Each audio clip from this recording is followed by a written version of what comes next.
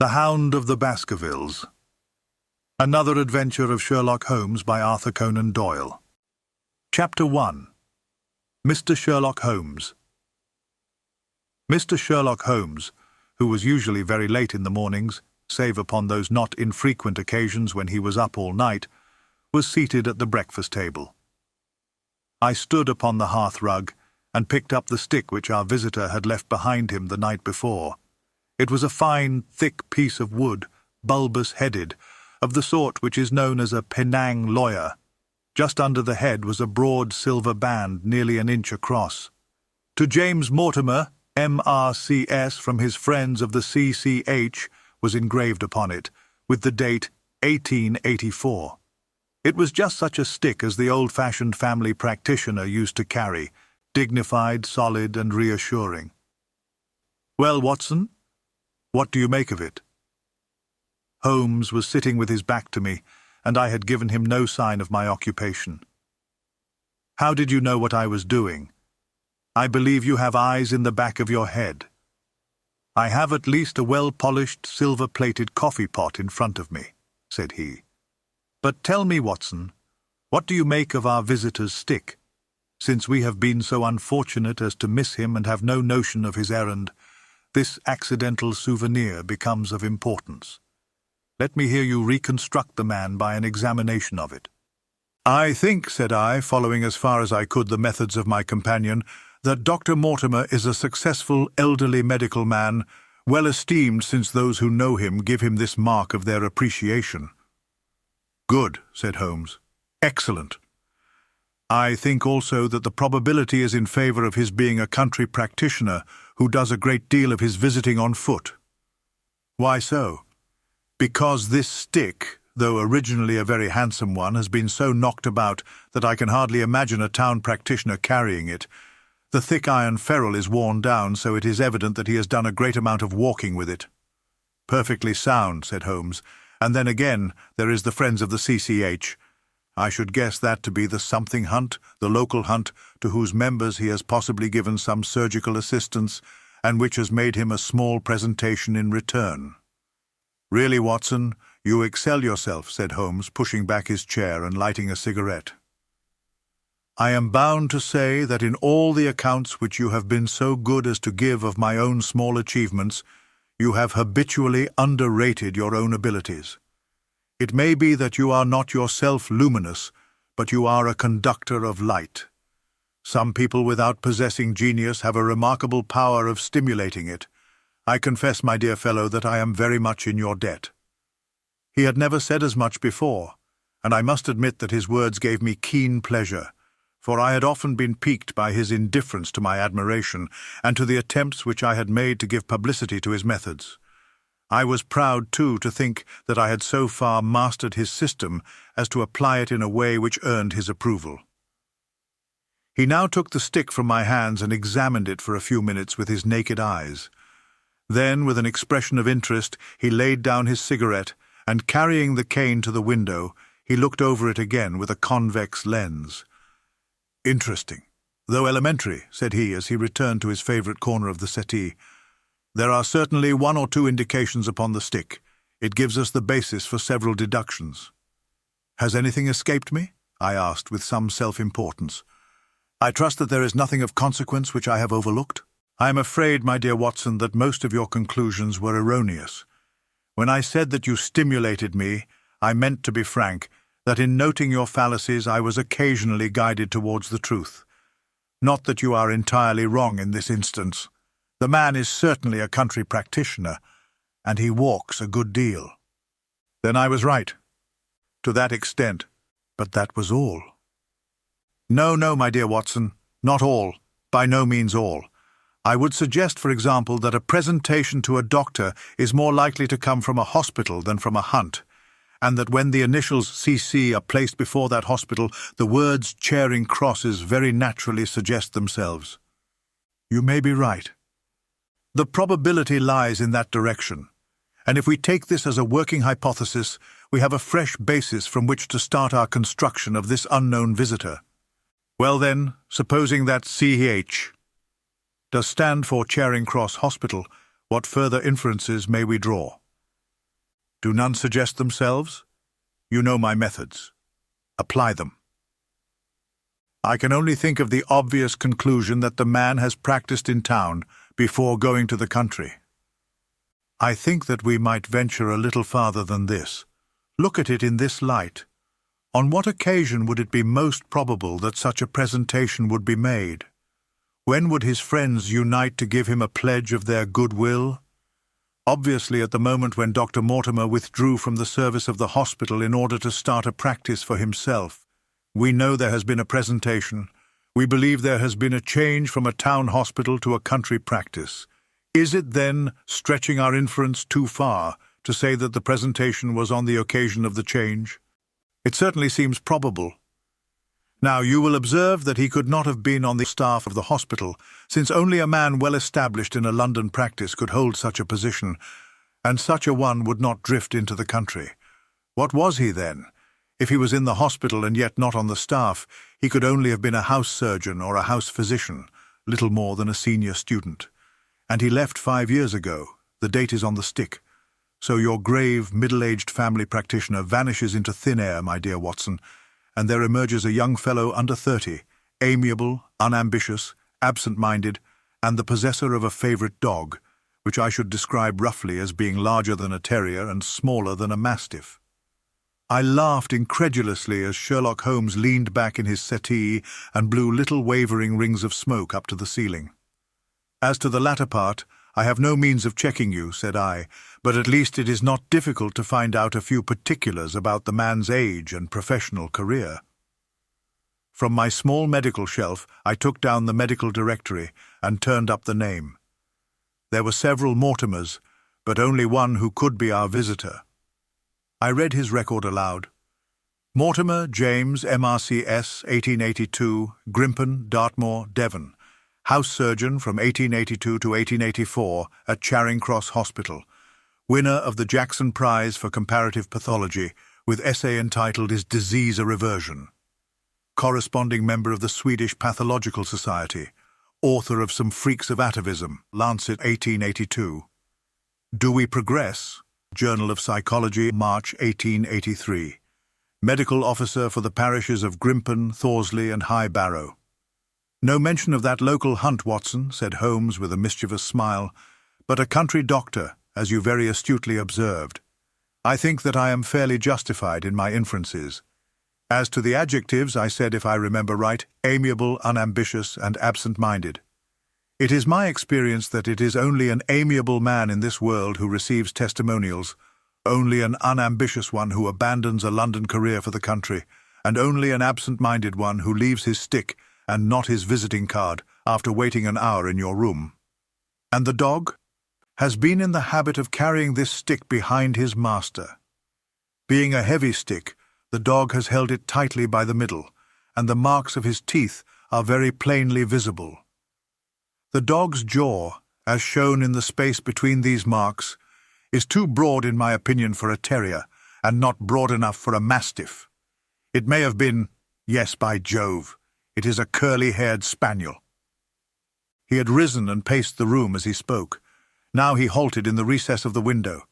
There was such a ring of conviction in his voice that I glanced up in surprise. My dear fellow, how can you possibly be so sure of that? For the very simple reason that I see the dog himself on our very doorstep, and there is the ring of its owner. Don't move, I beg you, Watson. He is a professional brother of yours, and your presence may be of assistance to me. Now is the dramatic moment of fate, Watson, when you hear a step upon the stair which is walking into your life, and you know not whether for good or ill. What does Dr. James Mortimer, the man of science, ask of Sherlock Holmes, the specialist in crime? Come in. The appearance of our visitor was a surprise to me, since I had expected a typical country practitioner. He was a very tall, thin man, with a long nose like a beak, which jutted out between two keen grey eyes, set closely together and sparkling brightly from behind a pair of gold-rimmed glasses. He was clad in a professional but rather slovenly fashion, for his frock-coat was dingy and his trousers frayed. Though young, his long back was already bowed, and he walked with a forward thrust of his head and a general air of peering benevolence. As he entered, his eyes fell upon the stick in Holmes's hand, and he ran towards it with an exclamation of joy. "I'm so very glad," said he. "I was not sure whether I had left it here or in the shipping office. I would not lose that stick for the world." "A presentation, I see," said Holmes. "Yes, sir. From Charing Cross Hospital. From one or two friends there on the occasion of my marriage." "Dear, dear, that's bad," said Holmes, shaking his head. Dr. Mortimer blinked through his glasses in mild astonishment. "Why was it bad?" "Only that you have disarranged our little deductions. Your marriage, you say?" "Yes, sir, I married, and so left the hospital, and with it all hopes of a consulting practice. It was necessary to make a home of my own." "Come, come, we are not so far wrong after all," said Holmes. "And now, Dr. James Mortimer—" "Mr. Sir, Mr. A humble MRCS, and a man of precise mind, evidently." "A dabbler in science, Mr. Holmes, a picker-up of shells on the shores of the great unknown ocean.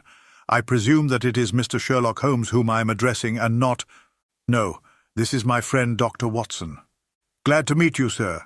I have heard your name mentioned in connection with that of your friend. You interest me very much, Mr. Holmes. I had hardly expected so dolichocephalic a skull or such well-marked supraorbital development. Would you have any objection to my running my finger along your parietal fissure? A cast of your skull, sir, until the original is available, would be an ornament to any anthropological museum. It is not my intention to be fulsome, but I confess that I covet your skull." Sherlock Holmes waved our strange visitor into a chair. "You are an enthusiast in your line of thought, I perceive, sir, as I am in mine," said he. "I observe from your forefinger that you make your own cigarettes. Have no hesitation in lighting one." The man drew out paper and tobacco and twirled the one up in the other with surprising dexterity. He had long, quivering fingers as agile and restless as the antennae of an insect. Holmes was silent, but his little darting glances showed me the interest which he took in our curious companion. "I presume, sir," said he at last, "that it was not merely for the purpose of examining my skull that you have done me the honour to call here last night and again today." "No, sir, no, though I am happy to have had the opportunity of doing that as well. I came to you, Mr. Holmes, because I recognize that I am myself an unpractical man, and because I am suddenly confronted with a most serious and extraordinary problem. Recognizing, as I do, that you are the second highest expert in Europe." "Indeed, sir. May I inquire who has the honour to be the first?" asked Holmes with some asperity. "To the man of precisely scientific mind, the work of Monsieur Bertillon must always appeal strongly." "Then had you not better consult him?" "I said, sir, to the precisely scientific mind, but as a practical man of affairs it is acknowledged that you stand alone. I trust, sir, that I have not inadvertently—" "Just a little," said Holmes. "I think, Dr. Mortimer, you would do wisely if, without more ado, you would kindly tell me plainly what the exact nature of the problem is in which you demand my assistance." Chapter 2. The Curse of the Baskervilles.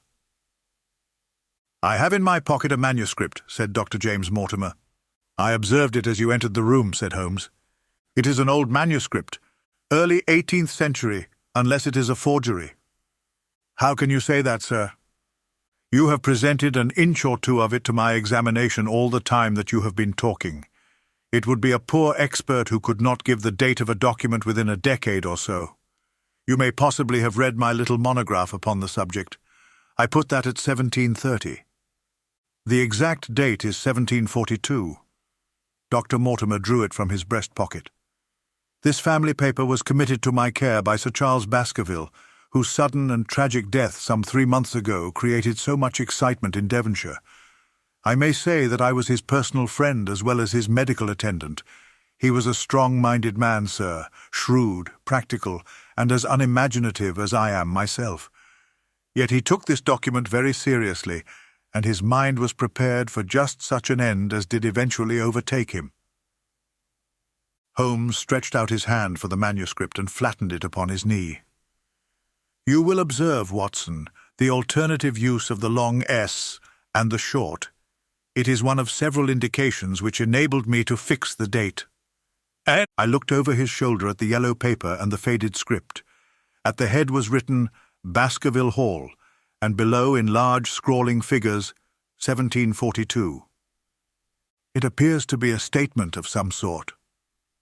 Yes, it is a statement of a certain legend which runs in the Baskerville family, but I understand that it is something more modern and practical upon which you wish to consult me.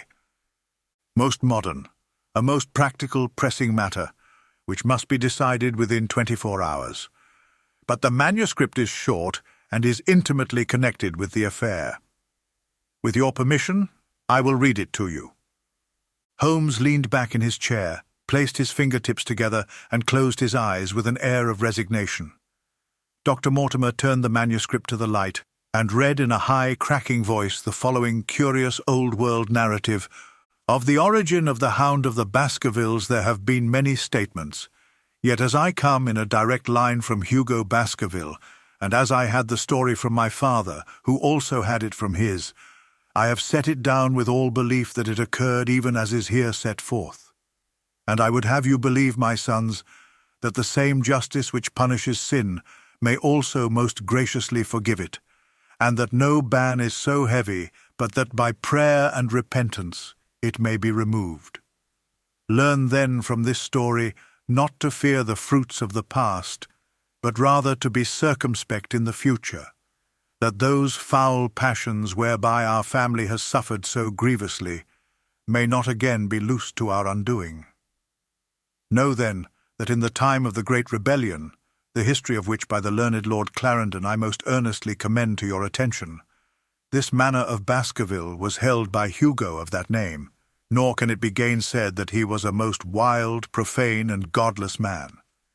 This, in truth, his neighbours might have pardoned, seeing that saints have never flourished in those parts, but there was in him a certain wanton and cruel humour, which made his name a byword through the West.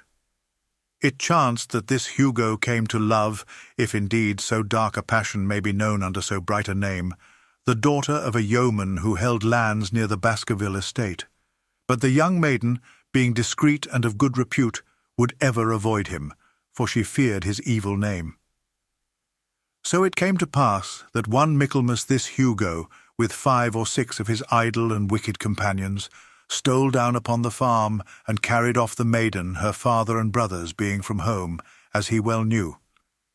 When they had brought her to the hall, the maiden was placed in an upper chamber, while Hugo and his friends sat down to a long carouse, as was their nightly custom. Now the poor lass upstairs was like to have her wits turned at the singing and shouting and terrible oaths which came up to her from below, for they say that the words used by Hugo Baskerville, when he was in wine, were such as might blast the man who said them.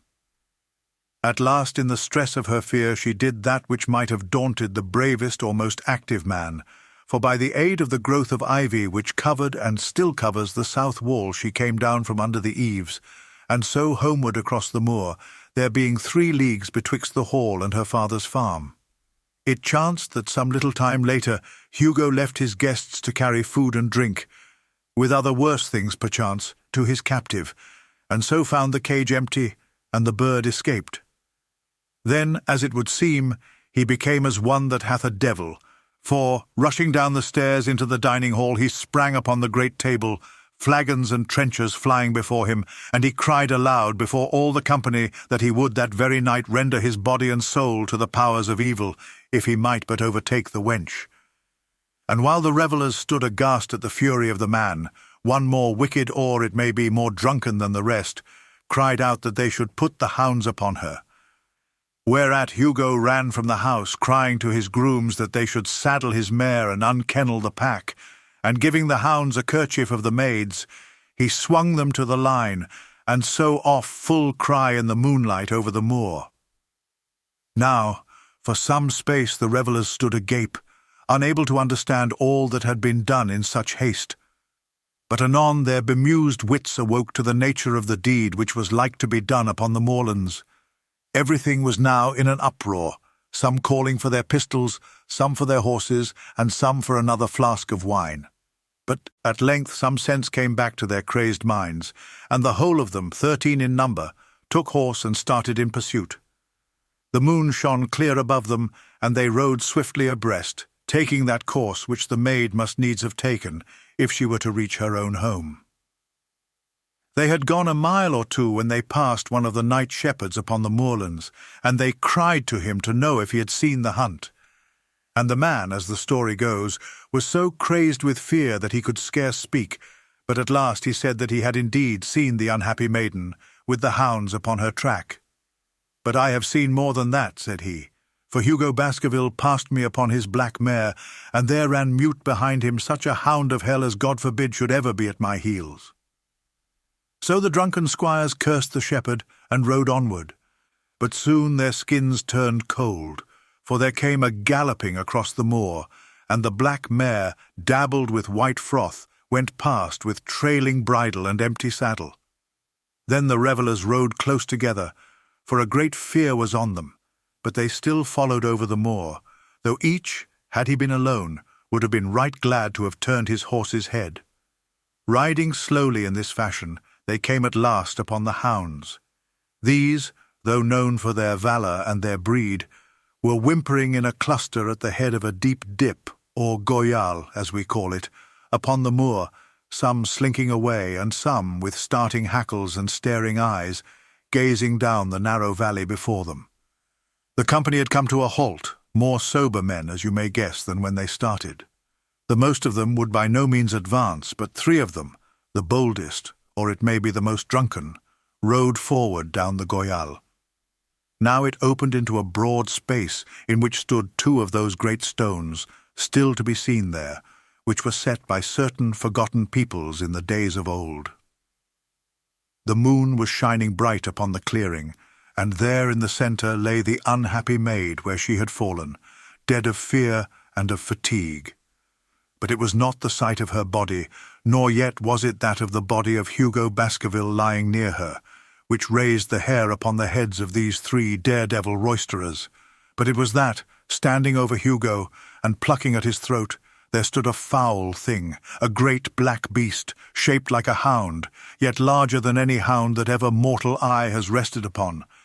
And even as they looked, the thing tore the throat out of Hugo Baskerville, on which, as it turned its blazing eyes and dripping jaws upon them, the 3 shrieked with fear, and rode for dear life, still screaming, across the moor. One, it is said, died that very night of what he had seen, and the other twain were but broken men for the rest of their days. Such is the tale, my sons, of the coming of the hound, which is said to have plagued the family so sorely ever since. If I have set it down, it is because that which is clearly known hath less terror than that which is but hinted at and guessed. Nor can it be denied that many of the family have been unhappy in their deaths, which have been sudden, bloody, and mysterious. Yet may we shelter ourselves in the infinite goodness of Providence, which would not forever punish the innocent beyond that 3rd or 4th generation which is threatened in Holy Writ. To that Providence, my sons, I hereby commend you, and I counsel you by way of caution to forbear from crossing the moor in those dark hours when the powers of evil are exalted. This from Hugo Baskerville to his sons Roger and John, with instructions that they say nothing thereof to their sister Elizabeth. When Dr. Mortimer had finished reading this singular narrative, he pushed his spectacles up on his forehead and stared across at Mr. Sherlock Holmes. The latter yawned and tossed the end of his cigarette into the fire.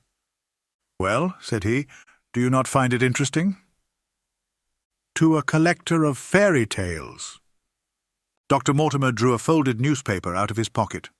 "Now, Mr. Holmes, we will give you something a little more recent. This is the Devon County Chronicle of May 14th of this year. It is a short account of the facts elicited at the death of Sir Charles Baskerville, which occurred a few days before that date." My friend leaned a little forward, and his expression became intent. Our visitor readjusted his glasses and began. "The recent sudden death of Sir Charles Baskerville, whose name has been mentioned as the probable Liberal candidate for Mid-Devon at the next election, has cast a gloom over the county. Though Sir Charles had resided at Baskerville Hall for a comparatively short period, his amiability of character and extreme generosity had won the affection and respect of all who had been brought into contact with him.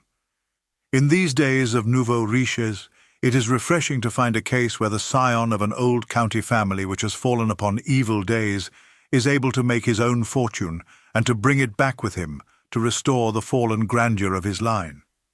Sir Charles, as is well known, made large sums of money in South African speculation. More wise than those who go on until the wheel turns against them, he realized his gains and returned to England with them. It is only 2 years since he took up his residence at Baskerville Hall, and it is common talk how large were those schemes of reconstruction and improvement which have been interrupted by his death. Being himself childless, it was his openly expressed desire that the whole countryside should, within his own lifetime, profit by his good fortune, and many will have personal reasons for bewailing his untimely end. His generous donations to local and county charities have been frequently chronicled in these columns. The circumstances connected with the death of Sir Charles cannot be said to have been entirely cleared up by the inquest, but at least enough has been done to dispose of those rumours to which local superstition has given rise. There is no reason whatever to suspect foul play, or to imagine that death could be from any but natural causes. Sir Charles was a widower, and a man who may be said to have been in some ways of an eccentric habit of mind.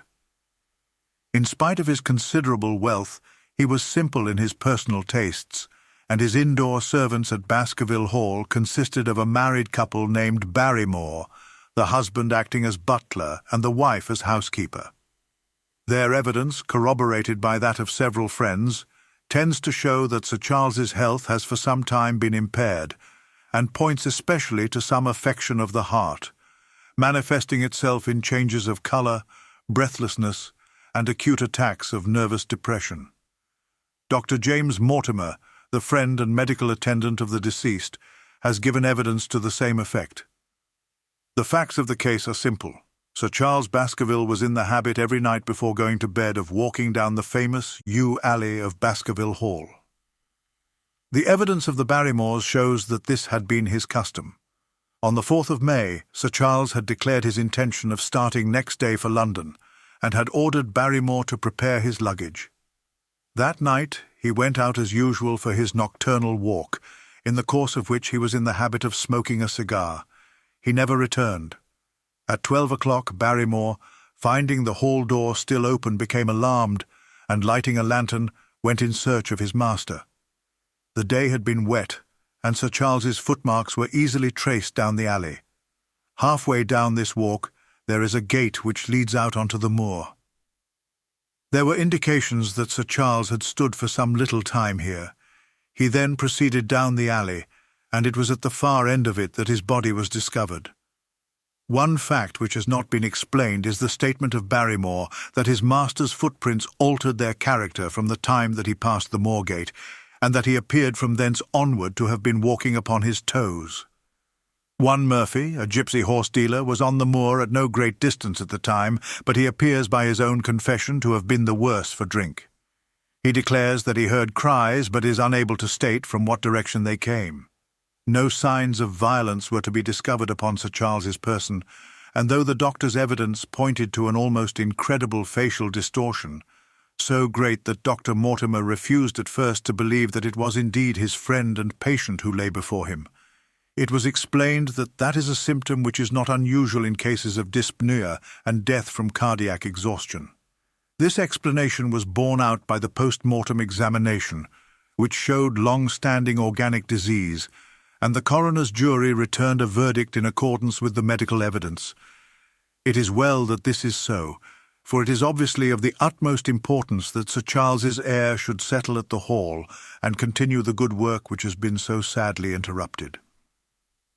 Had the prosaic finding of the coroner not finally put an end to the romantic stories which have been whispered in connection with the affair, it might have been difficult to find a tenant for Baskerville Hall.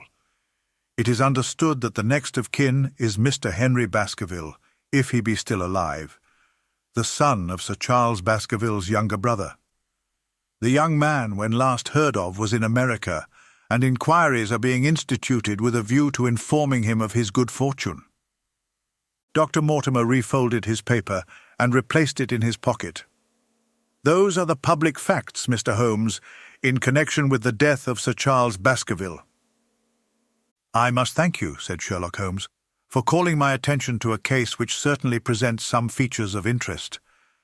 I had observed some newspaper comment at the time, but I was exceedingly preoccupied by that little affair of the Vatican cameos, and in my anxiety to oblige the Pope, I lost touch with several interesting English cases.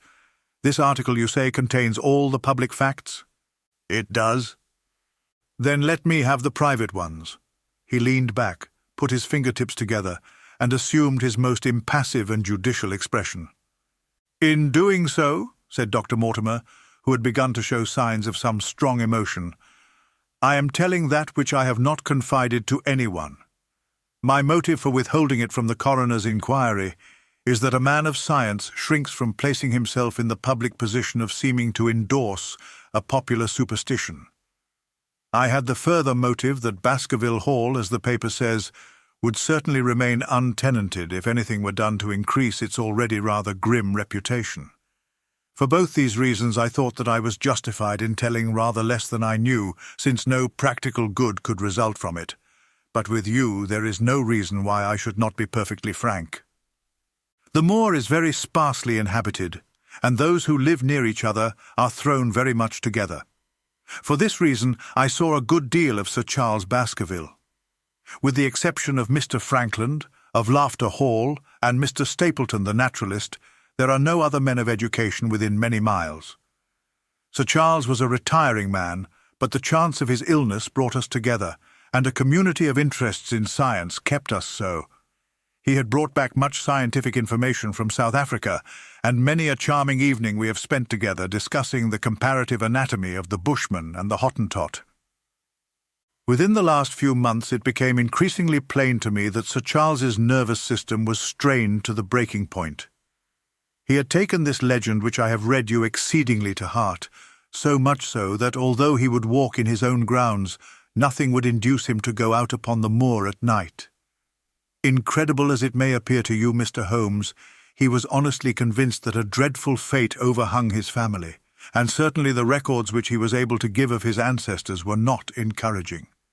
The idea of some ghastly presence constantly haunted him, and on more than one occasion he has asked me whether I had on my medical journeys at night ever seen any strange creature or heard the baying of a hound. The latter question he put to me several times, and always with a voice which vibrated with excitement. I can well remember driving up to his house in the evening some 3 weeks before the fatal event. He chanced to be at his hall door. I had descended from my gig and was standing in front of him, when I saw his eyes fix themselves over my shoulder and stare past me with an expression of the most dreadful horror. I whisked round and had just time to catch a glimpse of something which I took to be a large black calf passing at the head of the drive. So excited and alarmed was he that I was compelled to go down to the spot where the animal had been and look around for it. It was gone, however, and the incident appeared to make the worst impression upon his mind. I stayed with him all the evening, and it was on that occasion, to explain the emotion which he had shown, that he confided to my keeping that narrative which I read to you when first I came. I mention this small episode because it assumes some importance in view of the tragedy which followed, but I was convinced at the time that the matter was entirely trivial, and that his excitement had no justification. It was at my advice that Sir Charles was about to go to London. His heart was, I knew, affected, and the constant anxiety in which he lived, however chimerical the cause of it might be, was evidently having a serious effect upon his health. I thought that a few months among the distractions of town would send him back a new man. Mr. Stapleton, a mutual friend who was much concerned at his state of health, was of the same opinion. At the last instant came this terrible catastrophe. On the night of Sir Charles's death, Barrymore the butler, who made the discovery, sent Perkins the groom on horseback to me, and as I was sitting up late I was able to reach Baskerville Hall within an hour of the event. I checked and corroborated all the facts which were mentioned at the inquest. I followed the footsteps down the yew alley. I saw the spot at the moorgate where he seemed to have waited. I remarked the change in the shape of the prints after that point, I noted that there were no other footsteps save those of Barrymore on the soft gravel, and finally I carefully examined the body, which had not been touched until my arrival. Sir Charles lay on his face, his arms out, his fingers dug into the ground, and his features convulsed with some strong emotion to such an extent that I could hardly have sworn to his identity. There was certainly no physical injury of any kind, but one false statement was made by Barrymore at the inquest. He said that there were no traces upon the ground round the body. He did not observe any, but I did, some little distance off, but fresh and clear. Footprints? Footprints. A man's or a woman's? Dr. Mortimer looked strangely at us for an instant, and his voice sank almost to a whisper as he answered. Mr. Holmes, they were the footprints of a gigantic hound. Chapter 3. The Problem.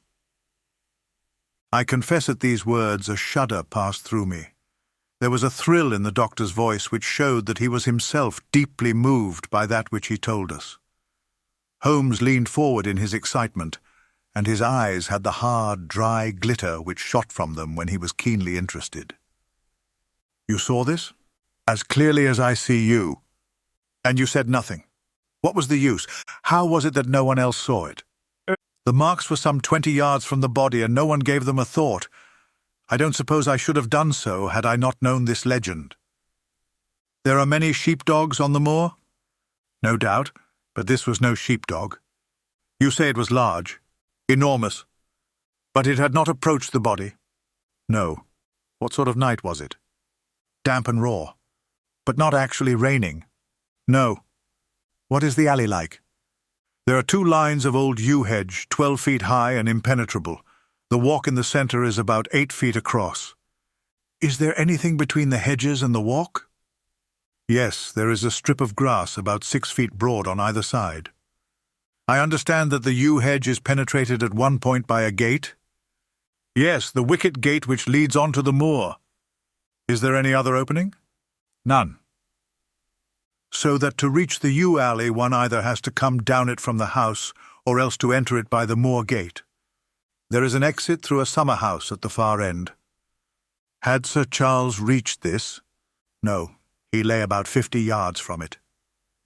Now tell me, Dr. Mortimer, and this is important, the marks which you saw were on the path and not on the grass? No marks could show on the grass. Were they on the same side of the path as the moor gate? Yes, they were on the edge of the path on the same side as the moor gate. You interest me exceedingly. Another point. Was the wicket gate closed? Closed and padlocked. How high was it? About 4 feet high. Then anyone could have got over it? Yes. And what marks did you see by the wicket gate? None in particular. Good heaven! Did no one examine? Yes, I examined myself. And found nothing? It was all very confused. Sir Charles had evidently stood there for 5 or 10 minutes. How do you know that? Because the ash had twice dropped from his cigar. Excellent! This is a colleague, Watson, after our own heart. But the marks? He had left his own marks all over that small patch of gravel. I could discern no others. Sherlock Holmes struck his hand against his knee with an impatient gesture. If I had only been there, he cried. It is evidently a case of extraordinary interest, and one which presented immense opportunities to the scientific expert. That gravel page upon which I might have read so much has been long ere this smudged by the rain and defaced by the clogs of curious peasants. Oh, Dr. Mortimer, to think that you should not have called me in. You have indeed much to answer for.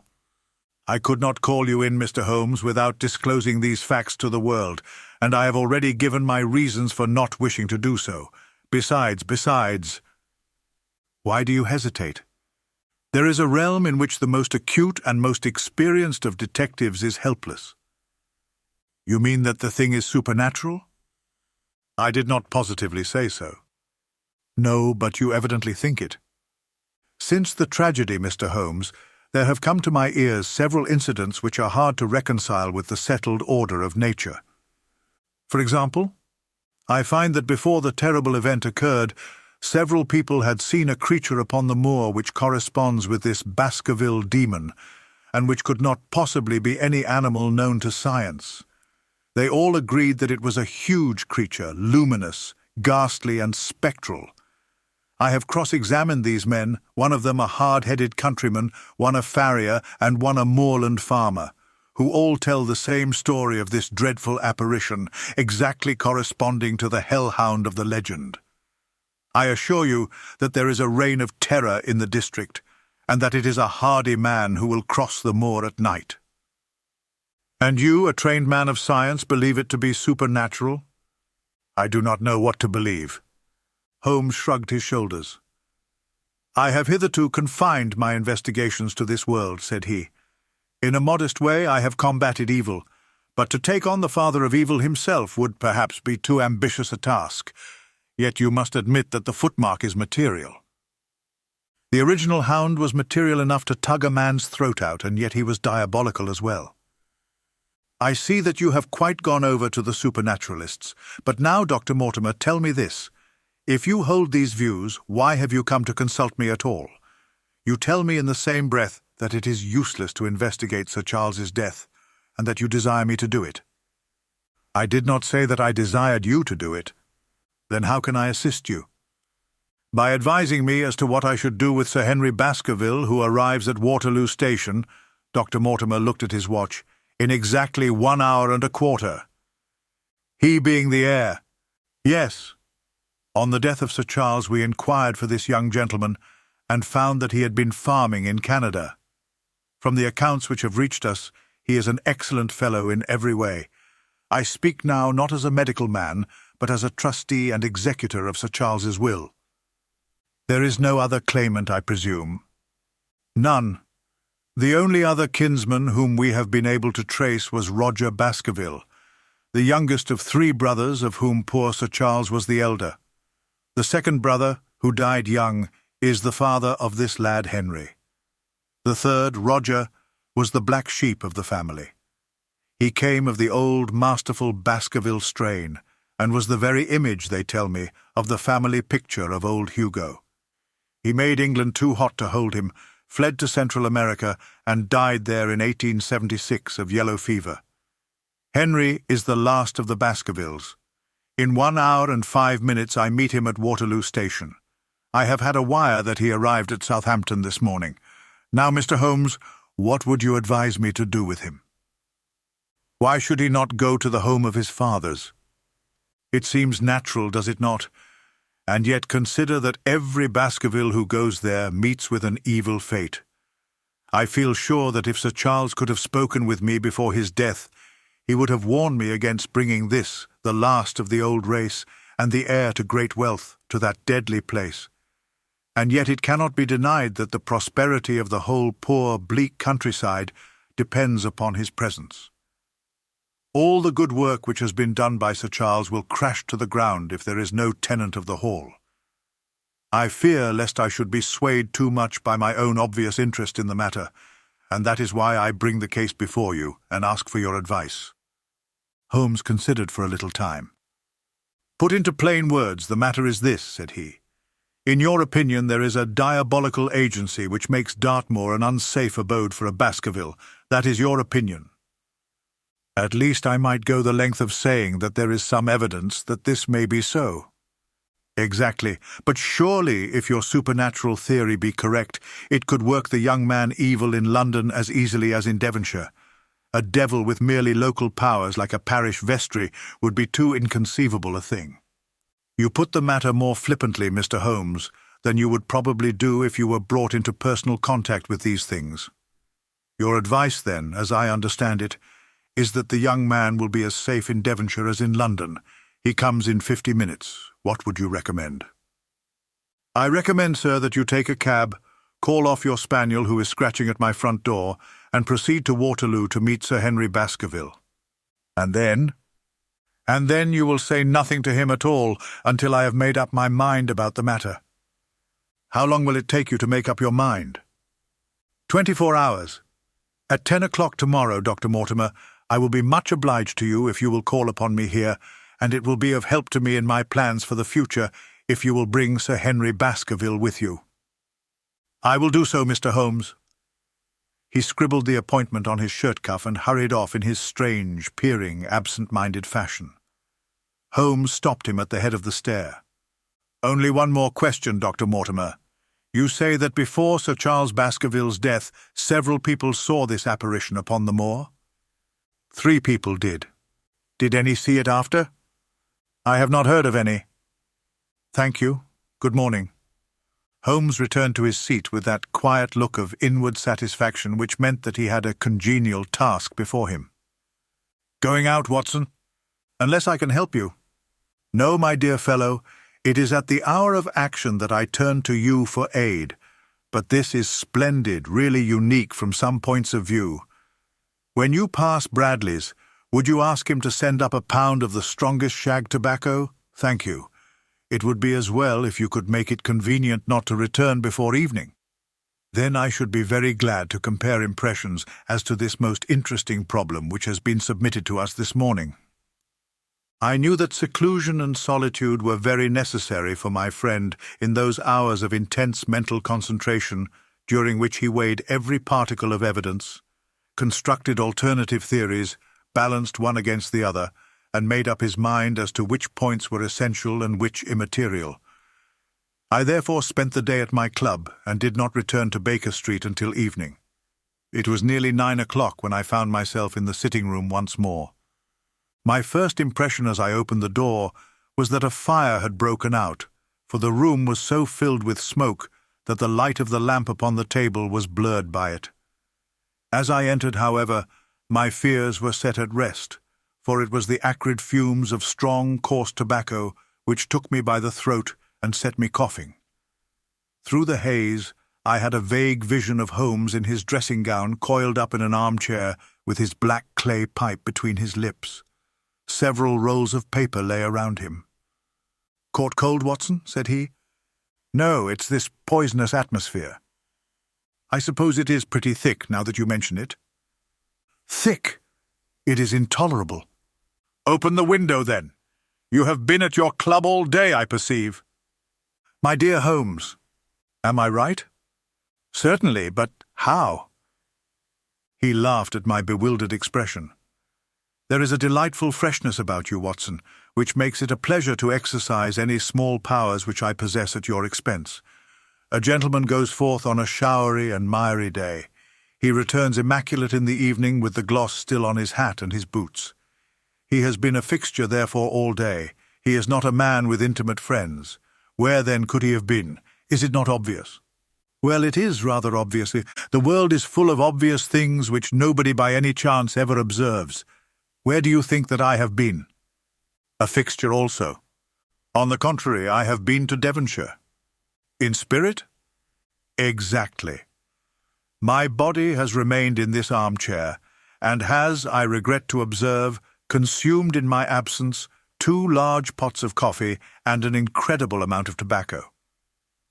After you left, I sent down to Stamford's for the ordnance map of this portion of the moor, and my spirit has hovered over it all day.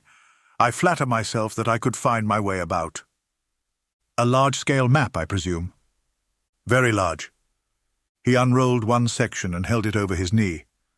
"Here you have the particular district which concerns us. That is Baskerville Hall in the middle." "With a wood round it?" "Exactly. I fancy the yew alley, though not marked under that name, must stretch along this line with the moor, as you perceive, upon the right of it. This small clump of buildings here is the hamlet of Grimpen, where our friend Dr. Mortimer has his headquarters. Within a radius of 5 miles there are, as you see, only a very few scattered dwellings. Here is Laughter Hall, which was mentioned in the narrative. There is a house indicated here which may be the residence of the naturalist. Stapleton, if I remember right, was his name. Here are 2 moorland farmhouses, High Tor and Foulmire. Then, 14 miles away, the great convict prison of Princetown. Between and around these scattered points extends the desolate, lifeless moor. This, then, is the stage upon which tragedy has been played, and upon which we may help to play it again. It must be a wild place." "Yes, the setting is a worthy one. if the devil did desire to have a hand in the affairs of men, then you are yourself inclining to the supernatural explanation. The devil's agents may be of flesh and blood, may they not? There are two questions waiting for us at the outset. The one is whether any crime has been committed at all. The second is, what is the crime and how was it committed? Of course, if Dr. Mortimer's surmise should be correct, and we are dealing with forces outside the ordinary laws of nature, there is an end of our investigation. But we are bound to exhaust all other hypotheses before falling back upon this one. I think we'll shut that window again, if you don't mind. It is a singular thing, but I find that a concentrated atmosphere helps a concentration of thought. I have not pushed it to the length of getting into a box to think, but that is the logical outcome of my convictions. Have you turned the case over in your mind? Yes, I have thought a good deal of it in the course of the day. What do you make of it? It is very bewildering. It has certainly a character of its own. There are points of distinction about it. That change in the footprints, for example. What do you make of that? Mortimer said that the man had walked on tiptoe down that portion of the alley. He only repeated what some fool had said at the inquest. Why should a man walk on tiptoe down the alley? What then? He was running, Watson, running desperately, running for his life, running until he burst his heart and fell dead upon his face. Running from what? There lies our problem. There are indications that the man was crazed with fear before ever he began to run. How can you say that? I am presuming that the cause of his fears came to him across the moor.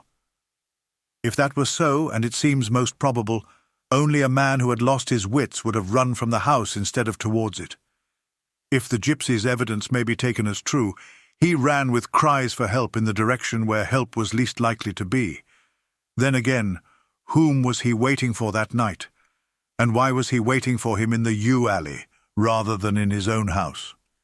You think that he was waiting for someone? The man was elderly and infirm. We can understand his taking an evening stroll, but the ground was damp and the night inclement. Is it natural that he should stand for 5 or 10 minutes, as Dr. Mortimer, with more practical sense than I should have given him credit for, deduced from the cigar ash? But he went out every evening. I think it unlikely that he waited at the moor gate every evening. On the contrary, the evidence is that he avoided the moor. That night he waited there. It was the night before he made his departure for London. The thing takes shape, Watson. It becomes coherent. Might I ask you to hand me my violin, and we will postpone all further thought upon this business until we have had the advantage of meeting Dr. Mortimer and Sir Henry Baskerville in the morning. Chapter 4. Sir Henry Baskerville. Our breakfast table was cleared early, and Holmes waited in his dressing gown for the promised interview. Our clients were punctual to their appointment, for the clock had just struck 10 when Dr. Mortimer was shown up, followed by the young baronet. The latter was a small, alert, dark-eyed man about 30 years of age, very sturdily built, with thick black eyebrows and a strong, pugnacious face. He wore a ruddy-tinted tweed suit and had the weather-beaten appearance of one who has spent most of his time in the open air, and yet there was something in his steady eye and the quiet assurance of his bearing which indicated the gentleman. "This is Sir Henry Baskerville," said Dr. Mortimer. "Why, yes," said he, "and the strange thing is, Mr. Sherlock Holmes, that if my friend here had not proposed coming round to you this morning, I should have come on my own account. I understand that you think out little puzzles, and I've had one this morning which wants more thinking out than I am able to give it. Pray take a seat, Sir Henry. Do I understand you to say that you have yourself had some remarkable experience since you arrived in London?" "Nothing of much importance, Mr. Holmes. Only a joke, as like as not. It was this letter, if you can call it a letter, which reached me this morning." He laid an envelope upon the table, and we all bent over it. It was of common quality, greyish in colour. The address, Sir Henry Baskerville, Northumberland Hotel, was printed in rough characters, the postmark Charing Cross, and the date of posting the preceding evening. "Say, "Who knew that you were going to the Northumberland Hotel?" asked Holmes, glancing keenly across at our visitor. "No one could have known. We only decided after I met Dr. Mortimer." "But Dr. Mortimer was no doubt already stopping there." "No, I had been staying with a friend," said the doctor. "There was no possible indication that we intended to go to this hotel." Someone seems to be very deeply interested in your movements." Out of the envelope he took a half sheet of foolscap paper folded into 4. This he opened and spread flat upon the table. Across the middle of it, a single sentence had been formed by the expedient of pasting printed words upon it. It ran, "As you value your life or your reason, keep away from the moor." The word moor only was printed in ink. "Now," said Sir Henry Baskerville, "perhaps you will tell me, Mr. Holmes, what in thunder is the meaning of that, and who it is that takes so much interest in my affairs." "What do you make of it, Dr. Mortimer? You must allow that there is nothing supernatural about this at any rate." "No, sir, but it might very well come from someone who was convinced that the business is supernatural." "What business?" asked Sir Henry sharply. "It seems to me that all you gentlemen know a great deal more than I do about my own affairs." "You shall share our knowledge before you leave this room, Sir Henry. I promise you that," said Sherlock Holmes.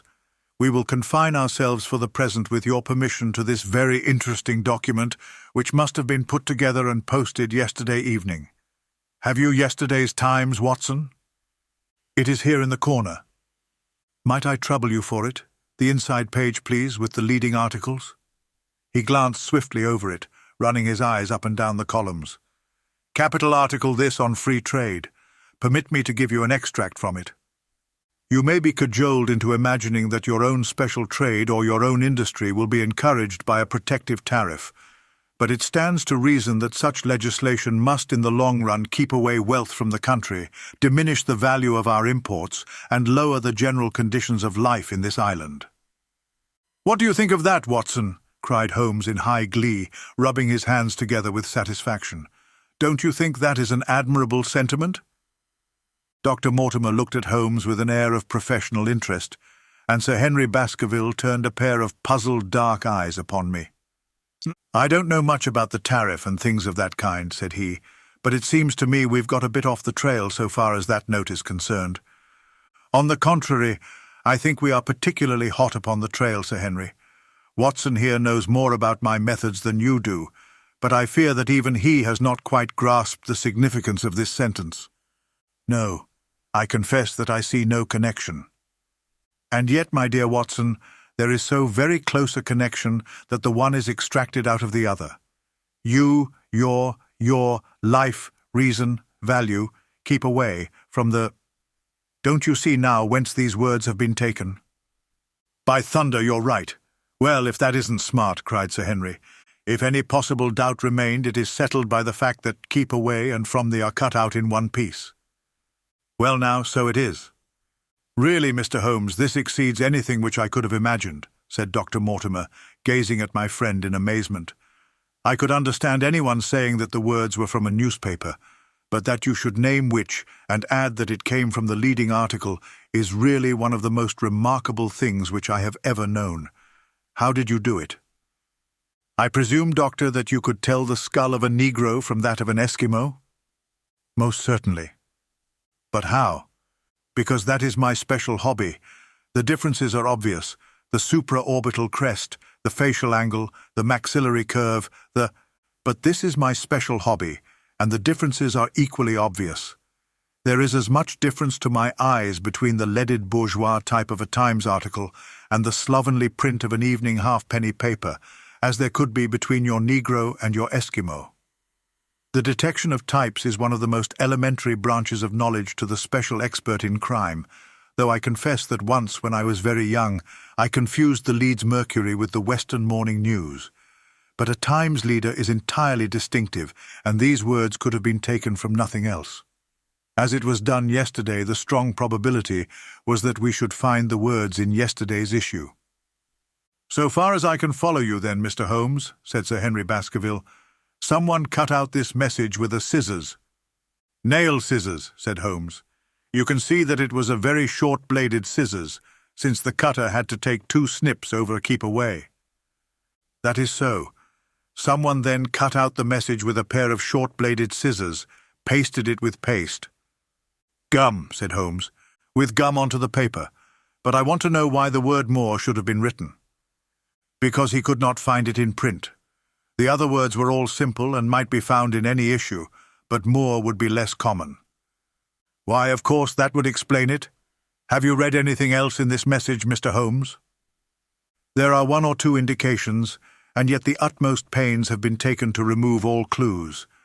The address, you observe, is printed in rough characters, but the Times is a paper which is seldom found in any hands but those of the highly educated. We may take it, therefore, that the letter was composed by an educated man who wished to pose as an uneducated one, and his effort to conceal his own writing suggests that that writing might be known, or come to be known, by you. Again, you will observe that the words are not gummed on in an accurate line, but that some are much higher than others. Life, for example, is quite out of its proper place. That may point to carelessness, or it may point to agitation and hurry upon the part of the cutter. On the whole, I incline to the latter view, since the matter was evidently important, and it is unlikely that the composer of such a letter would be careless. If he were in a hurry, it opens up the interesting question why he should be in a hurry, since any letter posted up to early morning would reach Sir Henry before he would leave his hotel. Did the composer fear an interruption? And from whom? We are coming now rather into the region of guesswork, said Dr. Mortimer. Say, rather, into the region where we balance probabilities and choose the most likely. It is the scientific use of the imagination, but we have always some material basis on which to start our speculation. Now, you would call it a guess, no doubt, but I am almost certain that this address has been written in a hotel. How in the world can you say that? If you examine it carefully, you will see that both the pen and the ink have given the writer trouble. The pen has spluttered twice in a single word and has run dry 3 times in a short address, showing that there was very little ink in the bottle. Now, a private pen or ink bottle is seldom allowed to be in such a state, and the combination of the two must be quite rare. But you know the hotel ink and the hotel pen, where it is rare to get anything else. Yes, I have very little hesitation in saying that could we examine the waste-paper baskets of the hotels around Charing Cross until we found the remains of the mutilated Times leader, we could lay our hands straight upon the person who sent this singular message. Halloa! Halloa! What's this? He was carefully examining the foolscap upon which the words were pasted, holding it only an inch or 2 from his eyes. Well? Nothing, said he, throwing it down. It is a blank half-sheet of paper, without even a watermark upon it. I think we have drawn as much as we can from this curious letter. And now, Sir Henry, has anything else of interest happened to you since you have been in London? Why, no, Mr. Holmes, I think not. You have not observed anyone follow or watch you? I seem to have walked right into the thick of a dime novel, said our visitor. Why in thunder should anyone follow or watch me? We are coming to that. You have nothing else to report to us before we go into this matter. Well, it depends upon what you think worth reporting. I think anything out of the ordinary routine of life well worth reporting. Sir Henry smiled. I don't know much of British life yet, for I have spent nearly all my time in the States and in Canada. But I hope that to lose one of your boots is not part of the ordinary routine of life over here. You have lost one of your boots? My dear sir, cried Dr. Mortimer, it is only mislaid. You will find it when you return to the hotel. What is the use of troubling Mr. Holmes with trifles of this kind? Well, he asked me for anything outside the ordinary routine. Exactly, said Holmes, however foolish the incident may seem. You have lost one of your boots, you say? Well, mislaid it anyhow. I put them both outside my door last night, and there was only one in the morning. I could get no sense out of the chap who cleans them. The worst of it is that I only bought the pair last night in the Strand, and I have never had them on. If you have never worn them, why did you put them out to be cleaned? They were tan boots and had never been varnished. That was why I put them out. Then I understand that on your arrival in London yesterday you went out at once and bought a pair of boots? I did a good deal of shopping. Dr. Mortimer here went round with me. You see, if I am to be squire down there, I must dress the part, and it may be that I have got a little careless in my ways out west. Among other things, I bought these brown boots, gave $6 for them, and had one stolen before ever I had them on my feet." "It seems a singularly useless thing to steal," said Sherlock Holmes. "I confess that I share Dr. Mortimer's belief that it will not be long before the missing boot is found." "And now, gentlemen," said the baronet with decision, "it seems to me that I have spoken quite enough about the little that I know. It is time that you kept your promise and gave me a full account of what we are all driving at." "Your request is a very reasonable one," Holmes answered.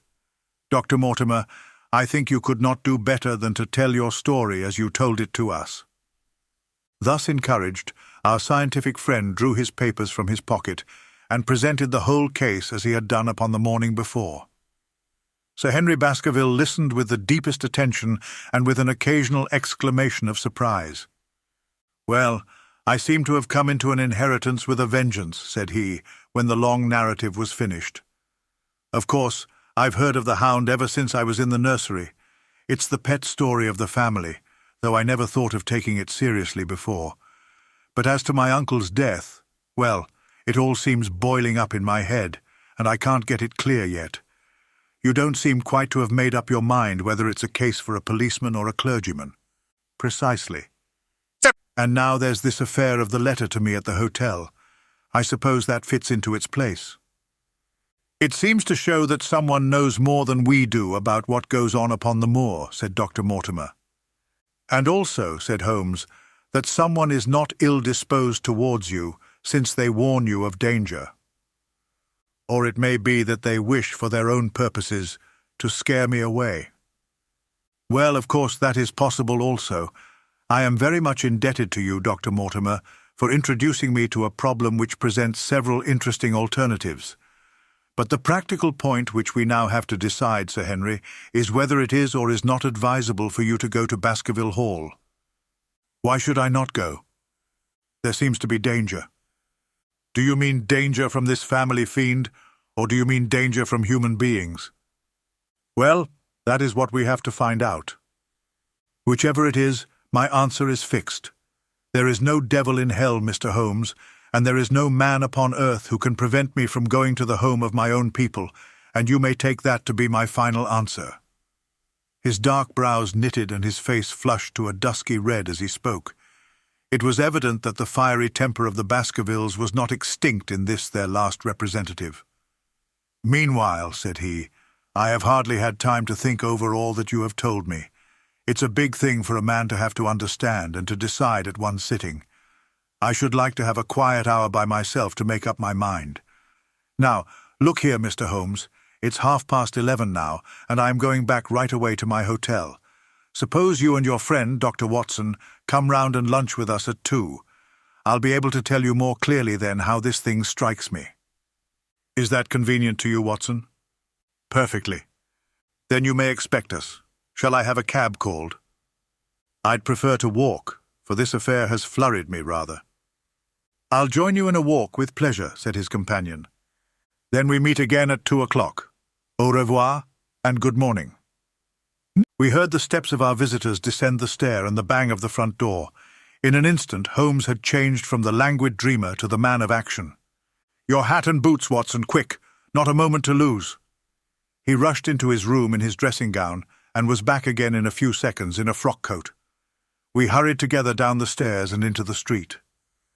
Dr. Mortimer and Baskerville were still visible about 200 yards ahead of us in the direction of Oxford Street. "Shall I run on and stop them?" "Not for the world, my dear Watson. I am perfectly satisfied with your company if you will tolerate mine. Our friends are wise, for it is certainly a very fine morning for a walk." He quickened his pace until we had decreased the distance which divided us by about half. Then, still keeping 100 yards behind, we followed into Oxford Street and so down Regent Street. Once our friends stopped and stared into a shop window, upon which Holmes did the same. An instant afterwards he gave a little cry of satisfaction, and following the direction of his eager eyes, I saw that a hansom cab with a man inside, which had halted on the other side of the street, was now proceeding slowly onward again. "There's our man, Watson. Come along. We'll have a good look at him, if we can do no more." At that instant, I was aware of a bushy black beard and a pair of piercing eyes turned upon us through the side window of the cab. Instantly, the trapdoor at the top flew up, something was screamed to the driver, and the cab flew madly off down Regent Street. Holmes looked eagerly round for another, but no empty one was in sight. Then he dashed in wild pursuit amid the stream of the traffic, but the start was too great, and already the cab was out of sight. "There now," said Holmes bitterly, as he emerged panting and white with vexation from the tide of vehicles. "Was ever such bad luck and such bad management too? Watson, Watson, if you are an honest man, you will record this also and set it against my successes." "Who was the man?" "I have not an idea." "A spy?" "Well, it was evident from what we have heard that Baskerville has been very closely shadowed by someone since he has been in town. How else could it be known so quickly that it was the Northumberland Hotel which he had chosen? If they had followed him the first day, I argued that they would follow him also the second. You may have observed that I twice strolled over to the window while Dr. Mortimer was reading his legend." "Yes, I remember." "I was looking out for loiterers in the street, but I saw none. We are dealing with a clever man, Watson. This matter cuts very deep, and though I have not finally made up my mind whether it is a benevolent or a malevolent agency which is in touch with us, I am conscious always of power and design. When our friends left, I at once followed them in the hopes of marking down their invisible attendant. So wily was he that he had not trusted himself upon foot, but he had availed himself of a cab, so that he could loiter behind or dash past them, and so escape their notice. His method had the additional advantage that if they were to take a cab, he was all ready to follow them. It has, however, one obvious disadvantage. It puts him in the power of the cabman. Exactly.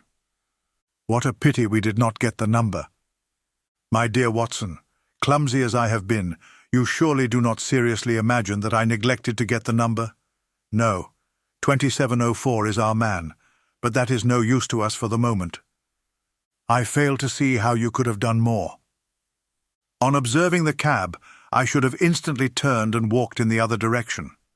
I should then, at my leisure, have hired a second cab and followed the first at a respectful distance, or better still, have driven to the Northumberland Hotel and waited there. When our unknown had followed Baskerville home, we should have had the opportunity of playing his own game upon himself and seeing where he made for. As it is, by an indiscreet eagerness, which was taken advantage of with extraordinary quickness and energy by our opponent, we have betrayed ourselves and lost our man. We had been sauntering slowly down Regent Street during this conversation, and Dr. Mortimer with his companion had long vanished in front of us. "There is no object in our following them," said Holmes. "The shadow has departed and will not return. We must see what further cards we have in our hands and play them with decision. Could you swear to that man's face within the cab?" "I could swear only to the beard." "And so could I, from which I gather that in all probability it was a false one. A clever man upon so delicate an errand has no use for a beard save to conceal his features. Come in here, Watson." He turned into one of the district messenger offices, where he was warmly greeted by the manager. "Ah, Wilson, I see you have not forgotten the little case in which I had the good fortune to help you." "No, sir, indeed I have not. You saved my good name, and perhaps my life." "My dear fellow, you exaggerate. I have some recollection, Wilson, that you had among your boys a lad named Cartwright, who showed some ability during the investigation." "Yes, sir, he is still with us." "Could you ring him up?" "Thank you, and I should be glad to have change of this £5 note." A lad of 14 with a bright, keen face had obeyed the summons of the manager. He stood now gazing with great reverence at the famous detective. "Let me have the hotel directory," said Holmes. "Thank you. Now, Cartwright, there are the names of 23 hotels here, all in the immediate neighbourhood of Charing Cross. Do you see?" "Yes, sir." "You will visit each of these in turn." "Yes, sir." "You will begin in each case by giving the outside porter 1 shilling. Here are 23 shillings. "Yes, sir." will tell him that you want to see the waste paper of yesterday. You will say that an important telegram has miscarried and that you are looking for it. You understand?" "Yes, sir." "But what you are really looking for is the center page of the Times, with some holes cut in it with scissors.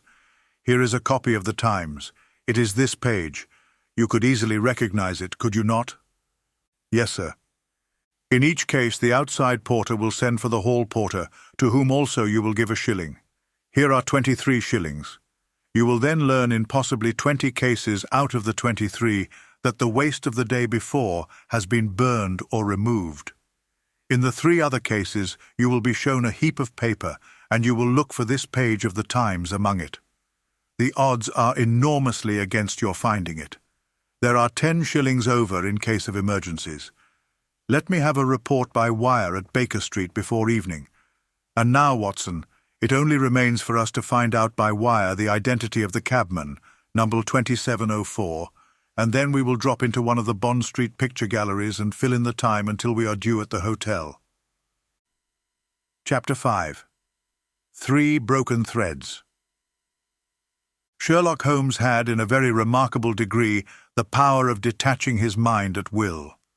For 2 hours the strange business in which we had been involved appeared to be forgotten, and he was entirely absorbed in the pictures of the modern Belgian masters.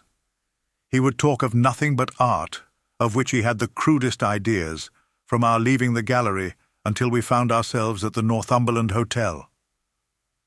"Sir Henry Baskerville is upstairs expecting you," said the clerk. "He asked me to show you up at once when you came."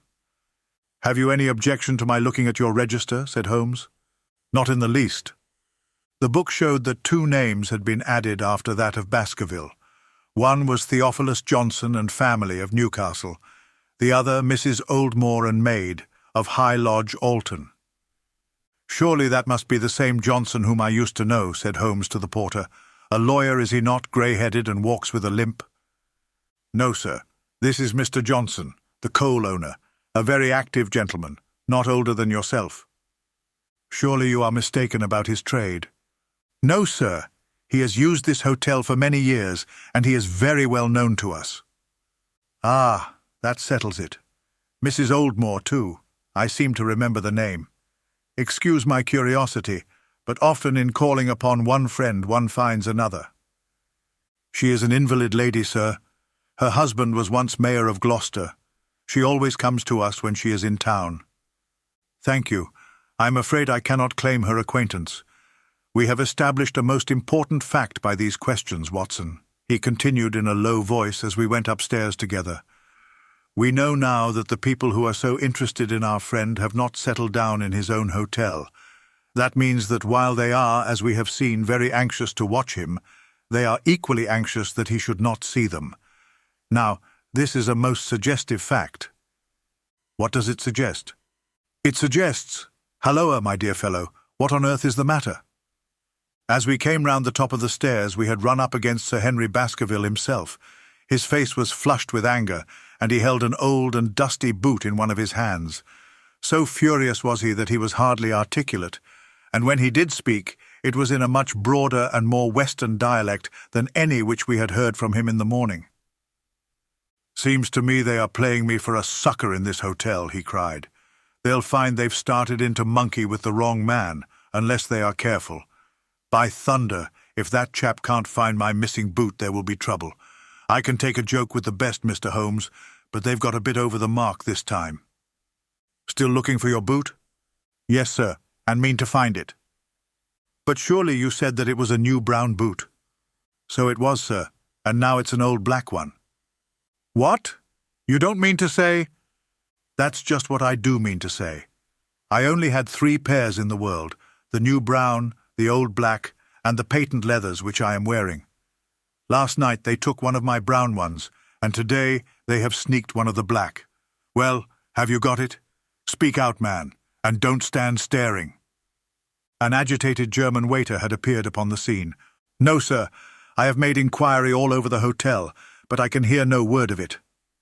"Well, either that boot comes back before sundown, or I'll see the manager and tell him that I go right straight out of this hotel." "It shall be found, sir. I promise you that if you will have a little patience it will be found." Mind it is, for it's the last thing of mine that I'll lose in this den of thieves. Well, well, Mr. Holmes, you'll excuse my troubling you about such a trifle. I think it's well worth troubling about. Why, you look very serious over it. How do you explain it? I just don't attempt to explain it. It seems the very maddest, queerest thing that ever happened to me. The queerest, perhaps, said Holmes thoughtfully. What do you make of it yourself? Well, I don't profess to understand it yet. This case of yours is very complex, Sir Henry. When taken in conjunction with your uncle's death, I am not sure that of all the 500 cases of capital importance which I have handled there is one which cuts so deep. But we hold several threads in our hands, and the odds are that one or other of them guides us to the truth. We may waste time in following the wrong one, but sooner or later we must come upon the right. We had a pleasant luncheon in which little was said of the business which had brought us together. It was in the private sitting-room to which we afterwards repaired that Holmes asked Baskerville what were his intentions, to go to Baskerville Hall. And when? At the end of the week. On the whole, said Holmes, I think that your decision is a wise one. I have ample evidence that you are being dogged in London, and amid the millions of this great city, it is difficult to discover who these people are or what their object can be. If their intentions are evil, they might do you a mischief, and we should be powerless to prevent it. You did not know, Dr. Mortimer, that you were followed this morning from my house. Dr. Mortimer started violently. Followed? By whom? That, unfortunately, is what I cannot tell you. Have you among your neighbours or acquaintances on Dartmoor any man with a black full beard? No, or let me see, why yes, Barrymore, Sir Charles's butler, is a man with a full black beard. Ha! Where is Barrymore? He is in charge of the hall. We had best ascertain if he is really there, or if by any possibility he might be in London. How can you do that? Give me a telegraph form. Is all ready for Sir Henry? That will do. Addressed to Mr. Barrymore, Baskerville Hall. What is the nearest telegraph office? Grimpen. Very good. We will send a second wire to the postmaster, Grimpen. Telegram to Mr. Barrymore to be delivered into his own hand. If absent, please return wire to Sir Henry Baskerville, Northumberland Hotel. That should let us know before evening whether Barrymore is at his post in Devonshire or not. That's so, said Baskerville. By the way, Dr. Mortimer, who is this Barrymore anyhow? He is the son of the old caretaker who is dead. They have looked after the hall for 4 generations now. So far as I know, he and his wife are as respectable a couple as any in the county. At the same time, said Baskerville, it's clear enough that so long as there are none of the family at the hall, these people have a mighty fine home and nothing to do. That is true. Did Barrymore profit at all by Sir Charles's will? Asked Holmes. He and his wife had £500 each. Ha! Did they know that they would receive this? Yes. Sir Charles was very fond of talking about the provisions of his will. That is very interesting. I hope, said Dr. Mortimer, that you do not look with suspicious eyes upon everyone who received a legacy from Sir Charles, for I also had £1,000 left to me. Indeed. And anyone else? There were many insignificant sums to individuals, and a large number of public charities. The residue all went to Sir Henry. And how much was the residue? £740,000. Holmes raised his eyebrows in surprise. I had no idea that so gigantic a sum was involved, said he. Sir Charles had the reputation of being rich, but we did not know how very rich he was until we came to examine his securities. The total value of the estate was close on to £1 million. Dear me, it is a stake for which a man might well play a desperate game. And one more question, Dr. Mortimer. Supposing that anything happened to our young friend here, you will forgive the unpleasant hypothesis, who would inherit the estate? Since Roger Baskerville, Sir Charles's younger brother, died unmarried, the estate would descend to the Desmonds, who are distant cousins. James Desmond is an elderly clergyman in Westmoreland. Thank you. These details are all of great interest. Have you met Mr. James Desmond? Yes. He once came down to visit Sir Charles. He is a man of venerable appearance and of saintly life. I remember that he refused to accept any settlement from Sir Charles, though he pressed it upon him. And this man of simple tastes would be the heir to Sir Charles's thousands. He would be the heir to the estate because that is entailed. He would also be the heir to the money unless it were willed otherwise by the present owner, who can, of course, do what he likes with it. And have you made your will, Sir Henry? No, Mr. Holmes, I have not. I've had no time, for it was only yesterday that I learned how matters stood. But in any case, I feel that the money should go with the title and estate. That was my poor uncle's idea. How is the owner going to restore the glories of the Baskervilles if he has not money enough to keep up the property? House, land, and dollars must go together. Quite so.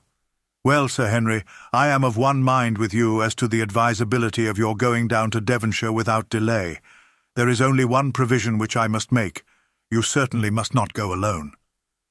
Dr. Mortimer returns with me. But Dr. Mortimer has his practice to attend to, and his house is miles away from yours. With all the goodwill in the world, he may be unable to help you. No, Sir Henry, you must take with you someone, a trusty man, who will be always by your side. Is it possible that you could come yourself, Mr. Holmes? If matters came to a crisis, I should endeavour to be present in person. But you can understand that, with my extensive consulting practice and with the constant appeals which reach me from many quarters, it is impossible for me to be absent from London for an indefinite time. At the present instant, one of the most revered names in England is being besmirched by a blackmailer, and only I can stop a disastrous scandal.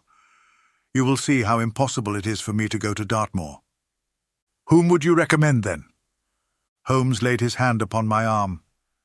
If my friend would undertake it, there is no man who is better worth having at your side when you are in a tight place. No one can say so more confidently than I. The proposition took me completely by surprise, but before I had time to answer, Baskerville seized me by the hand and wrung it heartily. "Well now, that is real kind of you, Dr. Watson," said he. "You see how it is with me, and you know just as much about the matter as I do.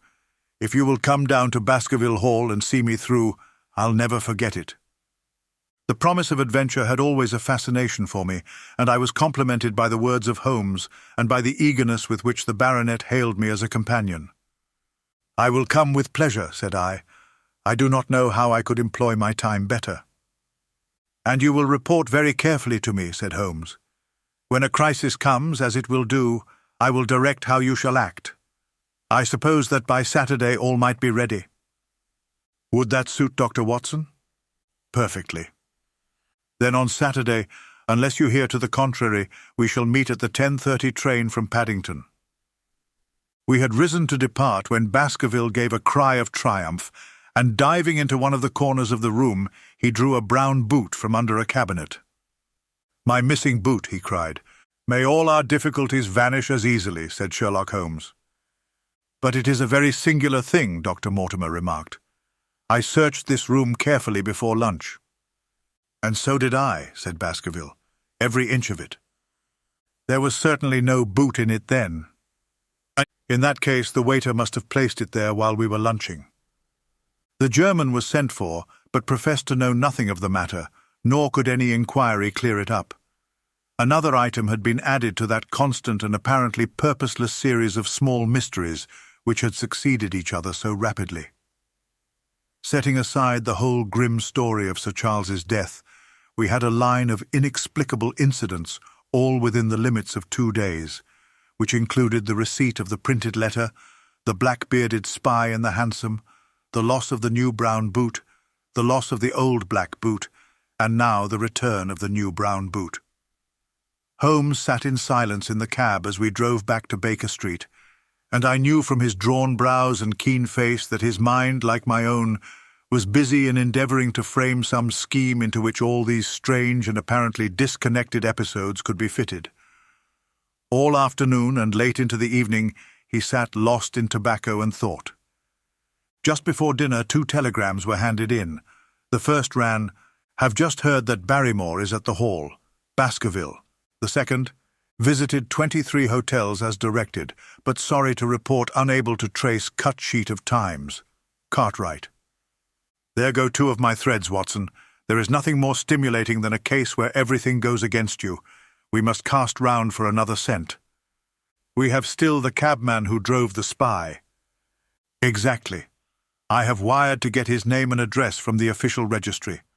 I should not be surprised if this were an answer to my question. The ring at the bell proved to be something even more satisfactory than an answer, however, for the door opened and a rough-looking fellow entered, who was evidently the man himself. I got a message from the head office that a gent at this address had been inquiring for number 2704, said he. I've driven my cab this 7 years and never a word of complaint. I came here straight from the yard to ask you to your face what you had against me. I have nothing in the world against you, my good man, said Holmes. On the contrary, I have half a sovereign for you if you will give me a clear answer to my questions. Well, I've had a good day and no mistake, said the cabman with a grin. What was it you wanted to ask, sir? First of all, your name and address, in case I want you again. John Clayton, 3 Turpey Street, the Borough. My cab is out of Shipley's Yard, near Waterloo Station. Sherlock Holmes made a note of it. Now, Clayton, tell me all about the fare who came and watched this house at 10 o'clock this morning, and afterwards followed the 2 gentlemen down Regent Street. The man looked surprised and a little embarrassed. Why, there's no good my telling you things, for you seem to know as much as I do already, said he. The truth is that the gentleman told me that he was a detective, and that I was to say nothing about him to anyone. My good fellow, this is a very serious business, and you may find yourself in a pretty bad position if you try to hide anything from me. You say that your fare told you that he was a detective? Yes, he did. When did he say this? When he left me. Did he say anything more? He mentioned his name. Holmes cast a swift glance of triumph at me. Oh, he mentioned his name, did he? That was imprudent. What was the name that he mentioned? His name, said the cabman, was Mr. Sherlock Holmes. Never have I seen my friend more completely taken aback than by the cabman's reply. For an instant he sat in silent amazement. Then he burst into a hearty laugh. A touch, Watson, an undeniable touch, said he. I feel a foil as quick and supple as my own. He got home upon me very prettily that time. So his name was Sherlock Holmes, was it? Yes, sir. That was the gentleman's name. Excellent. Tell me where you picked him up and all that occurred. He hailed me at 9:30 in Trafalgar Square. He said that he was a detective, and he offered me 2 guineas if I would do exactly what he wanted all day and ask no questions. I was glad enough to agree. First we drove down to the Northumberland Hotel and waited there until 2 gentlemen came out and took a cab from the rank. We followed their cab until it pulled up somewhere near here. This very door, said Holmes. Well, I couldn't be sure of that, but I dare say my fare knew all about it. We pulled up halfway down the street and waited an hour and a half. Then the 2 gentlemen passed us, walking, and we followed down Baker Street and along— I know, said Holmes, until we got 3/4 down Regent Street. Then my gentleman threw up the trap, and he cried that I should drive right away to Waterloo Station as hard as I could go. I whipped up the mare, and we were there under the 10 minutes. Then he paid up his 2 guineas like a good one, and away he went into the station. Only just as he was leaving, he turned round and he said, "It might interest you to know that you have been driving Mr. Sherlock Holmes." That's how I come to know the name. I see. And you saw no more of him? Not after he went into the station. And how would you describe Mr. Sherlock Holmes? The cabman scratched his head. Well, he wasn't altogether such an easy gentleman to describe. I'd put him at 40 years of age, and he was of a middle height, 2 or 3 inches shorter than you, sir. He was dressed like a toff, and he had a black beard cut square at the end, and a pale face.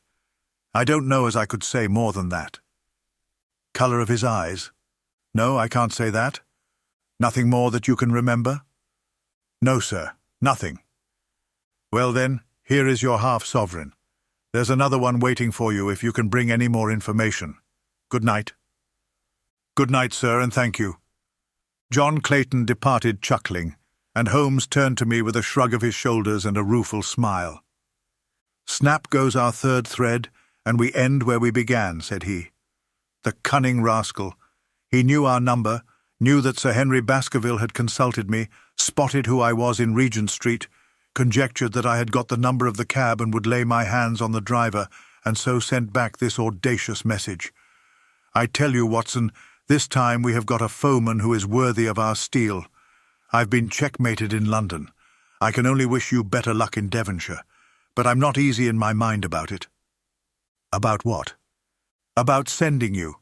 It's an ugly business, Watson, an ugly, dangerous business, and the more I see of it, the less I like it.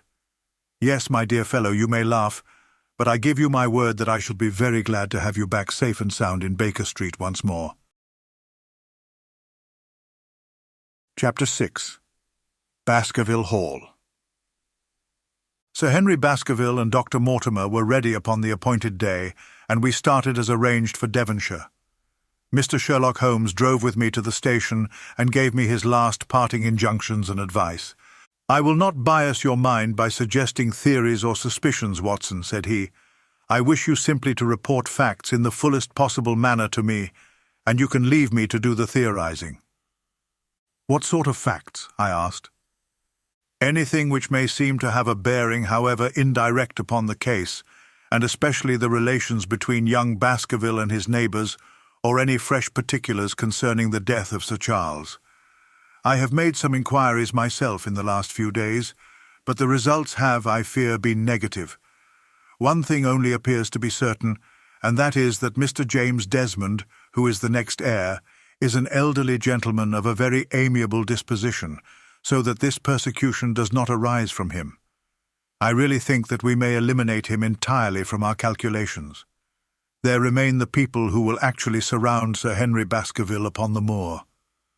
Would it not be well in the first place to get rid of this Barrymore couple? By no means. You could not make a greater mistake. If they are innocent, it would be a cruel injustice, and if they are guilty, we should be giving up all chance of bringing it home to them. No, we will preserve them upon our list of suspects. Then there is a groom at the Hall, if I remember right. There are 2 moorland farmers. There is our friend Dr. Mortimer, whom I believe to be entirely honest, and there is his wife, of whom we know nothing. There is this naturalist, Stapleton, and there is his sister, who is said to be a young lady of attractions. There is Mr. Frankland, of Laughter Hall, who is also an unknown factor, and there are 1 or 2 other neighbours. These are the folk who must be your very special study. I will do my best. You have arms, I suppose? Yes, I thought it as well to take them. Most certainly. Keep your revolver near you night and day, and never relax your precautions. Our friends had already secured a first-class carriage and were waiting for us upon the platform. "No, we have no news of any kind," said Dr. Mortimer in answer to my friend's questions. "I can swear to one thing, and that is that we have not been shadowed during the last 2 days. We have never gone out without keeping a sharp watch, and no one could have escaped our notice. You have always kept together, I presume?" "Except yesterday afternoon. I usually give up one day to pure amusement when I come to town, so I spent it at the Museum of the College of Surgeons." "And I went to look at the folk in the park," said Baskerville, "but we had no trouble of any kind." "It was imprudent all the same," said Holmes, shaking his head and looking very grave. "I beg, Sir Henry, that you will not go about alone. Some great misfortune will befall you if you do. Did you get your other boot?" "No, sir. It is gone forever." "Indeed. That is very interesting. Well, goodbye," he added as the train began to glide down the platform. "Bear in mind, Sir Henry, one of the phrases in that queer old legend which Dr. Mortimer has read to us, and avoid the moor in those hours of darkness when the powers of evil are exalted." I looked back at the platform when we had left it far behind, and saw the tall, austere figure of Holmes standing motionless and gazing after us. The journey was a swift and pleasant one, and I spent it in making the more intimate acquaintance of my 2 companions, and in playing with Dr. Mortimer's spaniel. In a very few hours the brown earth had become ruddy, the brick had changed to granite, and red cows grazed in well-hedged fields, where the lush grasses and more luxuriant vegetation spoke of a richer, if a damper, climate. Young Baskerville stared eagerly out of the window and cried aloud with delight as he recognized the familiar features of the Devon scenery. "I've been over a good part of the world since I left it, Dr. Watson," said he, "but I have never seen a place to compare with it." "I never saw a Devonshire man who did not swear by his county," I remarked. "It depends upon the breed of men quite as much as on the county," said Dr. Mortimer. "A glance at our friend here reveals the rounded head of the Celt, which carries inside it the Celtic enthusiasm and power of attachment. Poor Sir Charles's head was of a very rare type, half Gaelic, half Ivernian in its characteristics. But you were very young when you last saw Baskerville Hall, were you not?" "I was a boy in my teens at the time of my father's death, and had never seen the hall, for he lived in a little cottage on the south coast. Thence I went straight to a friend in America. I tell you, it is all as new to me as it is to Dr. Watson, and I'm as keen as possible to see the moor." "Are you? Then your wish is easily granted, for there is your first sight of the moor," said Dr. Mortimer, pointing out of the carriage window. Over the green squares of the fields and the low curve of a wood there rose in the distance a grey, melancholy hill, with a strange, jagged summit, dim and vague in the distance, like some fantastic landscape in a dream. Baskerville sat for a long time, his eyes fixed upon it, and I read upon his eager face how much it meant to him, this first sight of that strange spot where the men of his blood had held sway so long and left their mark so deep. There he sat, with his tweed suit and his American accent, in the corner of a prosaic railway carriage, and yet as I looked at his dark and expressive face, I felt more than ever how true a descendant he was of that long line of high-blooded, fiery and masterful men. There were pride, valour and strength in his thick brows, his sensitive nostrils, and his large hazel eyes. If on that forbidding moor a difficult and dangerous quest should lie before us, this was at least a comrade for whom one might venture to take a risk with the certainty that he would bravely share it. The train pulled up at a small wayside station and we all descended. Outside, beyond the low white fence, a wagonette with a pair of cobs was waiting. Our coming was evidently a great event, for station-master and porters clustered round us to carry out our luggage. It was a sweet, simple country spot, but I was surprised to observe that by the gate there stood two soldierly men in dark uniforms who leaned upon their short rifles and glanced keenly at us as we passed. The coachman, a hard-faced, gnarled little fellow, saluted Sir Henry Baskerville, and in a few minutes we were flying swiftly down the broad white road. Rolling pasture lands curved upward on either side of us, and old gabled houses peeped out from amid the thick green foliage, but behind the peaceful and sunlit countryside there rose ever, dark against the evening sky, the long, gloomy curve of the moor, broken by the jagged and sinister hills. The wagonette swung round into a side road, and we curved upward through deep lanes worn by centuries of wheels, high banks on either side, heavy with dripping moss and fleshy hart's-tongue ferns. Bronzing bracken and mottled bramble gleamed in the light of the sinking sun. Still steadily rising, we passed over a narrow granite bridge and skirted a noisy stream which gushed swiftly down, foaming and roaring amid the grey boulders. Both road and stream wound up through a valley dense with scrub oak and fir. At every turn Baskerville gave an exclamation of delight, looking eagerly about him and asking countless questions. To his eyes all seemed beautiful, but to me a tinge of melancholy lay upon the countryside, which bore so clearly the mark of the waning year. Yellow leaves carpeted the lanes and fluttered down upon us as we passed. The rattle of our wheels died away as we drove through drifts of rotting vegetation, sad gifts, as it seemed to me, for nature to throw before the carriage of the returning heir of the Baskervilles. "Halloa!" cried Dr. Mortimer. "What is this?" A steep curve of heath-clad land, an outlying spur of the moor, lay in front of us. On the summit, hard and clear like an equestrian statue upon its pedestal, was a mounted soldier, dark and stern, his rifle poised ready over his forearm. He was watching the road along which we travelled. "What is this, Perkins?" asked Dr. Mortimer. Our driver half-turned in his seat. "There's a convict escaped from Princetown, sir. He's been out 3 days now, and the warders watch every road and every station. but they've had no sight of him yet. The farmers about here don't like it, sir, and that's a fact. Well, I understand that they get £5 if they can give information. Yes, sir, but the chance of £5 is but a poor thing compared to the chance of having your throat cut. You see, it isn't like any ordinary convict. This is a man that would stick at nothing. Who is he, then? It is Selden, the Notting Hill murderer. I remembered the case well, for it was one in which Holmes had taken an interest on account of the peculiar ferocity of the crime and the wanton brutality which had marked all the actions of the assassin. The commutation of his death sentence had been due to some doubts as to his complete sanity, so atrocious was his conduct. Our wagonette had topped a rise, and in front of us rose the huge expanse of the moor, mottled with gnarled and craggy cairns and tors. A cold wind swept down from it and set us shivering. Somewhere there, on that desolate plain, was lurking this fiendish man, hiding in a burrow like a wild beast, his heart full of malignancy against the whole race which had cast him out. It needed but this to complete the grim suggestiveness of the barren waste, the chilling wind, and the darkling sky. Even Baskerville fell silent and pulled his overcoat more closely around him. We had left the fertile country behind and beneath us. We looked back on it now, the slanting rays of a low sun turning the streams to threads of gold and glowing on the red earth, new turned by the plough and the broad tangle of the woodlands.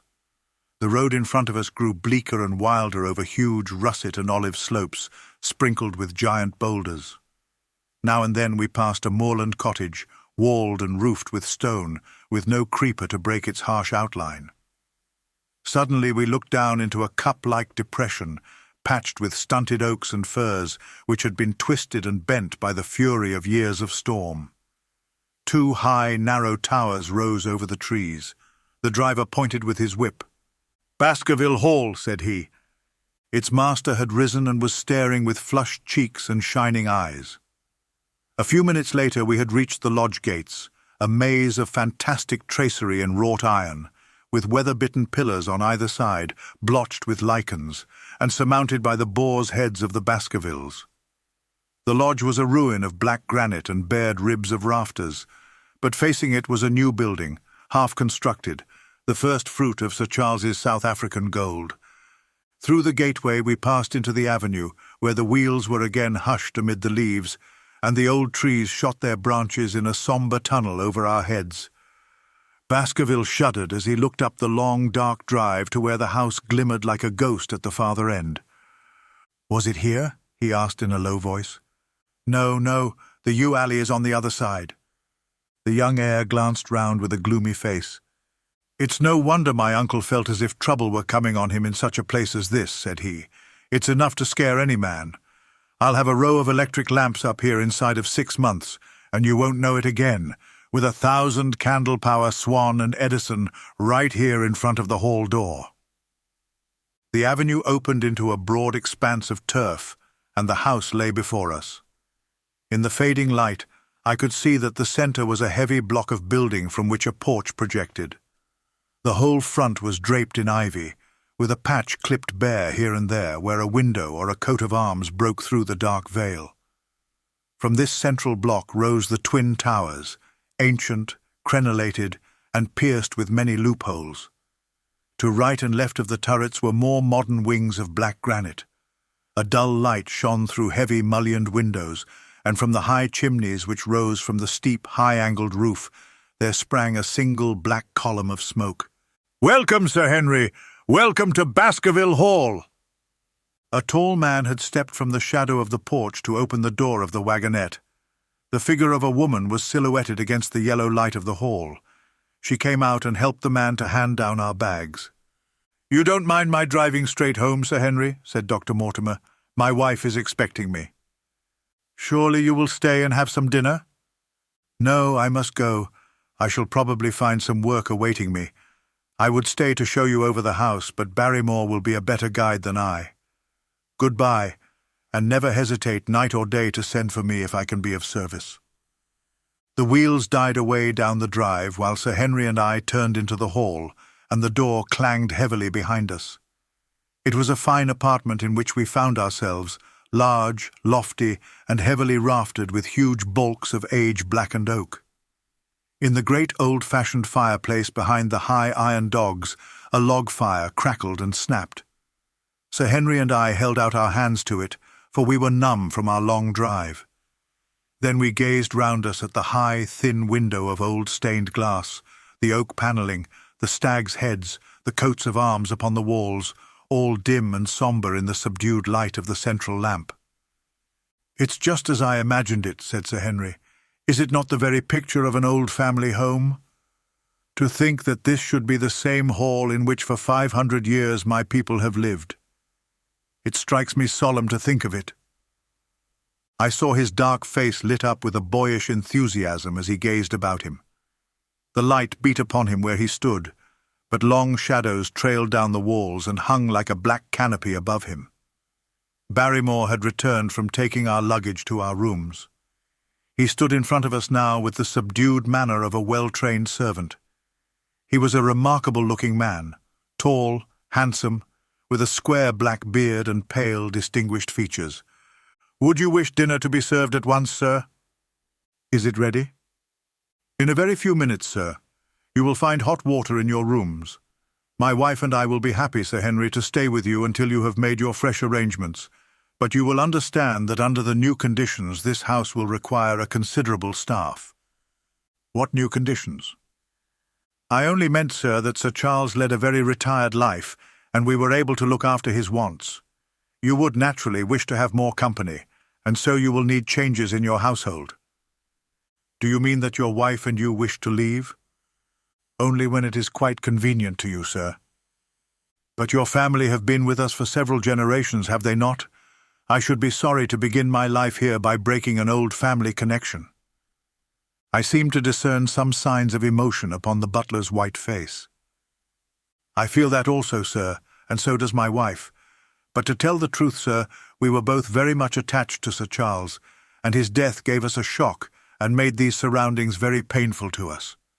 I fear that we shall never again be easy in our minds at Baskerville Hall." "But what do you intend to do?" "I have no doubt, sir, that we shall succeed in establishing ourselves in some business. Sir Charles's generosity has given us the means to do so. And now, sir, perhaps I had best show you to your rooms." A square balustraded gallery ran round the top of the old hall, approached by a double stair. From this central point, 2 long corridors extended the whole length of the building, from which all the bedrooms opened. My own was in the same wing as Baskervilles, and almost next door to it. These rooms appeared to be much more modern than the central part of the house, and the bright paper and numerous candles did something to remove the sombre impression which our arrival had left upon my mind. But the dining room which opened out of the hall was a place of shadow and gloom. It was a long chamber with a step separating the dais where the family sat from the lower portion reserved for their dependents. At one end, a minstrel's gallery overlooked it. Black beams shot across above our heads, with a smoke-darkened ceiling beyond them. With rows of flaring torches to light it up, and the colour and rude hilarity of an old-time banquet, it might have softened. But now, when 2 black-clothed gentlemen sat in the little circle of light thrown by a shaded lamp, one's voice became hushed and one's spirit subdued. A dim line of ancestors, in every variety of dress, from the Elizabethan knight to the buck of the Regency, stared down upon us and daunted us by their silent company. We talked little, and I for one was glad when the meal was over and we were able to retire into the modern billiard-room and smoke a cigarette. "My word, it isn't a very cheerful place," said Sir Henry. "I suppose one can tone down to it, but I feel a bit out of the picture at present.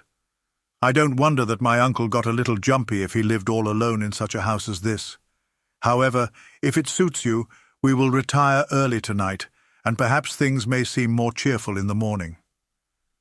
I drew aside my curtains before I went to bed and looked out from my window. It opened upon the grassy space which lay in front of the hall door. Beyond, 2 copses of trees moaned and swung in a rising wind. A half-moon broke through the rifts of racing clouds.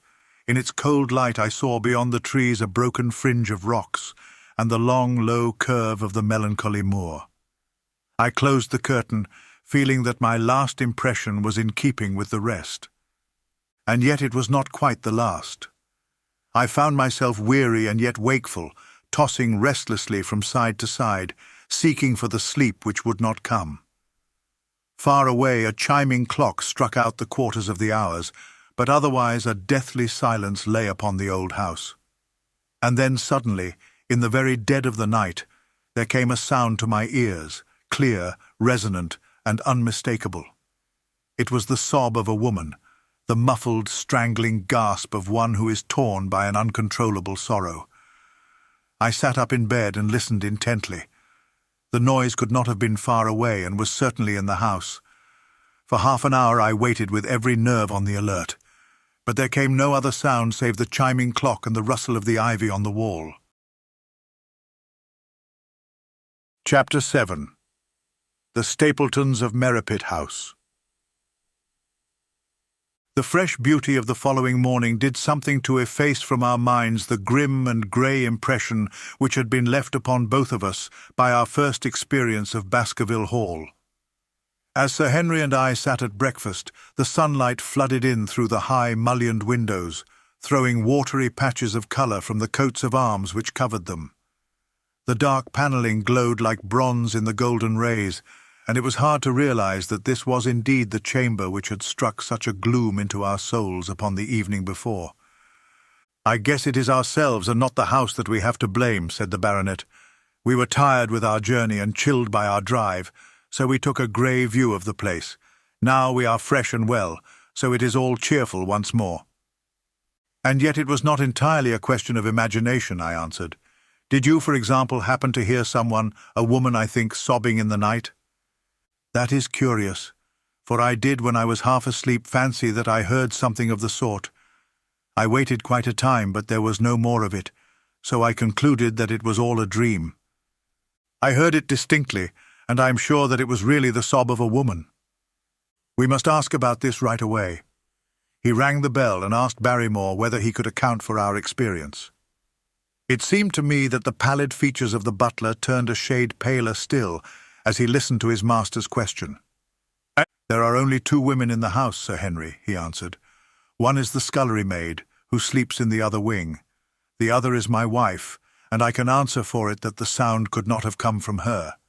And yet he lied as he said it, for it chanced that after breakfast I met Mrs. Barrymore in the long corridor with the sun full upon her face. She was a large, impassive, heavy-featured woman with a stern, set expression of mouth. But her telltale eyes were red and glanced at me from between swollen lids. It was she, then, who wept in the night, and if she did so, her husband must know it. Yet he had taken the obvious risk of discovery in declaring that it was not so. Why had he done this? And why did she weep so bitterly? Already round this pale-faced, handsome, black-bearded man there was gathering an atmosphere of mystery and of gloom. It was he who had been the first to discover the body of Sir Charles, and we had only his word for all the circumstances which led up to the old man's death. Was it possible that it was Barrymore, after all, whom we had seen in the cab in Regent Street? The beard might well have been the same. The cabman had described a somewhat shorter man, but such an impression might easily have been erroneous. How could I settle the point forever? Obviously, the first thing to do was to see the Grimpen postmaster and find whether the test telegram had really been placed in Barrymore's own hands. Be the answer what it might, I should at least have something to report to Sherlock Holmes. Sir Henry had numerous papers to examine after breakfast, so that the time was propitious for my excursion.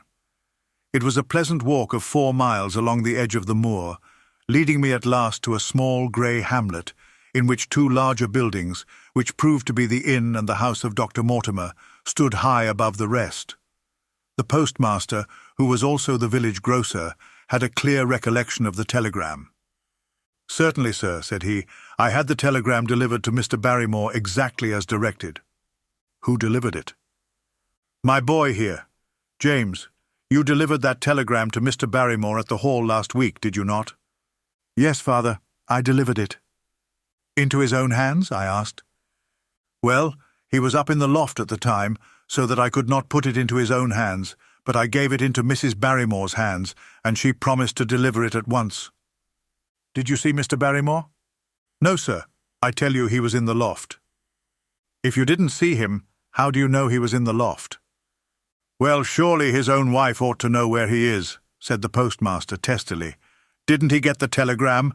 If there is any mistake, it is for Mr. Barrymore himself to complain." It seemed hopeless to pursue the inquiry any farther, but it was clear that in spite of Holmes's ruse, we had no proof that Barrymore had not been in London all the time. Suppose that it were so. Suppose that the same man had been the last who had seen Sir Charles alive, and the first to dog the new heir when he returned to England. What then? Was he the agent of others, or had he some sinister design of his own? What interest could he have in persecuting the Baskerville family? I thought of the strange warning clipped out of the leading article of the Times. Was that his work, or was it possibly the doing of someone who was bent upon counteracting his schemes? The only conceivable motive was that which had been suggested by Sir Henry, that if the family could be scared away, a comfortable and permanent home would be secured for the Barrymores. But surely such an explanation as that would be quite inadequate to account for the deep and subtle scheming which seemed to be weaving an invisible net round the young baronet. Holmes himself had said that no more complex case had come to him in all the long series of his sensational investigations. I prayed, as I walked back along the grey, lonely road, that my friend might soon be freed from his preoccupations and able to come down to take this heavy burden of responsibility from my shoulders. Suddenly my thoughts were interrupted by the sound of running feet behind me and by a voice which called me by name. I turned, expecting to see Dr. Mortimer, but to my surprise it was a stranger who was pursuing me. He was a small, slim, clean-shaven, prim-faced man, flaxen-haired and lean-jawed, between 30 and 40 years of age, dressed in a grey suit and wearing a straw hat. A tin box for botanical specimens hung over his shoulder, and he carried a green butterfly net in one of his hands. "You will, I am sure, excuse my presumption, Dr. Watson," said he as he came panting up to where I stood.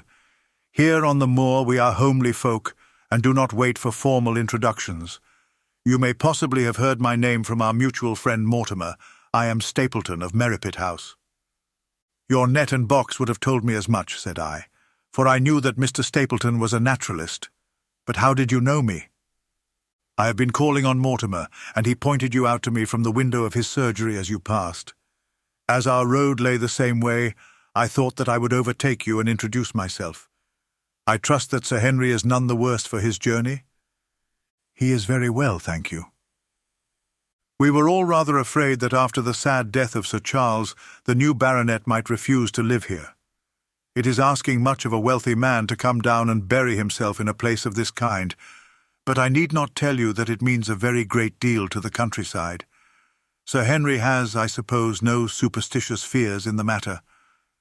I do not think that it is likely. Of course you know the legend of the fiend dog which haunts the family. I have heard it. It is extraordinary how credulous the peasants are about here. Any number of them are ready to swear that they have seen such a creature upon the moor. He spoke with a smile, but I seemed to read in his eyes that he took the matter more seriously. The story took a great hold upon the imagination of Sir Charles, and I have no doubt that it led to his tragic end. But how? His nerves were so worked up that the appearance of any dog might have had a fatal effect upon his diseased heart. I fancy that he really did see something of the kind upon that last night in the yew alley. I feared that some disaster might occur, for I was very fond of the old man, and I knew that his heart was weak. How did you know that? My friend Mortimer told me. You think, then, that some dog pursued Sir Charles, and that he died of fright in consequence? Have you any better explanation? I have not come to any conclusion. Has Mr. Sherlock Holmes? The words took away my breath for an instant, but a glance at the placid face and steadfast eyes of my companion showed that no surprise was intended. It is useless for us to pretend that we do not know you, Dr. Watson, said he. The records of your detective have reached us here, and you could not celebrate him without being known yourself. When Mortimer told me your name, he could not deny your identity. If you are here, then it follows that Mr. Sherlock Holmes is interesting himself in the matter, and I am naturally curious to know what view he may take. I am afraid that I cannot answer that question. May I ask if he is going to honor us with a visit himself? He cannot leave town at present. He has other cases which engage his attention. What a pity. He might throw some light on that which is so dark to us. But as to your own researches, if there is any possible way in which I can be of service to you, I trust that you will command me. If I had any indication of the nature of your suspicions or how you propose to investigate the case, I might perhaps even now give you some aid or advice. I assure you that I am simply here upon a visit to my friend Sir Henry, and that I need no help of any kind. Excellent, said Stapleton. You are perfectly right to be wary and discreet. I am justly reproved for what I feel was an unjustifiable intrusion, and I promise you that I will not mention the matter again. We had come to a point where a narrow, grassy path struck off from the road and wound away across the moor. A steep, boulder-sprinkled hill lay upon the right, which had in bygone days been cut into a granite quarry. The face which was turned towards us formed a dark cliff, with ferns and brambles growing in its niches. From over a distant rise there floated a grey plume of smoke. "A moderate walk along this moor path brings us to Merripit House," said he. "Perhaps you will spare an hour that I may have the pleasure of introducing you to my sister." My first thought was that I should be by Sir Henry's side, but then I remembered the pile of papers and bills with which his study table was littered. It was certain that I could not help with those, and Holmes had expressly said that I should study the neighbours upon the moor. I accepted Stapleton's invitation, and we turned together down the path. "It is a wonderful place, the moor," said he, looking round over the undulating downs, long green rollers, with crests of jagged granite foaming up into fantastic surges. "You never tire of the moor. You cannot think the wonderful secrets which it contains. It is so vast, and so barren, and so mysterious." "You know it well, then?" "I have only been here 2 years. The residents would call me a newcomer. We came shortly after Sir Charles settled. But my tastes led me to explore every part of the country round, and I should think that there are few men who know it better than I do." "Is it hard to know?" "Very hard. You see, for example, this great plain to the north here with the queer hills breaking out of it. Do you observe anything remarkable about that?" "It would be a rare place for a gallop." "You would naturally think so, and the thought has cost several their lives before now. You notice those bright green spots scattered thickly over it?"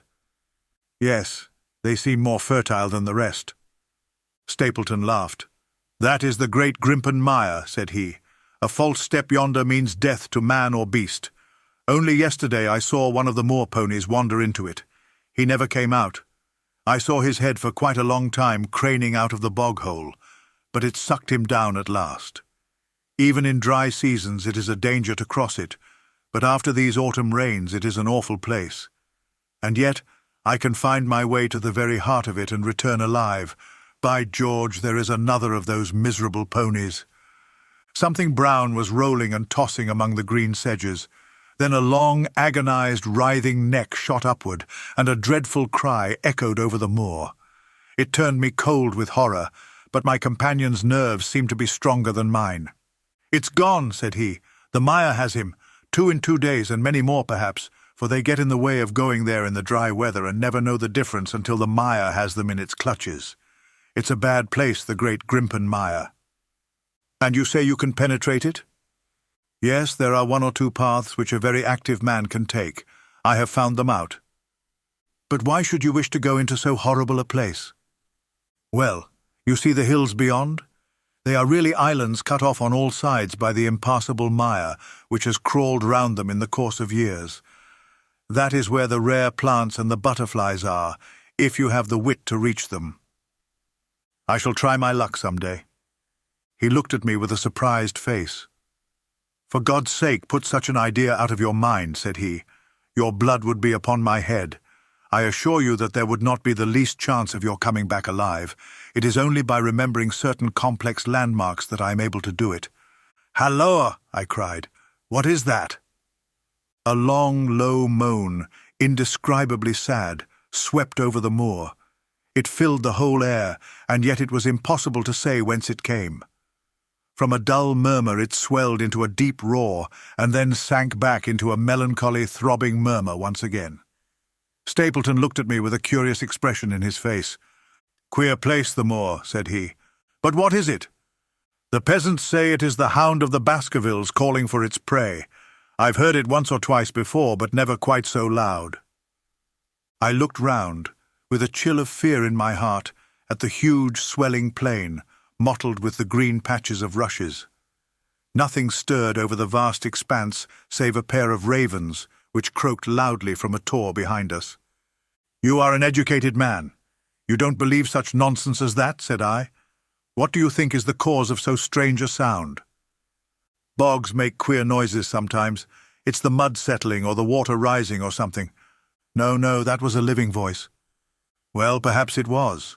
Did you ever hear a bittern booming?" "No, I never did." "It's a very rare bird, practically extinct in England now, but all things are possible upon the moor. Yes, I should not be surprised to learn that what we have heard is the cry of the last of the bitterns. It's the weirdest, strangest thing that ever I heard in my life." "Yes, it's rather an uncanny place altogether. Look at the hillside yonder. What do you make of those?" The whole steep slope was covered with grey circular rings of stone, a score of them at least. "What are they? Sheep pens?" "No, they are the homes of our worthy ancestors. Prehistoric man lived thickly on the moor, and as no one in particular has lived there since, we find all his little arrangements exactly as he left them. These are his wigwams with the roofs off. You can even see his hearth and his couch if you have the curiosity to go inside. But it is quite a town. When was it inhabited?" "Neolithic man, no date." "What did he do?"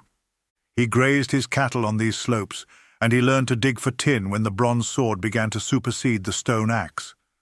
Look at the great trench in the opposite hill. That is his mark. Yes, you will find some very singular points about the moor, Dr. Watson. Oh, excuse me an instant. It is surely Cyclopedes." A small fly or moth had fluttered across our path, and in an instant Stapleton was rushing with extraordinary energy and speed in pursuit of it. To my dismay, the creature flew straight for the great mire, and my acquaintance never paused for an instant, bounding from tuft to tuft behind it, his green net waving in the air. His grey clothes and jerky, zigzag, irregular progress made him not unlike some huge moth himself. I was standing watching his pursuit with a mixture of admiration for his extraordinary activity and fear lest he should lose his footing in the treacherous mire, when I heard the sound of steps, and turning round, found a woman near me upon the path. She had come from the direction in which the plume of smoke indicated the position of Merripit House, but the dip of the moor had hid her until she was quite close. I could not doubt that this was the Miss Stapleton of whom I had been told, since ladies of any sort must be few upon the moor, and I remembered that I had heard someone describe her as being a beauty. The woman who approached me was certainly that, and of a most uncommon type. There could not have been a greater contrast between brother and sister, for Stapleton was neutral-tinted, with light hair and grey eyes, while she was darker than any brunette whom I have seen in England, slim, elegant and tall. She had a proud, finely cut face, so regular that it might have seemed impassive were it not for the sensitive mouth and the beautiful, dark, eager eyes. With her perfect figure and elegant dress she was indeed a strange apparition upon a lonely moorland path. Her eyes were on her brother as I turned, and then she quickened her pace towards me. I had raised my hat and was about to make some explanatory remark when her own words turned all my thoughts into a new channel. "Go back," she said. "Go straight back to London, instantly." I could only stare at her in stupid surprise. Her eyes blazed at me, and she tapped the ground impatiently with her foot. "Why should I go back?" I asked. "I cannot explain." She spoke in a low, eager voice, with a curious lisp in her utterance. "But for God's sake, do what I ask you. Go back and never set foot upon the moor again." "But I have only just come." Man, she cried. "Can you not tell when a warning is for your own good? Go back to London. Start tonight. Get away from this place at all costs. Hush, my brother is coming. Not a word of what I have said. Would you mind getting that orchid for me among the mare's tails yonder? We are very rich in orchids on the moor, though, of course, you are rather late to see the beauties of the place." Stapleton had abandoned the chase and came back to us, breathing hard and flushed with his exertions. "Halloa, Beryl," said he, and it seemed to me that the tone of his greeting was not altogether a cordial one. "Well, Jack, you are very hot." "Yes, I was chasing a cyclopides. He is very rare and seldom found in the late autumn. What a pity that I should have missed him."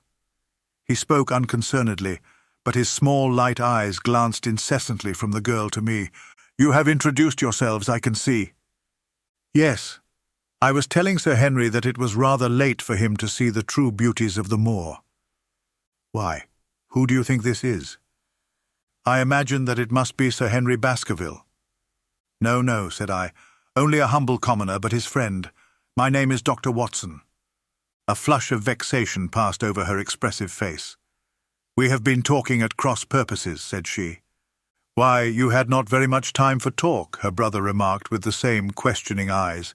"I talked as if Dr. Watson were a resident instead of being merely a visitor," said she. "It cannot much matter to him whether it is early or late for the orchids. But you will come on, will you not, and see Merripit House?" A short walk brought us to it, a bleak moorland house, once the farm of some grazier in the old prosperous days, but now put into repair and turned into a modern dwelling. An orchard surrounded it, but the trees, as is usual upon the moor, were stunted and nipped, and the effect of the whole place was mean and melancholy. We were admitted by a strange, wizened, rusty-coated old manservant who seemed in keeping with the house. Inside, however, there were large rooms furnished with an elegance in which I seemed to recognize the taste of the lady. As I looked from their windows at the interminable granite-flecked moor rolling unbroken to the farthest horizon, I could not but marvel at what could have brought this highly educated man and this beautiful woman to live in such a place. "Queer spot to choose, is it not?" said he, as if in answer to my thought. "And yet we managed to make ourselves fairly happy, do we not, Beryl?" "Quite happy," said she, but there was no ring of conviction in her words. "I had a school," said Stapleton. "It was in the North Country. The work to a man of my temperament was mechanical and uninteresting, but the privilege of living with youth, of helping to mould those young minds, and of impressing them with one's own character and ideals, was very dear to me. However, the fates were against us. A serious epidemic broke out in the school, and 3 of the boys died. It never recovered from the blow, and much of my capital was irretrievably swallowed up. And yet, if it were not for the loss of the charming companionship of the boys, I could rejoice over my own misfortune, for, with my strong tastes for botany and zoology, I find an unlimited field of work here, and my sister is as devoted to nature as I am. All this, Dr. Watson, has been brought upon your head by your expression as you surveyed the moor out of our window. It certainly did cross my mind that it might be a little dull, less for you, perhaps, than for your sister." "No, no, I am never dull," said she quickly. "We have books, we have our studies, and we have interesting neighbours. Dr. Mortimer is a most learned man in his own line. Poor Sir Charles was also an admirable companion. We knew him well and miss him more than I can tell. Do you think that I should intrude if I were to call this afternoon and make the acquaintance of Sir Henry?" "I am sure that he would be delighted." "Then perhaps you would mention that I propose to do so. We may in our humble way do something to make things more easy for him until he becomes accustomed to his new surroundings. Will you come upstairs, Dr. Watson, and inspect my collection of Lepidoptera? I think it is the most complete one in the southwest of England. By the time that you have looked through them, lunch will be almost ready." But I was eager to get back to my charge. The melancholy of the moor, the death of the unfortunate pony, the weird sound which had been associated with the grim legend of the Baskervilles, all these things tinged my thoughts with sadness. Then, on the top of these more or less vague impressions, there had come the definite and distinct warning of Miss Stapleton, delivered with such intense earnestness that I could not doubt that some grave and deep reason lay behind it. I resisted all pressure to stay for lunch, and I set off at once upon my return journey, taking the grass-grown path by which we had come. It seems, however, that there must have been some shortcut for those who knew it, for before I had reached the road, I was astounded to see Miss Stapleton sitting upon a rock by the side of the track. Her face was beautifully flushed with her exertions, and she held her hand to her side. "I have run all the way in order to cut you off, Dr. Watson," said she. "I had not even time to put on my hat. I must not stop, or my brother may miss me. I wanted to say to you how sorry I am about the stupid mistake I made in thinking that you were Sir Henry. Please forget the words I said, which have no application whatever to you." "But I can't forget them, Miss Stapleton," said I. "I am Sir Henry's friend, and his welfare is a very close concern of mine. Tell me why it was that you were so eager that Sir Henry should return to London." "A woman's whim, Dr. Watson. When you know me better, you will understand that I cannot always give reasons for what I say or do." "No, no. I remember the thrill in your voice. I remember the look in your eyes. Please, please be frank with me, Miss Stapleton, for ever since I have been here I have been conscious of shadows all round me. Life has become like that great Grimpen mire, with little green patches everywhere into which one may sink, and with no guide to point the track. Tell me then what it was that you meant, and I will promise to convey your warning to Sir Henry." An expression of irresolution passed for an instant over her face, but her eyes had hardened again when she answered me. "You make too much of it, Dr. Watson," said she. "My brother and I were very much shocked by the death of Sir Charles. We knew him very intimately, for his favourite walk was over the moor to our house. He was deeply impressed with the curse which hung over the family, and when this tragedy came, I naturally felt that there must be some grounds for the fears which he had expressed. I was distressed, therefore, when another member of the family came down to live here, and I felt that he should be warned of the danger which he will run. That was all which I intended to convey." "But what is the danger? You know the story of the Hound?" "I do not believe in such nonsense. But I do. If you have any influence with Sir Henry, take him away from a place which has always been fatal to his family. The world is wide. Why should he wish to live at the place of danger?" "Because it is the place of danger. That is Sir Henry's nature. I fear that unless you can give me some more definite information than this, it would be impossible to get him to move."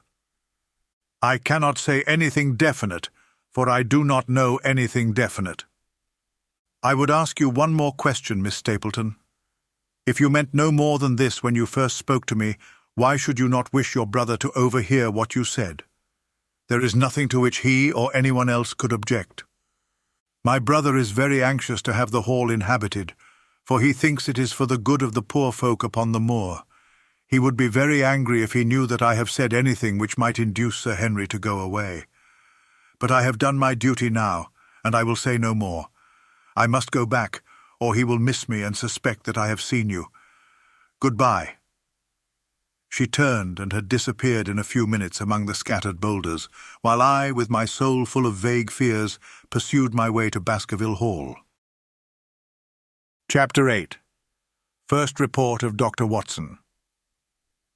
From this point onward I will follow the course of events by transcribing my own letters to Mr. Sherlock Holmes, which lie before me on the table. One page is missing, but otherwise they are exactly as written and show my feelings and suspicions of the moment more accurately than my memory, clear as it is upon these tragic events, can possibly do. Baskerville Hall, October 13th.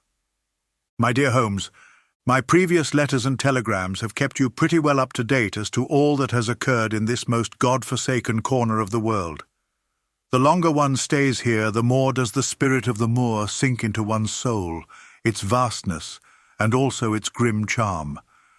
When you are once out upon its bosom, you have left all traces of modern England behind you, but on the other hand, you are conscious everywhere of the homes and the work of the prehistoric people. On all sides of you as you walk are the houses of these forgotten folk, with their graves and the huge monoliths which are supposed to have marked their temples. As you look at their grey stone huts against the scarred hillsides, You leave your own age behind you, and if you were to see a skin-clad, hairy man crawl out from the low door, fitting a flint-tipped arrow onto the string of his bow, you would feel that his presence there was more natural than your own. The strange thing is that they should have lived so thickly on what must always have been most unfruitful soil. I am no antiquarian, but I could imagine that they were some unwarlike and harried race who were forced to accept that which none other would occupy. All this, however, is foreign to the mission on which you sent me, and will probably be very uninteresting to your severely practical mind. I can still remember your complete indifference as to whether the sun moved round the earth or the earth round the sun. Let me, therefore, return to the facts concerning Sir Henry Baskerville. If you have not had any report within the last few days, it is because up to today there was nothing of importance to relate. Then a very surprising circumstance occurred, which I shall tell you in due course. But first of all, I must keep you in touch with some of the other factors in the situation. One of these, concerning which I have said little, is the escaped convict upon the moor. There is strong reason now to believe that he has got right away, which is a considerable relief to the lonely householders of this district. A fortnight has passed since his flight, during which he has not been seen and nothing has been heard of him. It is surely inconceivable that he could have held out upon the moor during all that time. Of course, so far as his concealment goes, there is no difficulty at all. Any one of these stone huts would give him a hiding place. But there is nothing to eat unless he were to catch and slaughter one of the moor sheep.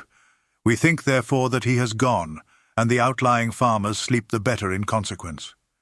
We are 4 able-bodied men in this household, so that we could take good care of ourselves. But I confess that I have had uneasy moments when I have thought of the Stapletons. They live miles from any help. There are 1 maid, an old manservant, the sister, and the brother, the latter not a very strong man. They would be helpless in the hands of a desperate fellow like this Notting Hill criminal if he could once effect an entrance. Both Sir Henry and I were concerned at their situation, and it was suggested that Perkins the groom should go over to sleep there, but Stapleton would not hear of it. The fact is that our friend, the baronet, begins to display a considerable interest in our fair neighbour. It is not to be wondered at, for time hangs heavily in this lonely spot to an active man like him, and she is a very fascinating and beautiful woman. There is something tropical and exotic about her, which forms a singular contrast to her cool and unemotional brother. Yet he also gives the idea of hidden fires. He has certainly a very marked influence over her, for I have seen her continually glance at him as she talked, as if seeking approbation for what she said. I trust that he is kind to her. There is a dry glitter in his eyes and a firm set of his thin lips, which goes with a positive and possibly a harsh nature. You would find him an interesting study. He came over to call upon Baskerville on that first day, and the very next morning he took us both to show us the spot where the legend of the wicked Hugo is supposed to have had its origin. It was an excursion of some miles across the moor to a place which is so dismal that it might have suggested the story. We found a short valley between rugged tors, which led to an open grassy space flecked over with the white cotton grass. In the middle of it rose 2 great stones, worn and sharpened at the upper end, until they looked like the huge corroding fangs of some monstrous beast. In every way it corresponded with the scene of the old tragedy. Sir Henry was much interested, and asked Stapleton more than once whether he did really believe in the possibility of the interference of the supernatural in the affairs of men. He spoke lightly, but it was evident that he was very much in earnest. Stapleton was guarded in his replies, but it was easy to see that he said less than he might, and that he would not express his whole opinion out of consideration for the feelings of the baronet.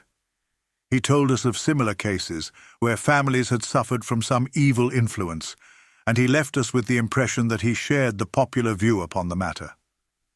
On our way back we stayed for lunch at Merripit House, and it was there that Sir Henry made the acquaintance of Miss Stapleton.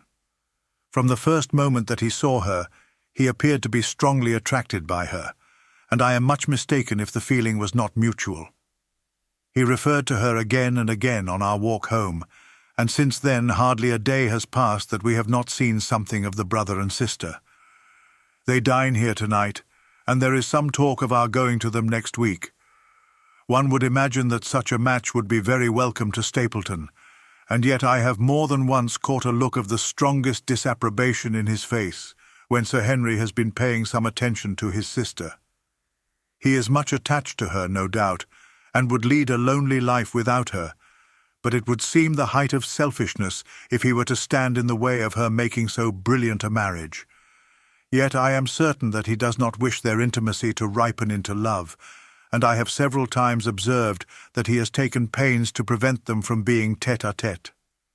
By the way, your instructions to me never to allow Sir Henry to go out alone will become very much more onerous if a love affair were to be added to our other difficulties. My popularity would soon suffer if I were to carry out your orders to the letter.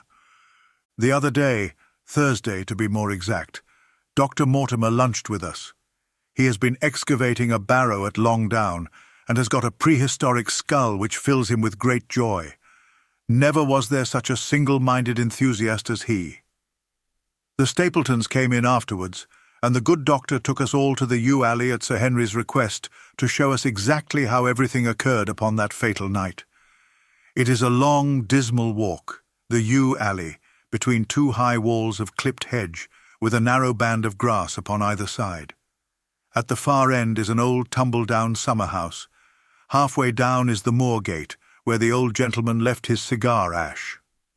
It is a white wooden gate with a latch. Beyond it lies the wide moor. I remembered your theory of the affair and tried to picture all that had occurred. As the old man stood there, he saw something coming across the moor, something which terrified him so that he lost his wits and ran until he died of sheer horror and exhaustion. There was the long, gloomy tunnel down which he fled.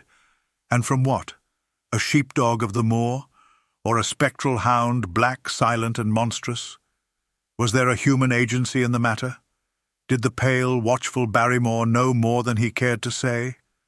It was all dim and vague, but always there is the dark shadow of crime behind it.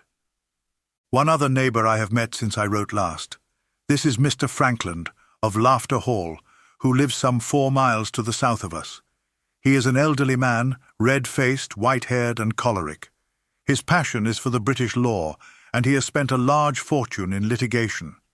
He fights for the mere pleasure of fighting, and is equally ready to take up either side of a question, so that it is no wonder that he has found it a costly amusement. Sometimes he will shut up a right-of-way and defy the parish to make him open it. At others, he will with his own hands tear down some other man's gate and declare that a path has existed there from time immemorial, defying the owner to prosecute him for trespass. He is learned in old manorial and communal rights, and he applies his knowledge sometimes in favour of the villagers of Fernworthy and sometimes against them, so that he is periodically either carried in triumph down the village street or else burned in effigy, according to his latest exploit.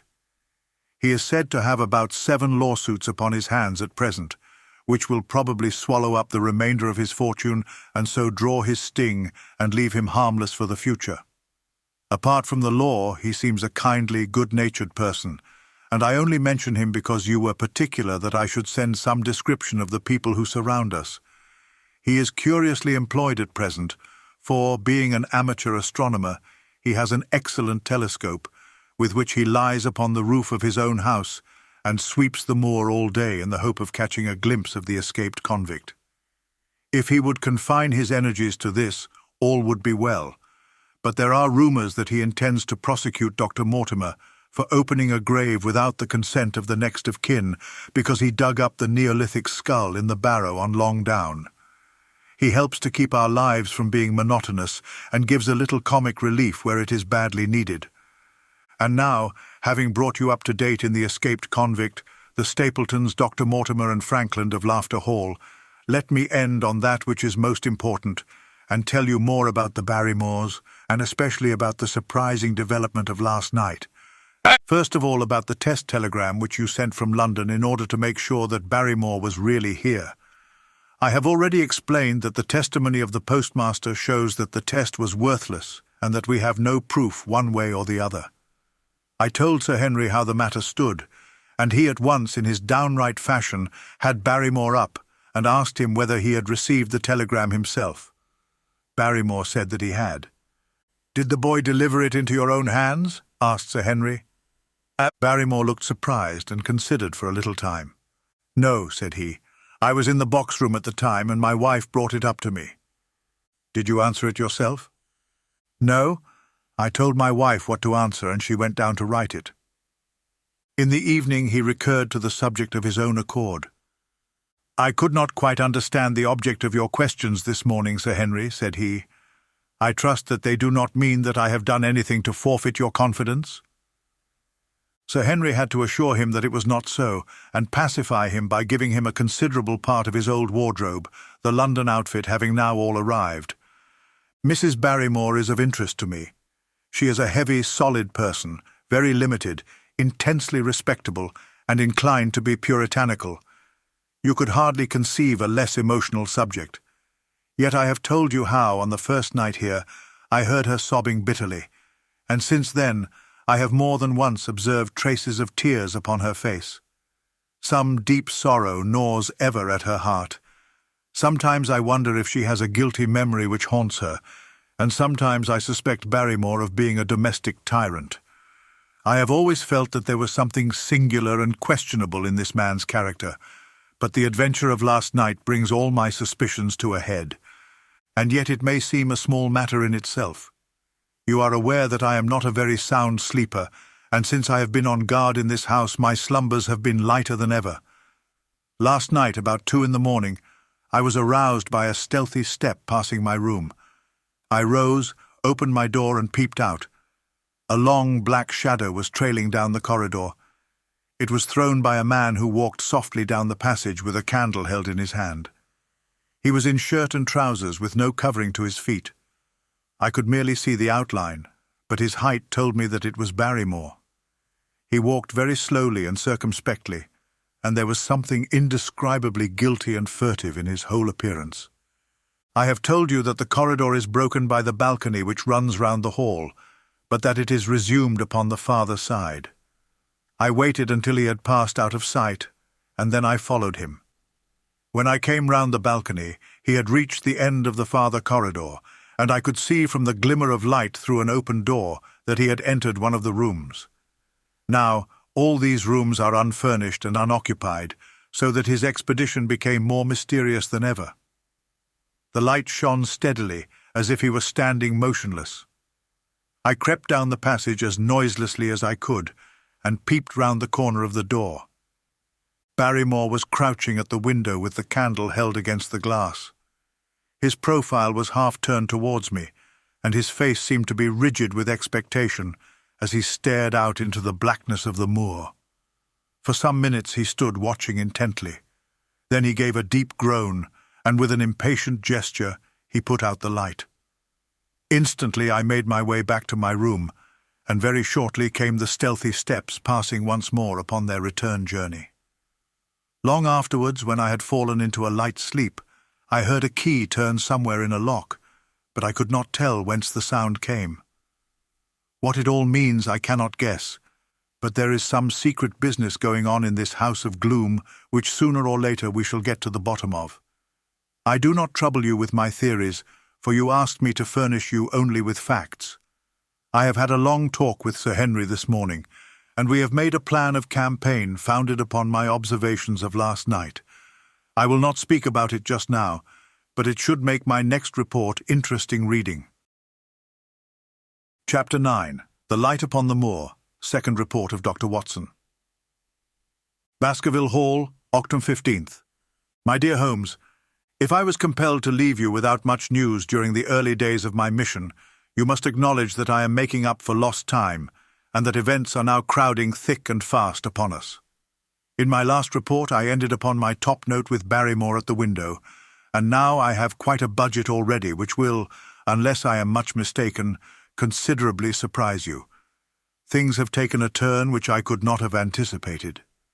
In some ways they have within the last 48 hours become much clearer, and in some ways they have become more complicated. But I will tell you all, and you shall judge for yourself.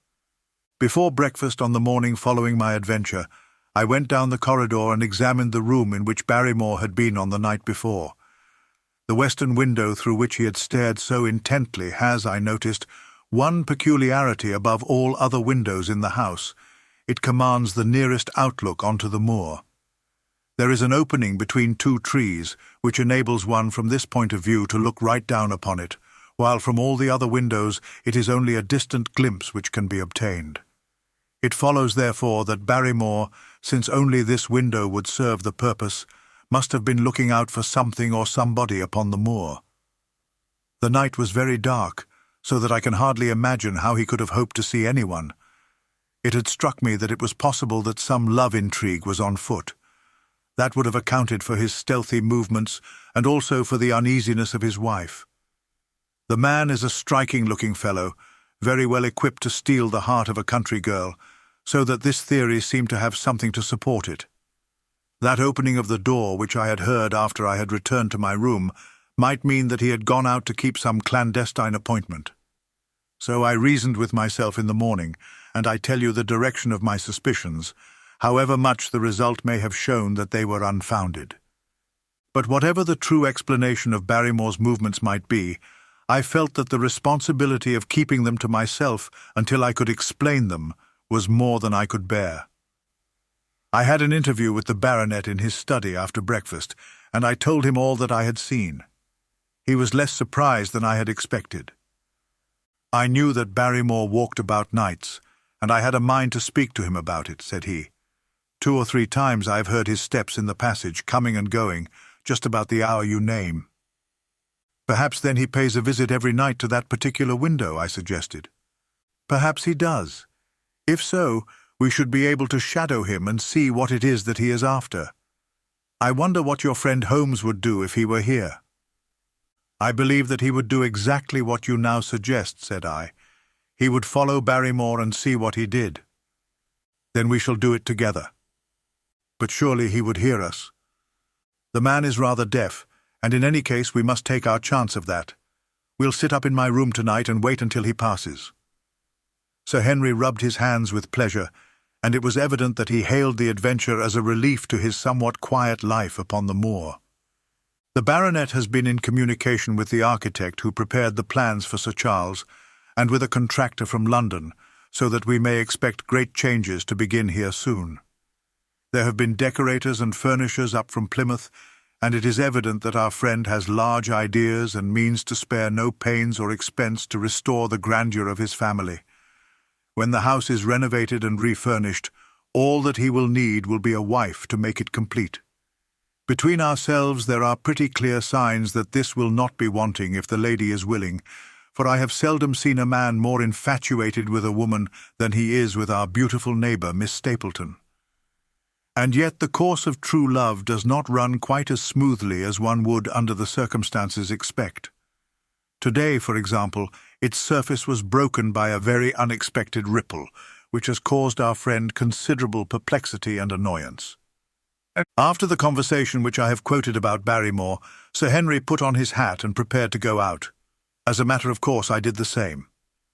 "What, are you coming, Watson?" he asked, looking at me in a curious way. "That depends on whether you are going on the moor," said I. "Yes, I am." "Well, you know what my instructions are. I am sorry to intrude, but you heard how earnestly Holmes insisted that I should not leave you, and especially that you should not go alone upon the moor." Sir Henry put his hand upon my shoulder with a pleasant smile. "My dear fellow," said he, "Holmes, with all his wisdom, did not foresee some things which have happened since I have been on the moor. You understand me? I am sure that you are the last man in the world who would wish to be a spoil-sport. I must go out alone." It put me in a most awkward position. I was at a loss what to say or what to do, and before I had made up my mind, he picked up his cane and was gone. But when I came to think the matter over, my conscience reproached me bitterly for having on any pretext allowed him to go out of my sight. I imagined what my feelings would be if I had to return to you, and to confess that some misfortune had occurred through my disregard for your instructions. I assure you my cheeks flushed at the very thought.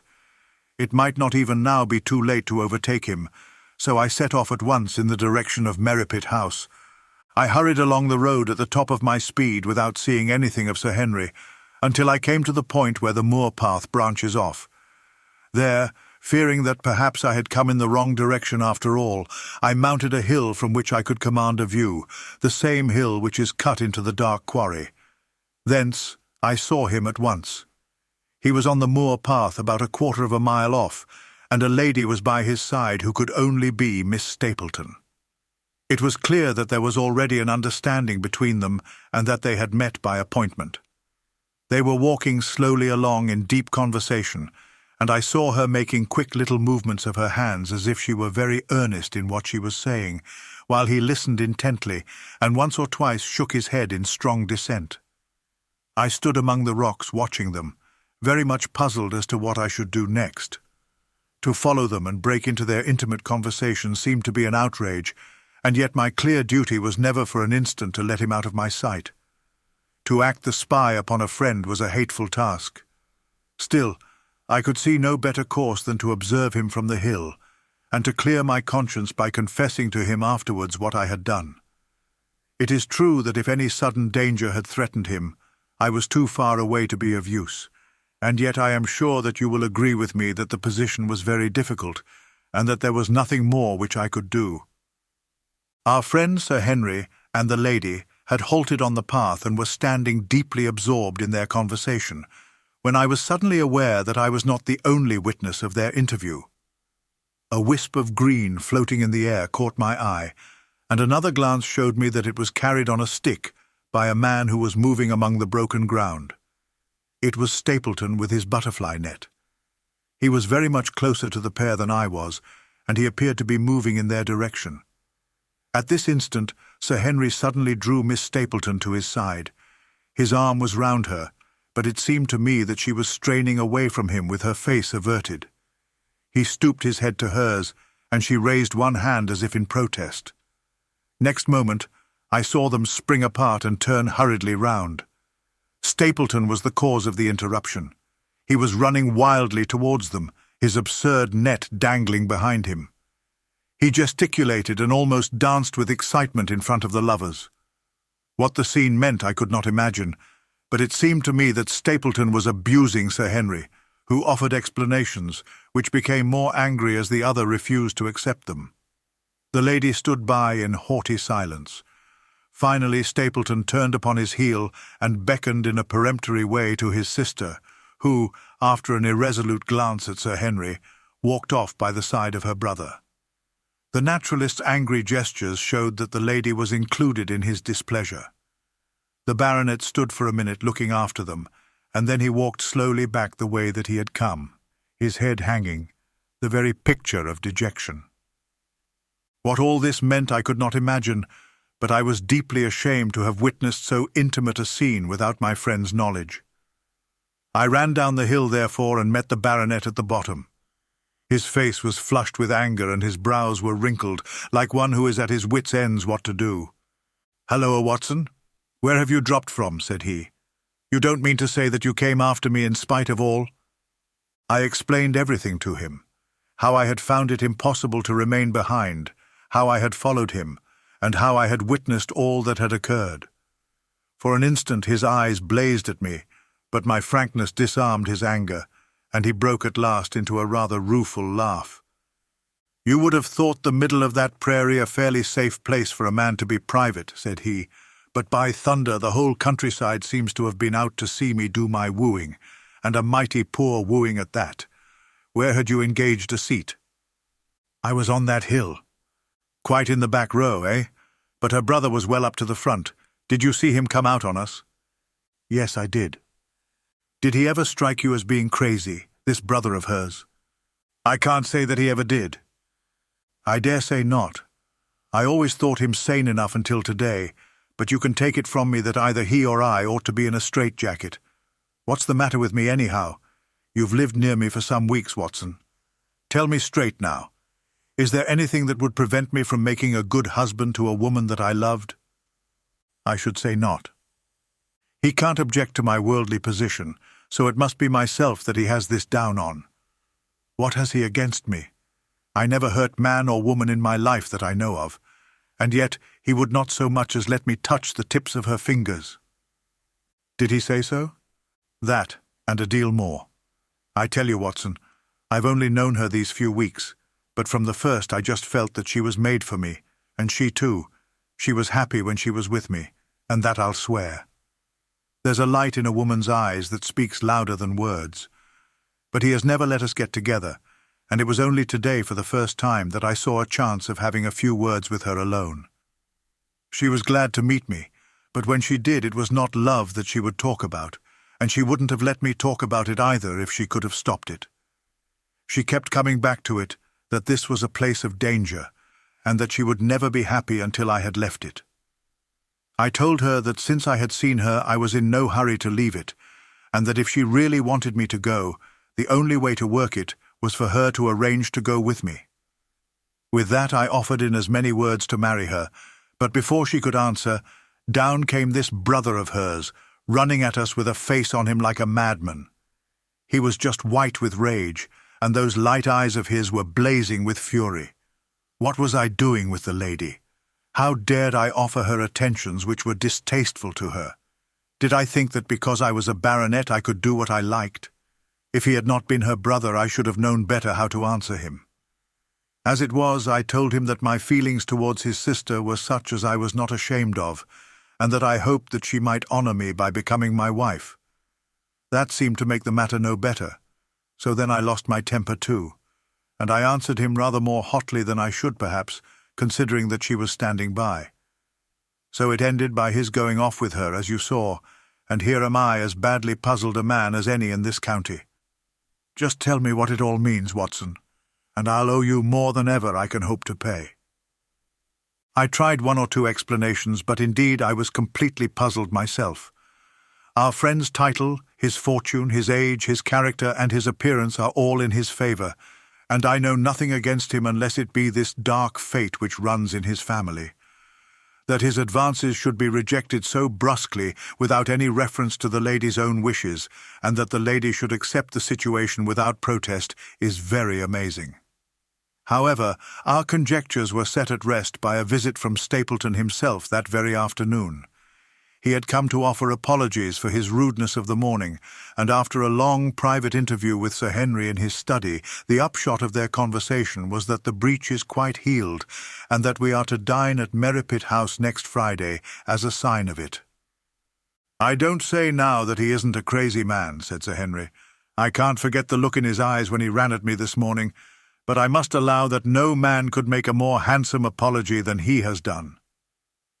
"Did he give any explanation of his conduct?" "His sister is everything in his life, he says. That is natural enough, and I am glad that he should understand her value. They have always been together, and according to his account, he has been a very lonely man with only her as a companion, so that the thought of losing her was really terrible to him. He had not understood, he said, that I was becoming attached to her, but when he saw with his own eyes that it was really so, and that she might be taken away from him, it gave him such a shock that for a time he was not responsible for what he said or did.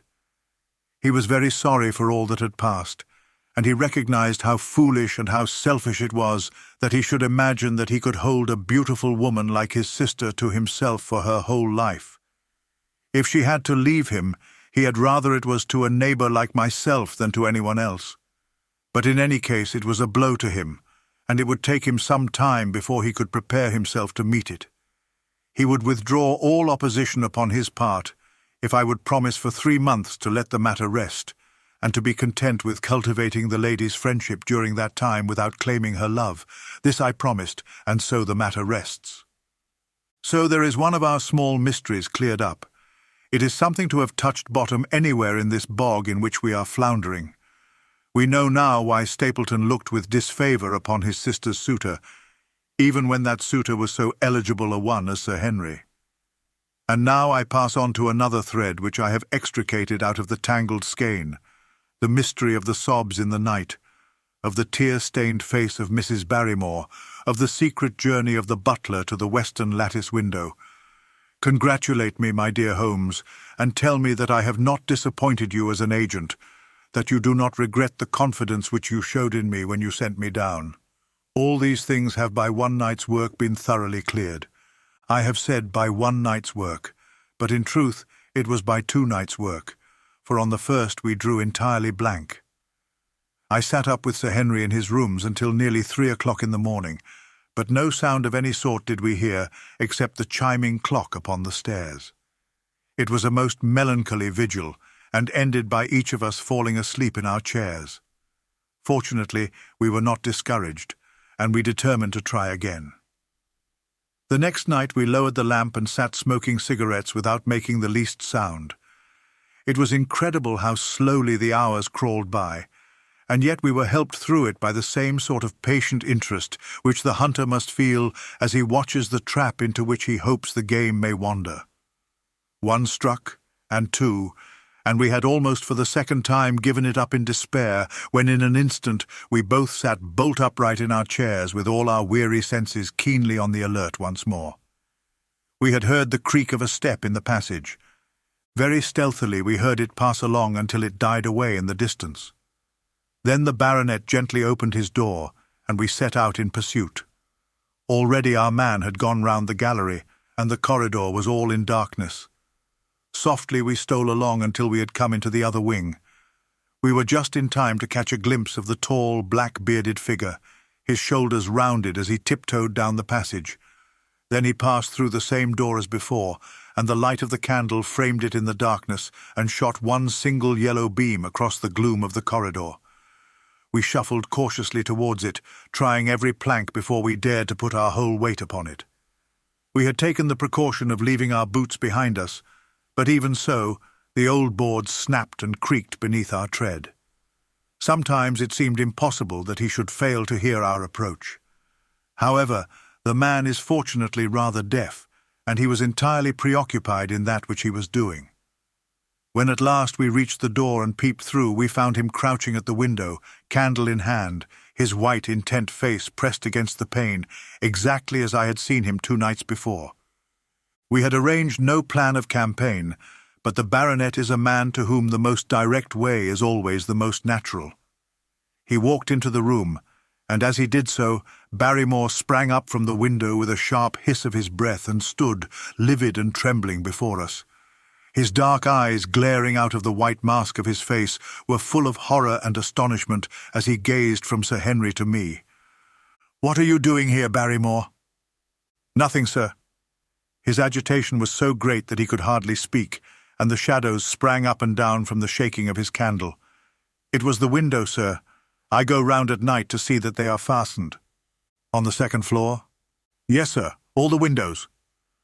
"Look here, Barrymore," said Sir Henry sternly. "We have made up our minds to have the truth out of you, so it will save you trouble to tell it sooner rather than later. Come now, no lies. What were you doing at that window?" The fellow looked at us in a helpless way, and he wrung his hands together like one who is in the last extremity of doubt and misery. "I was doing no harm, sir. I was holding a candle to the window." "And why were you holding a candle to the window?" "Don't ask me, Sir Henry, don't ask me. I give you my word, sir, that it is not my secret, and that I cannot tell it. If it concerned no one but myself, I would not try to keep it from you." A sudden idea occurred to me, and I took the candle from the trembling hand of the butler. "He must have been holding it as a signal," said I. "Let us see if there is any answer." I held it as he had done, and stared out into the darkness of the night. Vaguely I could discern the black bank of the trees and the lighter expanse of the moor, for the moon was behind the clouds.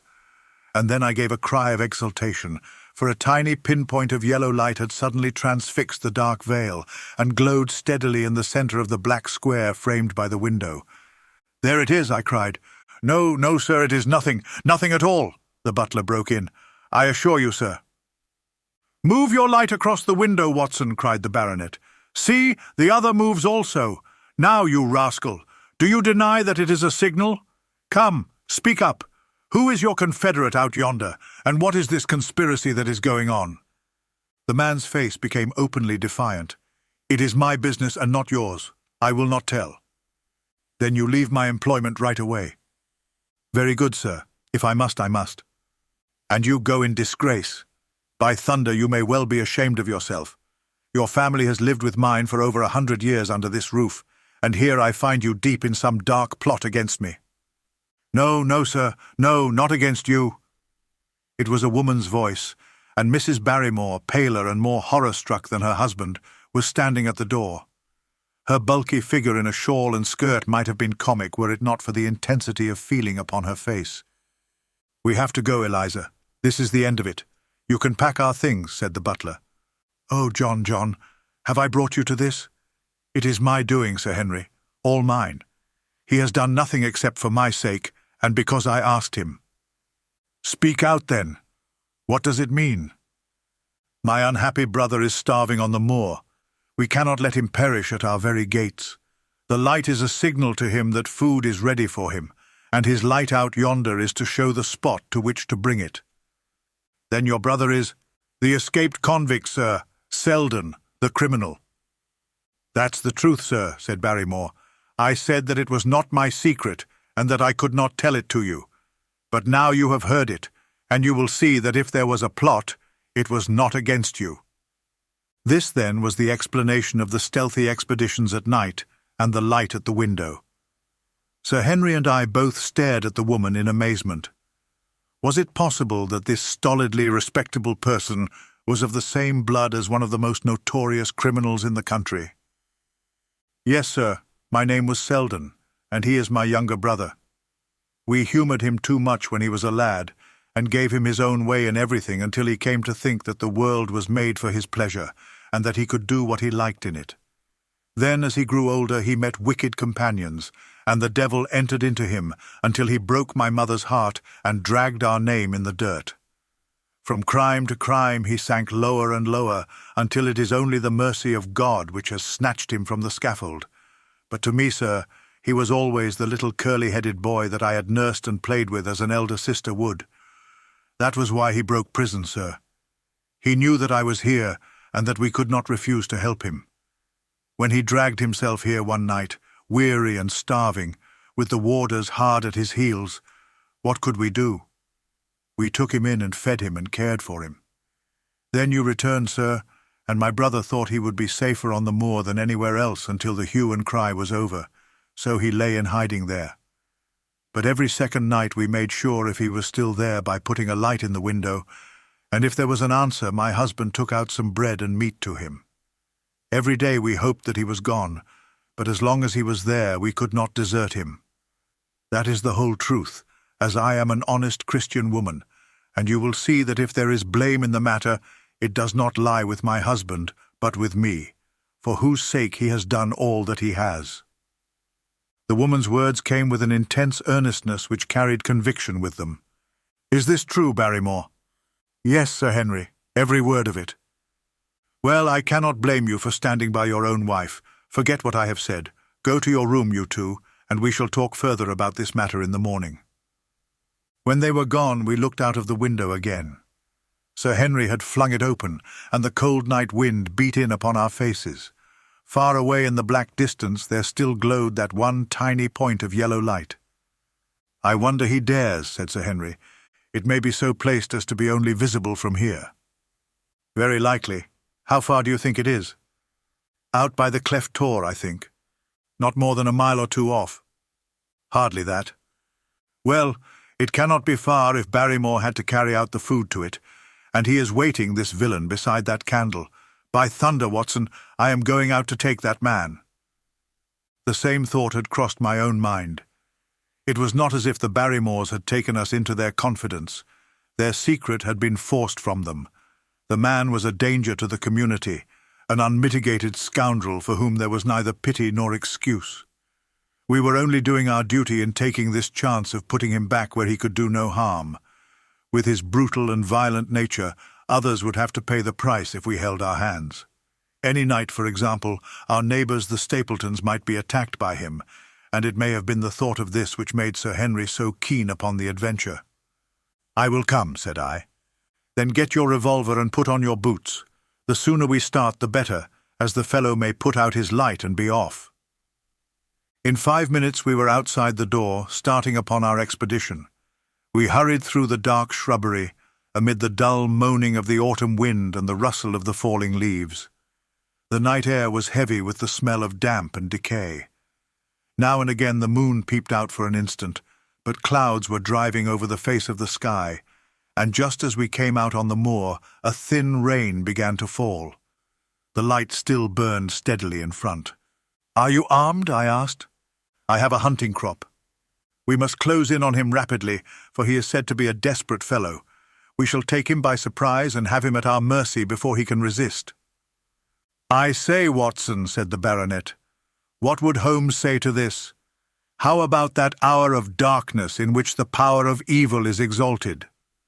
As if in answer to his words, there rose suddenly out of the vast gloom of the moor that strange cry which I had already heard upon the borders of the great Grimpen Mire.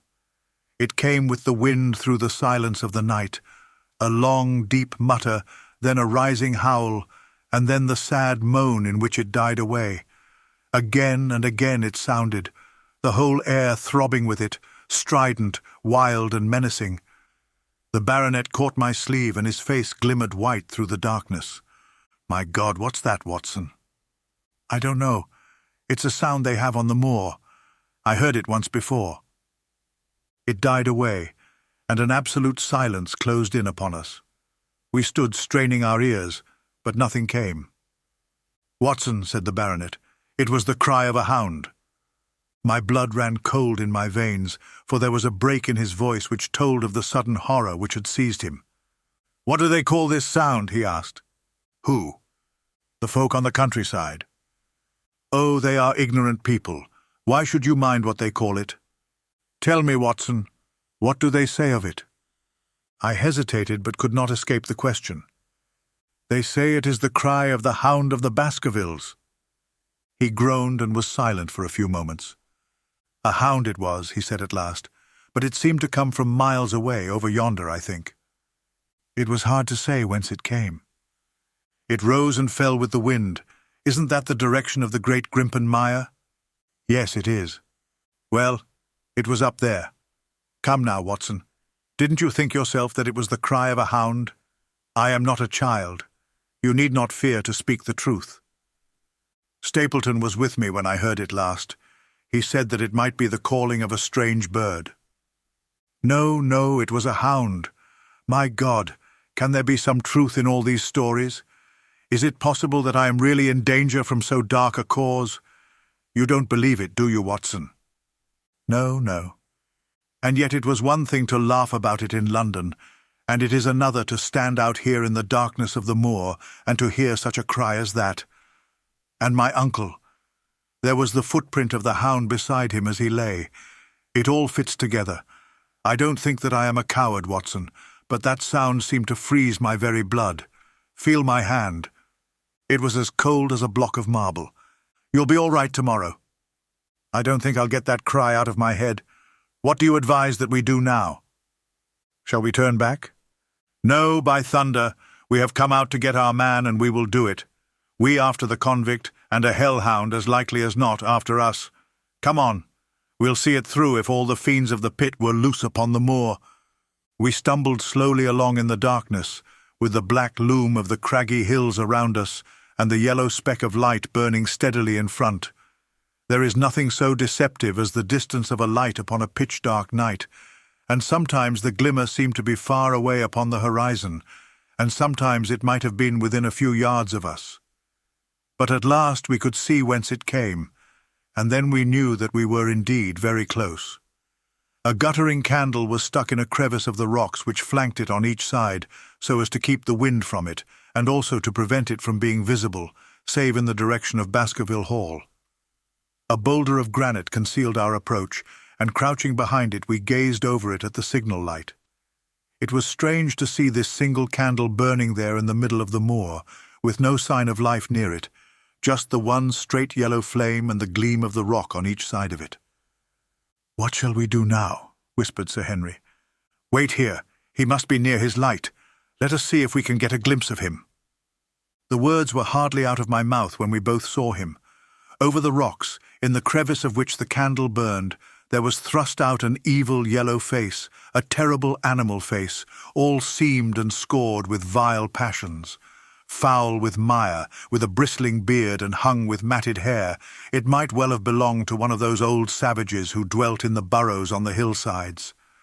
The light beneath him was reflected in his small, cunning eyes, which peered fiercely to right and left through the darkness, like a crafty and savage animal who has heard the steps of the hunters. Something had evidently aroused his suspicions. It may have been that Barrymore had some private signal which we had neglected to give, or the fellow may have had some other reason for thinking that all was not well, but I could read his fears upon his wicked face. Any instant he might dash out the light and vanish in the darkness. I sprang forward, therefore, and Sir Henry did the same. At the same moment, the convict screamed out a curse at us and hurled a rock which splintered up against the boulder which had sheltered us. I caught one glimpse of his short, squat, strongly built figure as he sprang to his feet and turned to run. At the same moment, by a lucky chance, the moon broke through the clouds. We rushed over the brow of the hill, and there was our man running with great speed down the other side, springing over the stones in his way with the activity of a mountain goat. A lucky long shot of my revolver might have crippled him, but I had brought it only to defend myself if attacked, and not to shoot an unarmed man who was running away. We were both swift runners and in fairly good training, but we soon found that we had no chance of overtaking him. We saw him for a long time in the moonlight, until he was only a small speck moving swiftly among the boulders upon the side of a distant hill. We ran and ran until we were completely blown, but the space between us grew ever wider. Finally we stopped and sat panting on two rocks, while we watched him disappearing in the distance. And it was at this moment that there occurred a most strange and unexpected thing. We had risen from our rocks and were turning to go home, having abandoned the hopeless chase. The moon was low upon the right, and the jagged pinnacle of a granite tor stood up against the lower curve of its silver disk. There, outlined as black as an ebony statue on that shining background, I saw the figure of a man upon the tor. Do not think that it was a delusion, Holmes. I assure you that I have never in my life seen anything more clearly. As far as I could judge, the figure was that of a tall, thin man. He stood with his legs a little separated, his arms folded, his head bowed, as if he were brooding over that enormous wilderness of peat and granite which lay before him. He might have been the very spirit of that terrible place. It was not the convict. This man was far from the place where the latter had disappeared. Besides, he was a much taller man. With a cry of surprise, I pointed him out to the baronet, but in the instant during which I had turned to grasp his arm, the man was gone. There was the sharp pinnacle of granite still cutting the lower edge of the moon, but its peak bore no trace of that silent and motionless figure. I wished to go in that direction and to search the tor, but it was some distance away. The baronet's nerves were still quivering from that cry, which recalled the dark story of his family, and he was not in the mood for fresh adventures. He had not seen this lonely man upon the tor, and could not feel the thrill which his strange presence and his commanding attitude had given to me. "A warder, no doubt," said he. "The moor has been thick with them since this fellow escaped. Well, perhaps his explanation may be the right one, but I should like to have some further proof of it. Today we mean to communicate to the Princetown people where they should look for their missing man, but it is hard lines that we have not actually had the triumph of bringing him back as our own prisoner. Such are the adventures of last night, and you must acknowledge, my dear Holmes, that I have done you very well in the matter of a report. Much of what I tell you is no doubt quite irrelevant, but still I feel that it is best that I should let you have all the facts and leave you to select for yourself those which will be of most service to you in helping you to your conclusions. We are certainly making some progress. So far as the Barrymores go, we have found the motive of their actions, and that has cleared up the situation very much. But the moor with its mysteries and its strange inhabitants remains as inscrutable as ever. Perhaps in my next I may be able to throw some light upon this also. Best of all would it be if you could come down to us. In any case, you will hear from me again in the course of the next few days. Chapter 10. Extract from the Diary of Dr. Watson. So far I have been able to quote from the reports which I have forwarded during these early days to Sherlock Holmes. Now, however, I have arrived at a point in my narrative where I am compelled to abandon this method and to trust once more to my recollections, aided by the diary which I kept at the time. A few extracts from the latter will carry me on to those scenes which are indelibly fixed in every detail upon my memory. I proceed then from the morning which followed our abortive chase of the convict and our other strange experiences upon the moor. October 16th. A dull and foggy day with a drizzle of rain. The house is banked in with rolling clouds, which rise now and then to show the dreary curves of the moor, with thin silver veins upon the sides of the hills, and the distant boulders gleaming where the light strikes upon their wet faces. It is melancholy outside and in. The baronet is in a black reaction after the excitements of the night.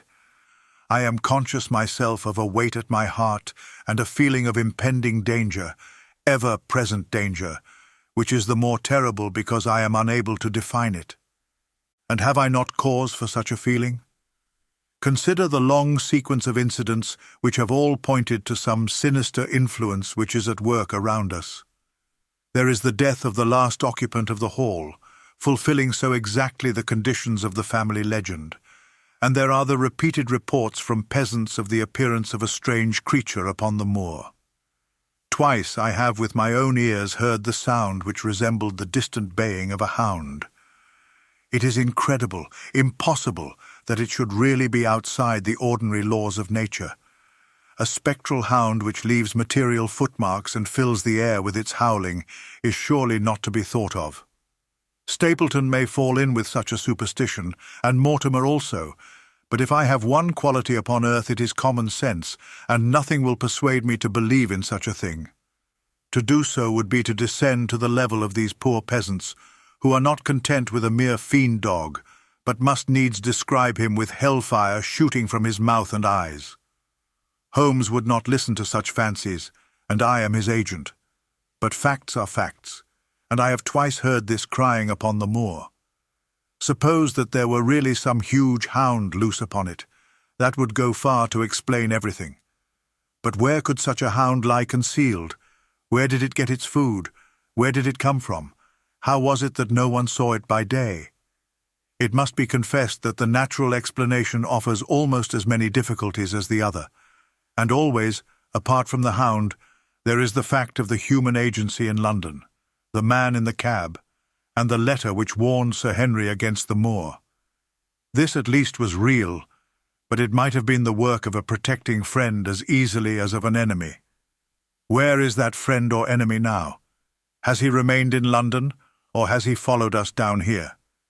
Could he be the stranger whom I saw upon the Tor? It is true that I have had only the one glance at him, and yet there are some things to which I am ready to swear. He is no one whom I have seen down here, and I have now met all the neighbours. The figure was far taller than that of Stapleton, far thinner than that of Frankland. Barrymore it might possibly have been, but we had left him behind us, and I am certain that he could not have followed us. A stranger, then, is still dogging us, just as a stranger dogged us in London. We have never shaken him off.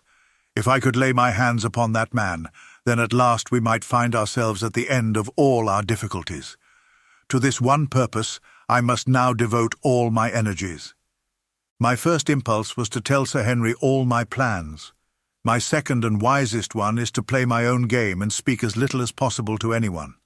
He is silent and distrait. His nerves have been strangely shaken by that sound upon the moor.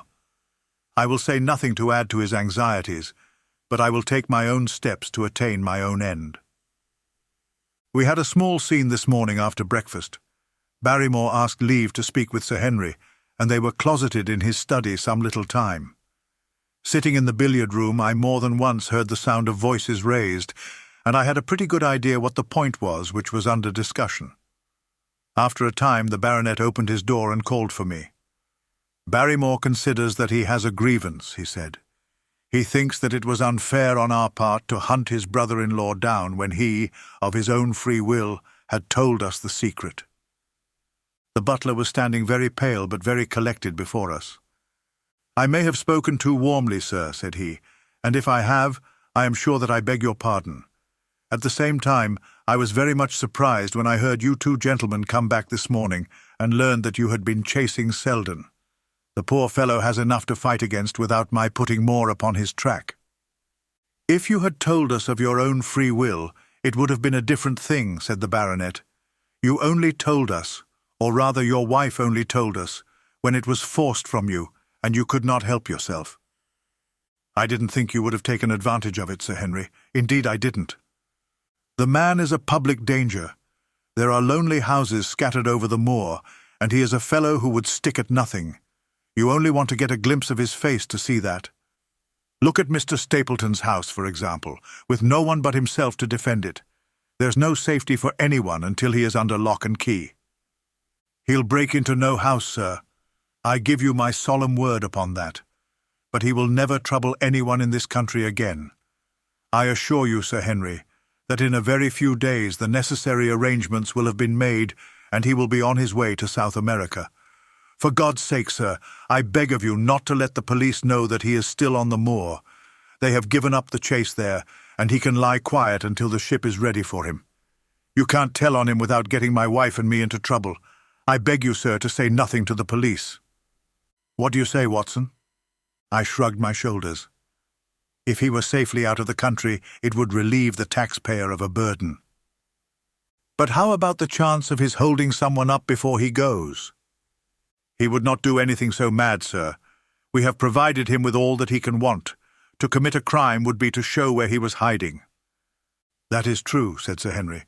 "Well, Barrymore, God bless you, sir, and thank you from my heart.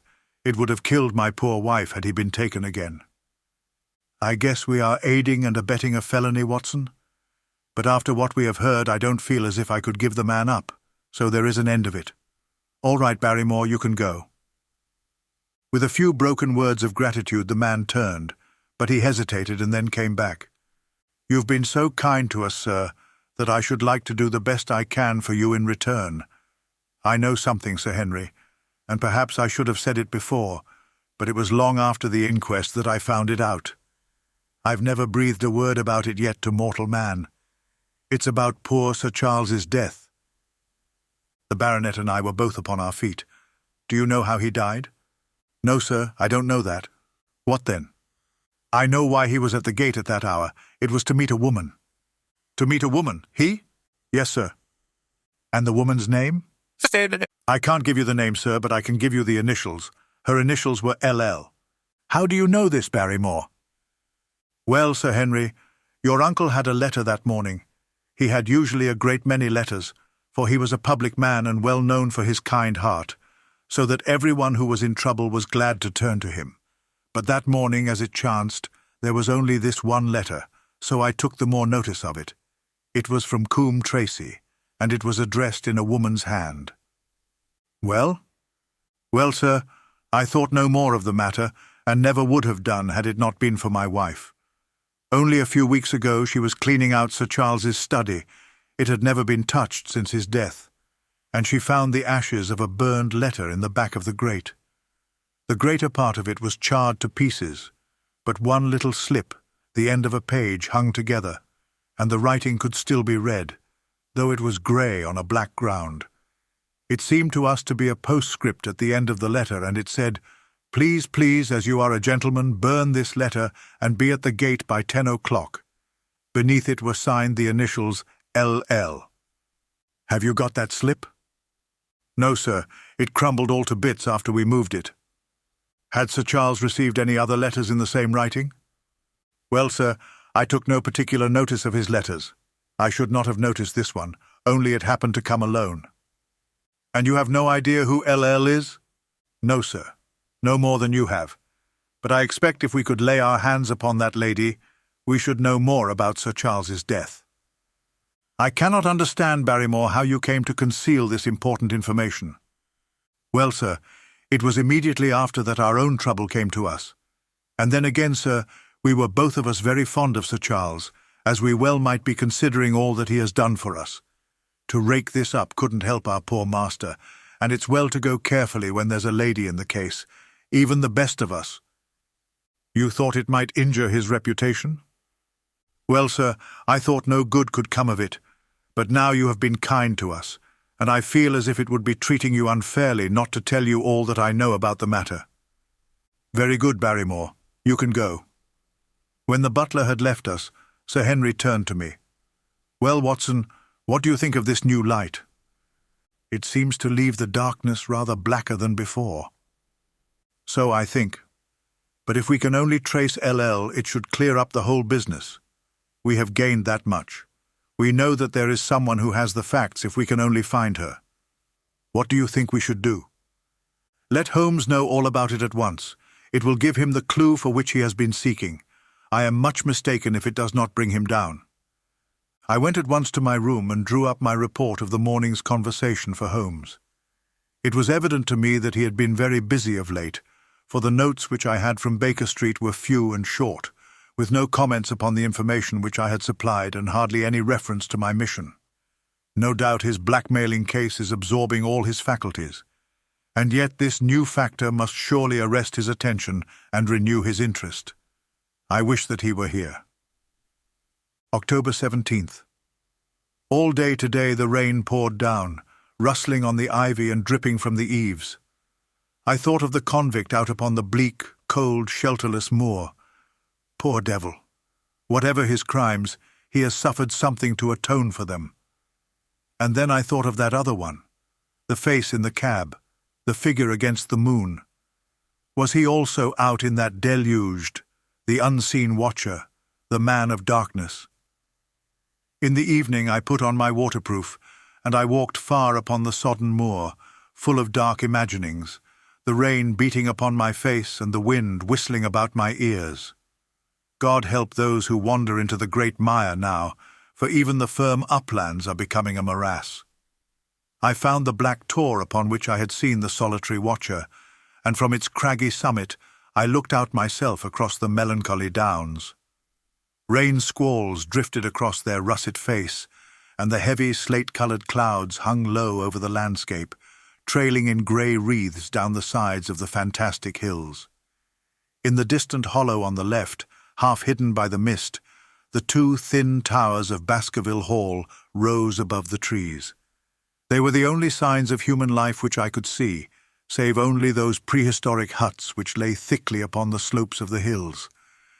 Nowhere was there any trace of that lonely man whom I had seen on the same spot 2 nights before. As I walked back, I was overtaken by Dr. Mortimer driving in his dog-cart over a rough moorland track which led from the outlying farmhouse of Foulmire. He has been very attentive to us, and hardly a day has passed that he has not called at the hall to see how we were getting on. He insisted upon my climbing into his dog-cart, and he gave me a lift homeward. I found him much troubled over the disappearance of his little spaniel. It had wandered on to the moor and had never come back. I gave him such consolation as I might, but I thought of the pony on the Grimpen Mire, and I do not fancy that he will see his little dog again. By the way, Mortimer, said I as we jolted along the rough road, I suppose there are few people living within driving distance of this whom you do not know? Hardly any, I think. And can you then tell me the name of any woman whose initials are LL? He thought for a few minutes. No, said he. There are a few gypsies and labouring folk for whom I can't answer, but among the farmers or gentry there is no one whose initials are those. Wait a bit, though, he added after a pause. There is Laura Lyons. Her initials are LL, but she lives in Coombe Tracy. Who is she? I asked.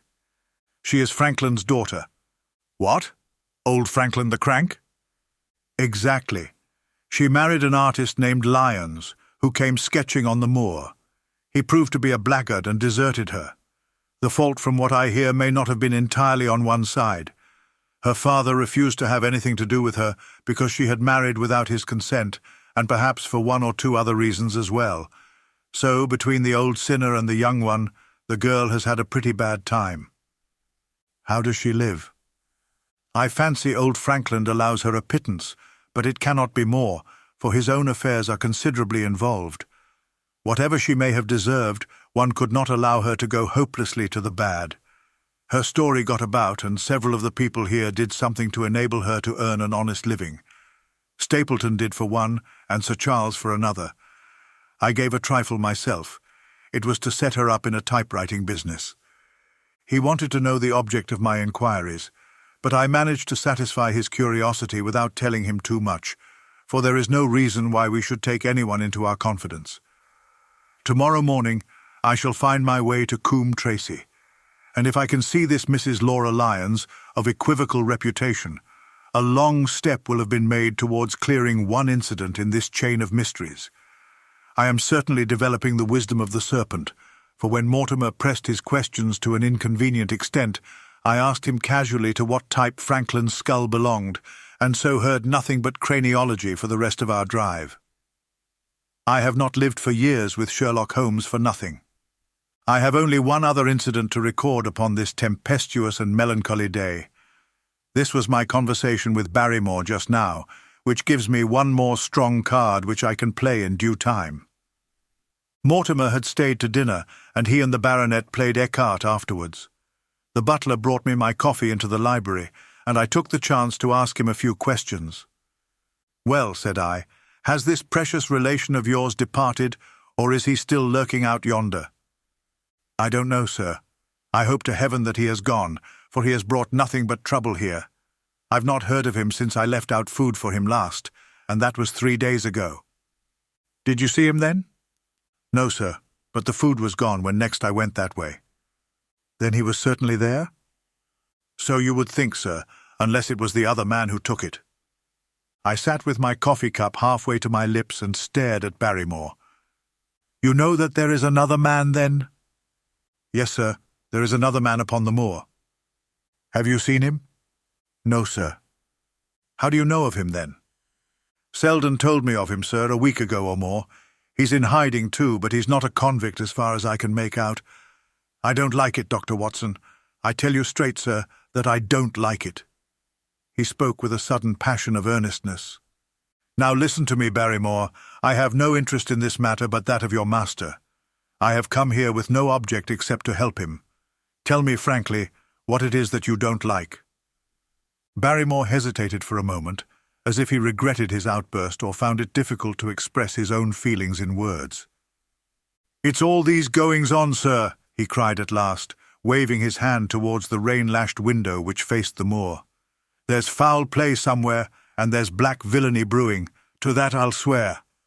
Very glad I should be, sir, to see Sir Henry on his way back to London again. But what is it that alarms you? Look at Sir Charles's death. That was bad enough for all that the coroner said. Look at the noises on the moor at night. There's not a man would cross it after sundown if he was paid for it. Look at this stranger hiding out yonder and watching and waiting. What's he waiting for? What does it mean? It means no good to anyone of the name of Baskerville, and very glad I shall be to be quit of it all on the day that Sir Henry's new servants are ready to take over the hall." "But about this stranger," said I. "Can you tell me anything about him? What did Selden say? Did he find out where he hid or what he was doing?" "He saw him once or twice, but he is a deep one and gives nothing away. At first he thought that he was the police, but soon he found that he had some lay of his own. A kind of gentleman he was, as far as he could see, but what he was doing he could not make out." "And where did he say that he lived?" "Among the old houses on the hillside, the stone huts where the old folk used to live." "But how about his food?" "Selden found out that he has got a lad who works for him and brings all he needs. I dare say he goes to Coombe Tracy for what he wants." "Very good, Barrymore. We may talk further of this some other time." When the butler had gone, I walked over to the black window, and I looked through a blurred pane at the driving clouds and at the tossing outline of the wind-swept trees. It is a wild night indoors, and what must it be in a stone hut upon the moor? What passion of hatred can it be which leads a man to lurk in such a place at such a time? And what deep and earnest purpose can he have which calls for such a trial? There in that hut upon the moor seems to lie the very centre of that problem which has vexed me so sorely. I swear that another day shall not have passed before I have done all that man can do to reach the heart of the mystery. Chapter 11. The Man on the Tor. The extract from my private diary, which forms the last chapter, has brought my narrative up to the 18th of October, a time when these strange events began to move swiftly towards their terrible conclusion. The incidents of the next few days are indelibly graven upon my recollection, and I can tell them without reference to the notes made at the time. I start them from the day which succeeded that upon which I had established two facts of great importance, the one that Mrs. Laura Lyons of Coombe. Tracy had written to Sir Charles Baskerville and made an appointment with him at the very place and hour that he met his death. The other that the lurking man upon the moor was to be found among the stone huts upon the hillside. With these two facts in my possession, I felt that either my intelligence or my courage must be deficient if I could not throw some further light upon these dark places. I had no opportunity to tell the baronet what I had learned about Mrs. Lyons upon the evening before, for Dr. Mortimer remained with him at cards until it was very late. At breakfast, however, I informed him about my discovery and asked him whether he would care to accompany me to Coombe Tracy. At first he was very eager to come, but on second thoughts it seemed to both of us that if I went alone, the results might be better. The more formal we made the visit, the less information we might obtain. I left Sir Henry behind, therefore, not without some prickings of conscience, and drove off upon my new quest. When I reached Coombe Tracy, I told Perkins to put up the horses, and I made inquiries for the lady whom I had come to interrogate. I had no difficulty in finding her rooms, which were central and well appointed. A maid showed me in without ceremony, and as I entered the sitting-room, a lady, who was sitting before a Remington typewriter, sprang up with a pleasant smile of welcome. Her face fell, however, when she saw that I was a stranger, and she sat down again and asked me the object of my visit. The first impression left by Mrs. Lyons was one of extreme beauty. Her eyes and hair were of the same rich hazel colour, and her cheeks, though considerably freckled, were flushed with the exquisite bloom of the brunette, the dainty pink which lurks at the heart of the sulphur rose. Admiration was, I repeat, the first impression. But the second was criticism. There was something subtly wrong with the face, some coarseness of expression, some hardness, perhaps, of eye, some looseness of lip which marred its perfect beauty. But these, of course, are afterthoughts. At the moment I was simply conscious that I was in the presence of a very handsome woman, and that she was asking me the reasons for my visit. I had not quite understood until that instant how delicate my mission was. "I have the pleasure," said I, "of knowing your father." It was a clumsy introduction, and the lady made me feel it. "There is nothing in common between my father and me," she said. "I owe him nothing, and his friends are not mine. If it were not for the late Sir Charles Baskerville and some other kind hearts, I might have starved for all that my father cared. It was about the late Sir Charles Baskerville that I have come here to see you." The freckles started out on the lady's face. "What can I tell you about him?" she asked, and her fingers played nervously over the stops of her typewriter. "You knew him, did you not?" "I have already said that I owe a great deal to his kindness. If I am able to support myself, it is largely due to the interest which he took in my unhappy situation." "Did you correspond with him?" The lady looked quickly up with an angry gleam in her hazel eyes. "What is the object of these questions?" she asked sharply. "The object is to avoid a public scandal. It is better that I should ask them here than that the matter should pass outside our control." She was silent, and her face was still very pale. At last she looked up with something reckless and defiant in her manner. "Well, I'll answer," she said. "What are your questions?" "Did you correspond with Sir Charles?" "I certainly wrote to him once or twice to acknowledge his delicacy and his generosity." "Have you the dates of those letters?" "No." "Have you ever met him?" "Yes, once or twice when he came into Coombe Tracy. He was a very retiring man, and he preferred to do good by stealth." "But if you saw him so seldom and wrote so seldom, how did he know enough about your affairs to be able to help you, as you say that he has done?" She met my difficulty with the utmost readiness. "There were several gentlemen who knew my sad history and united to help me. One was Mr. Stapleton, a neighbour and intimate friend of Sir Charles's. He was exceedingly kind, and it was through him that Sir Charles learned about my affairs. I knew already that Sir Charles Baskerville had made Stapleton his almoner upon several occasions, so the lady's statement bore the impress of truth upon it. "Did you ever write to Sir Charles asking him to meet you?" I continued. Mrs. Lyons flushed with anger again. "Really, sir, this is a very extraordinary question." "I am sorry, madam, but I must repeat it." "Then I answer certainly not."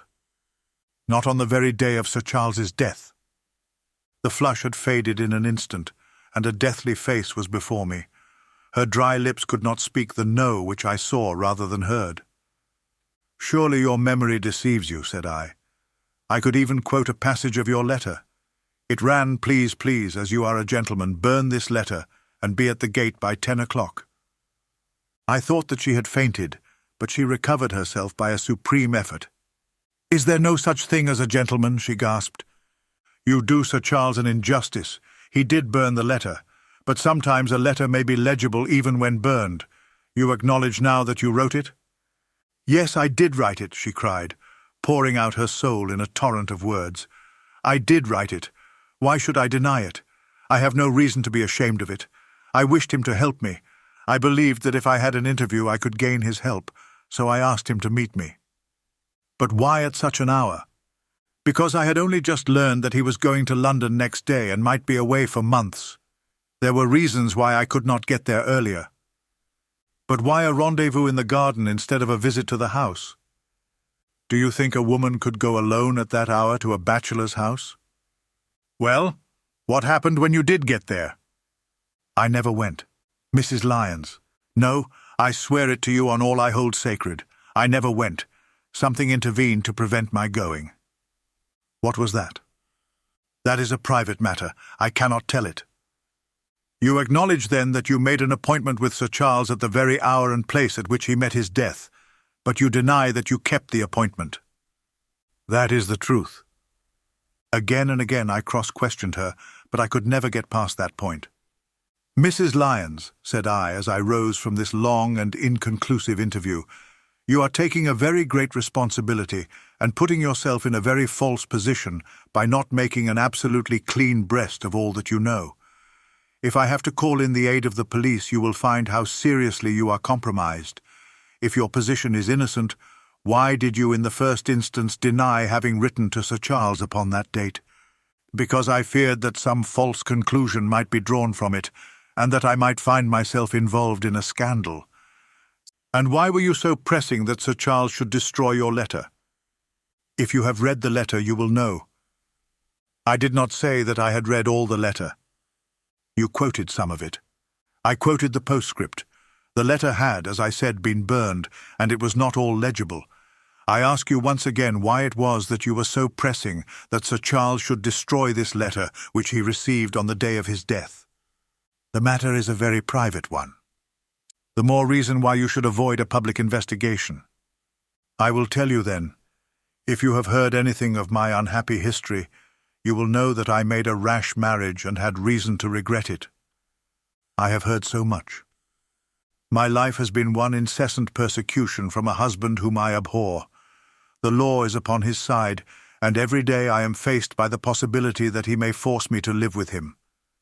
At the time that I wrote this letter to Sir Charles, I had learned that there was a prospect of my regaining my freedom if certain expenses could be met. It meant everything to me: peace of mind, happiness, self-respect, everything. I knew Sir Charles's generosity, and I thought that if he heard the story from my own lips, he would help me." "Then how is it that you did not go?" "Because I received help in the interval from another source." "Why, then, did you not write to Sir Charles and explain this?" "So I should have done had I not seen his death in the paper next morning." The woman's story hung coherently together, and all my questions were unable to shake it. I could only check it by finding if she had indeed instituted divorce proceedings against her husband at or about the time of the tragedy. It was unlikely that she would dare to say that she had not been to Baskerville Hall if she really had been, for a trap would be necessary to take her there, and could not have returned to Coombe Tracey until the early hours of the morning. Such an excursion could not be kept secret. The probability was, therefore, that she was telling the truth, or at least a part of the truth. I came away baffled and disheartened. Once again I had reached that dead wall which seemed to be built across every path by which I tried to get at the object of my mission. And yet the more I thought of the lady's face and of her manner, the more I felt that something was being held back from me. Why should she turn so pale? Why should she fight against every admission until it was forced from her? Why should she have been so reticent at the time of the tragedy? Surely the explanation of all this could not be as innocent as she would have me believe. For the moment I could proceed no farther in that direction, but must turn back to that other clue which was to be sought for among the stone huts upon the moor. And that was a most vague direction. I realized it as I drove back and noted how hill after hill showed traces of the ancient people. Barrymore's only indication had been that the stranger lived in one of these abandoned huts, and many hundreds of them are scattered throughout the length and breadth of the moor. But I had my own experience for a guide, since it had shown me the man himself standing upon the summit of the Black Tor. That, then, should be the centre of my search. From there I should explore every hut upon the moor until I lighted upon the right one. If this man were inside it, I should find out from his own lips, at the point of my revolver if necessary, who he was and why he had dogged us so long. He might slip away from us in the crowd of Regent Street, but it would puzzle him to do so upon the lonely moor. On the other hand, if I should find the hut and its tenant should not be within it, I must remain there, however long the vigil, until he returned. Holmes had missed him in London. It would indeed be a triumph for me if I could run him to earth where my master had failed. Luck had been against us again and again in this inquiry, but now at last it came to my aid. And the messenger of good fortune was none other than Mr. Frankland, who was standing, grey-whiskered and red-faced, outside the gate of his garden, which opened onto the high road along which I travelled. "Good day, Dr. Watson," cried he with unwonted good humour. "You must really give your horses a rest, and come in to have a glass of wine, and to congratulate me." My feelings towards him were very far from being friendly after what I had heard of his treatment of his daughter, but I was anxious to send Perkins and the wagonette home, and the opportunity was a good one. I alighted and sent a message to Sir Henry that I should walk over in time for dinner. Then I followed Frankland into his dining-room. "It is a great day for me, sir, one of the red-letter days of my life," he cried with many chuckles. "I have brought off a double event. I mean to teach them in these parts that law is law, and that there is a man here who does not fear to invoke it. I have established a right-of-way through the centre of Old Middleton's Park, slap across it, sir, within 100 yards of his own front door. What do you think of that? We'll teach these magnates that they cannot ride roughshod over the rights of the commoners, confound them. And I've closed the wood where the Fernworthy folk used to picnic. These infernal people seem to think that there are no rights of property, and that they can swarm where they like with their papers and their bottles. Both cases decided, Dr. Watson, and both in my favour. I haven't had such a day since I had Sir John Morland for trespass, because he shot in his own warren." "How on earth did you do that?" "Look it up in the books, sir. It will repay reading. Frankland v. Morland, Court of Queen's Bench. It cost me £200, but I got my verdict." "Did it do you any good?" "None, sir, none. I am proud to say that I had no interest in the matter. I act entirely from a sense of public duty. I have no doubt, for example, that the Fernworthy people will burn me in effigy tonight. I told the police last time they did it that they should stop these disgraceful exhibitions. The county constabulary is in a scandalous state, sir, and it has not afforded me the protection to which I am entitled. The case of Frankland versus Regina will bring the matter before the attention of the public. I told them that they would have occasion to regret their treatment of me, and already my words have come true." "How so?" I asked. The old man put on a very knowing expression. "Because I could tell them what they are dying to know, but nothing would induce me to help the rascals in any way." I had been casting round for some excuse by which I could get away from his gossip, but now I began to wish to hear more of it. I had seen enough of the contrary nature of the old sinner to understand that any strong sign of interest would be the surest way to stop his confidences. "Some poaching case, no doubt?" said I with an indifferent manner. "Ha, ha, my boy, a very much more important matter than that. What about the convict on the moor?" I stared. "You don't mean that you know where he is," said I. "I may not know exactly where he is, but I am quite sure that I could help the police to lay their hands on him. Has it never struck you that the way to catch that man was to find out where he got his food and so trace it to him? He certainly seemed to be getting uncomfortably near the truth." "No doubt," said I. "But how do you know that he is anywhere upon the moor?" "I know it because I have seen with my own eyes the messenger who takes him his food." My heart sank for Barrymore. It was a serious thing to be in the power of this spiteful old busybody. But his next remark took a weight from my mind. "You'll be surprised to hear that his food is taken to him by a child. I see him every day through my telescope upon the roof. He passes along the same path at the same hour, and to whom should he be going except to the convict?" Here was luck indeed, and yet I suppressed all appearance of interest. A child! Barrymore had said that our unknown was supplied by a boy. It was on his track, and not upon the convict's, that Frankland had stumbled. If I could get his knowledge, it might save me a long and weary hunt. But incredulity and indifference were evidently my strongest cards. I should say that it was much more likely that it was the son of one of the moorland shepherds taking out his father's dinner. The least appearance of opposition struck fire out of the old autocrat. His eyes looked malignantly at me, and his grey whiskers bristled like those of an angry cat. "Indeed, sir," said he, pointing out over the wide-stretching moor. "Do you see that black tor over yonder? Well, do you see the low hill beyond with the thorn bush upon it? It is the stoniest part of the whole moor. Is that a place where a shepherd would be likely to take his station? Your suggestion, sir, is a most absurd one." I meekly answered that I had spoken without knowing all the facts. My submission pleased him and led him to further confidences. "You may be sure, sir, that I have very good grounds before I come to an opinion. I have seen the boy again and again with his bundle. Every day, and sometimes twice a day, I have been able— But wait a moment, Dr. Watson. Do my eyes deceive me, or is there at the present moment something moving upon that hillside?" It was several miles off, but I could distinctly see a small dark dot against the dull green and grey. "Come, sir, come," cried Frankland, rushing upstairs. "You will see with your own eyes and judge for yourself." The telescope, a formidable instrument mounted upon a tripod, stood upon the flat leads of the house. Frankland clapped his eye to it and gave a cry of satisfaction.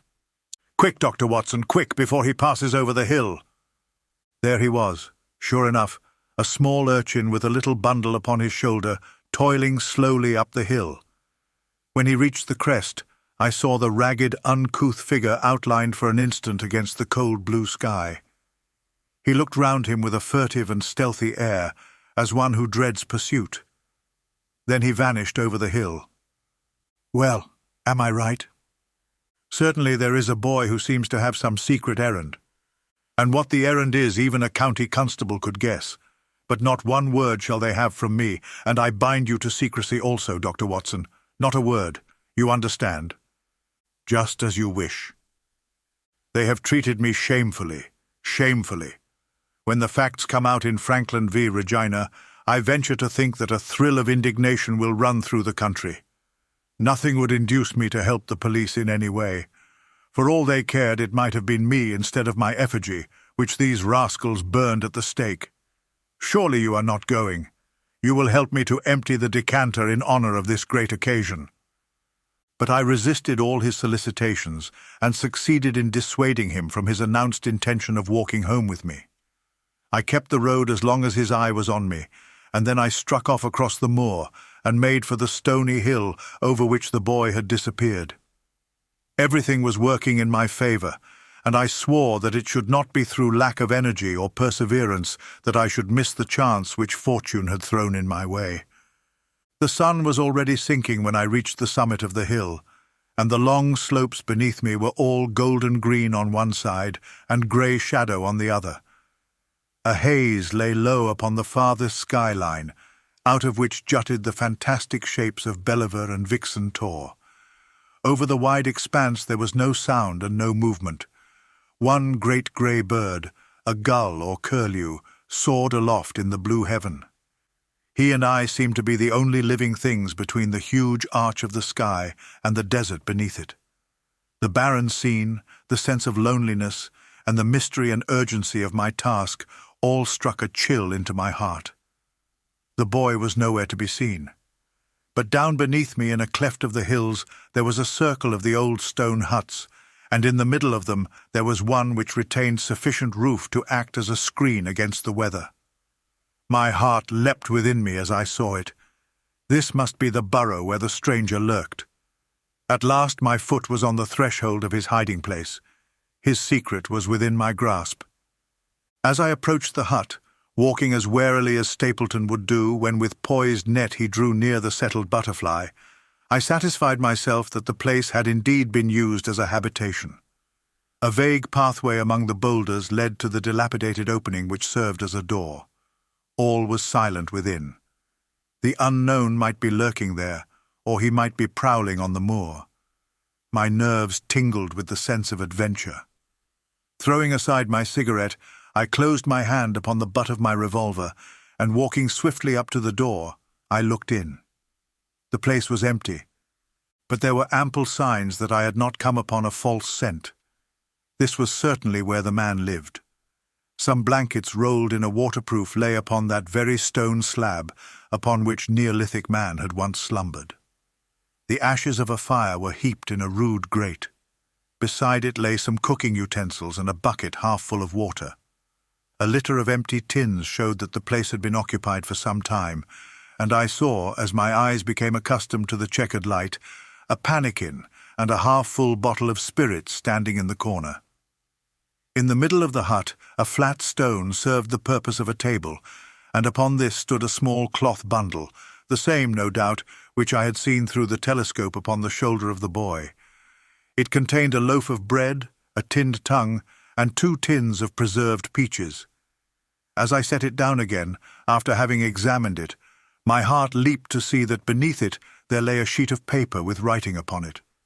I raised it, and this was what I read, roughly scrawled in pencil. Dr. Watson has gone to Coombe Tracy. For a minute I stood there with the paper in my hands, thinking out the meaning of this curt message. It was I, then, and not Sir Henry, who was being dogged by this secret man. He had not followed me himself, but he had set an agent, the boy perhaps, upon my track, and this was his report. Possibly I had taken no step since I had been upon the moor which had not been observed and reported. Always there was this feeling of an unseen force, a fine net drawn round us with infinite skill and delicacy, holding us so lightly that it was only at some supreme moment that one realized that one was indeed entangled in its meshes. If there was one report, there might be others, so I looked round the hut in search of them. There was no trace, however, of anything of the kind, nor could I discover any sign which might indicate the character or intentions of the man who lived in this singular place, save that he must be of Spartan habits and cared little for the comforts of life. When I thought of the heavy rains and looked at the gaping roof, I understood how strong and immutable must be the purpose which had kept him in that inhospitable abode. Was he our malignant enemy, or was he by chance our guardian angel? I swore that I would not leave the hut until I knew. Outside the sun was sinking low and the west was blazing with scarlet and gold. Its reflection was shot back in ruddy patches by the distant pools which lay amid the great Grimpen mire.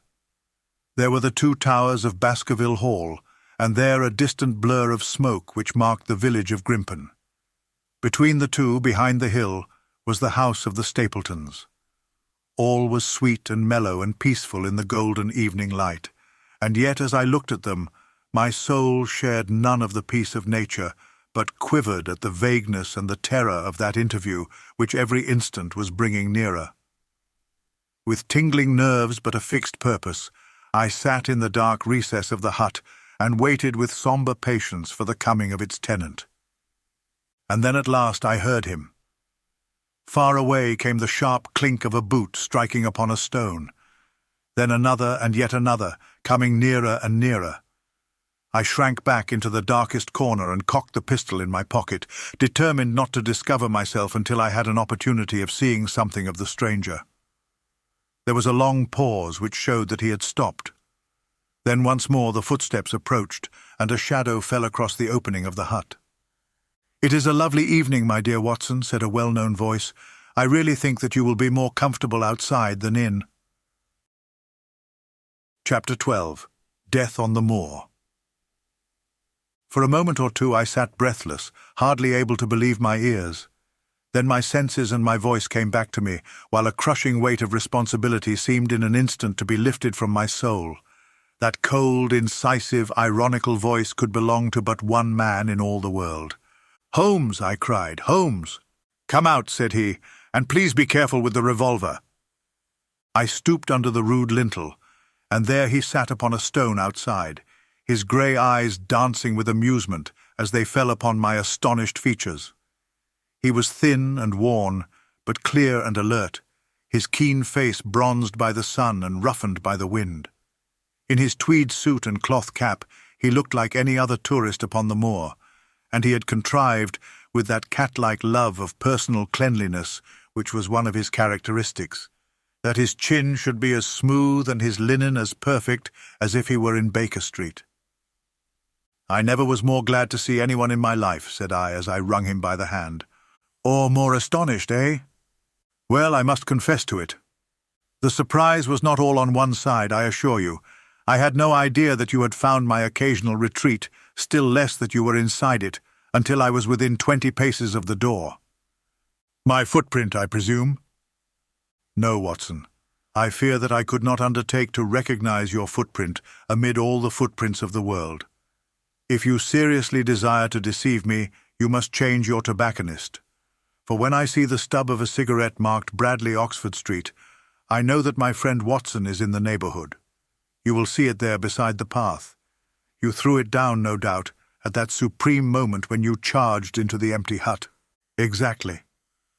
I thought as much, and knowing your admirable tenacity, I was convinced that you were sitting in ambush, a weapon within reach, waiting for the tenant to return. So you actually thought that I was the criminal?" "I did not know who you were, but I was determined to find out." "Excellent, Watson. And how did you localize me? You saw me, perhaps, on the night of the convict hunt, when I was so imprudent as to allow the moon to rise behind me." "Yes, I saw you then." "And have no doubt searched all the huts until you came to this one?" "No, your boy had been observed, and that gave me a guide where to look." "The old gentleman with the telescope, no doubt. I could not make it out when first I saw the light flashing upon the lens." He rose and peeped into the hut. "Ha! I see that Cartwright has brought up some supplies. What's this paper? So you have been to Coombe Tracy, have you?" "Yes." "To see Mrs. Laura Lyons?" "Exactly." "Well done. Our researches have evidently been running on parallel lines, and when we unite our results, I expect we shall have a fairly full knowledge of the case." "Well, I am glad from my heart that you are here, for indeed the responsibility and the mystery were both becoming too much for my nerves. But how in the name of wonder did you come here, and what have you been doing? I thought that you were in Baker Street working out that case of blackmailing." "That was what I wished you to think." "Then you use me, and yet do not trust me," I cried with some bitterness. "I think that I have deserved better at your hands, Holmes." "My dear fellow, you have been invaluable to me in this as in many other cases, and I beg that you will forgive me if I have seemed to play a trick upon you. In truth, it was partly for your own sake that I did it, and it was my appreciation of the danger which you ran which led me to come down and examine the matter for myself. Had I been with Sir Henry and you, it is confident that my point of view would have been the same as yours, and my presence would have warned our very formidable opponents to be on their guard.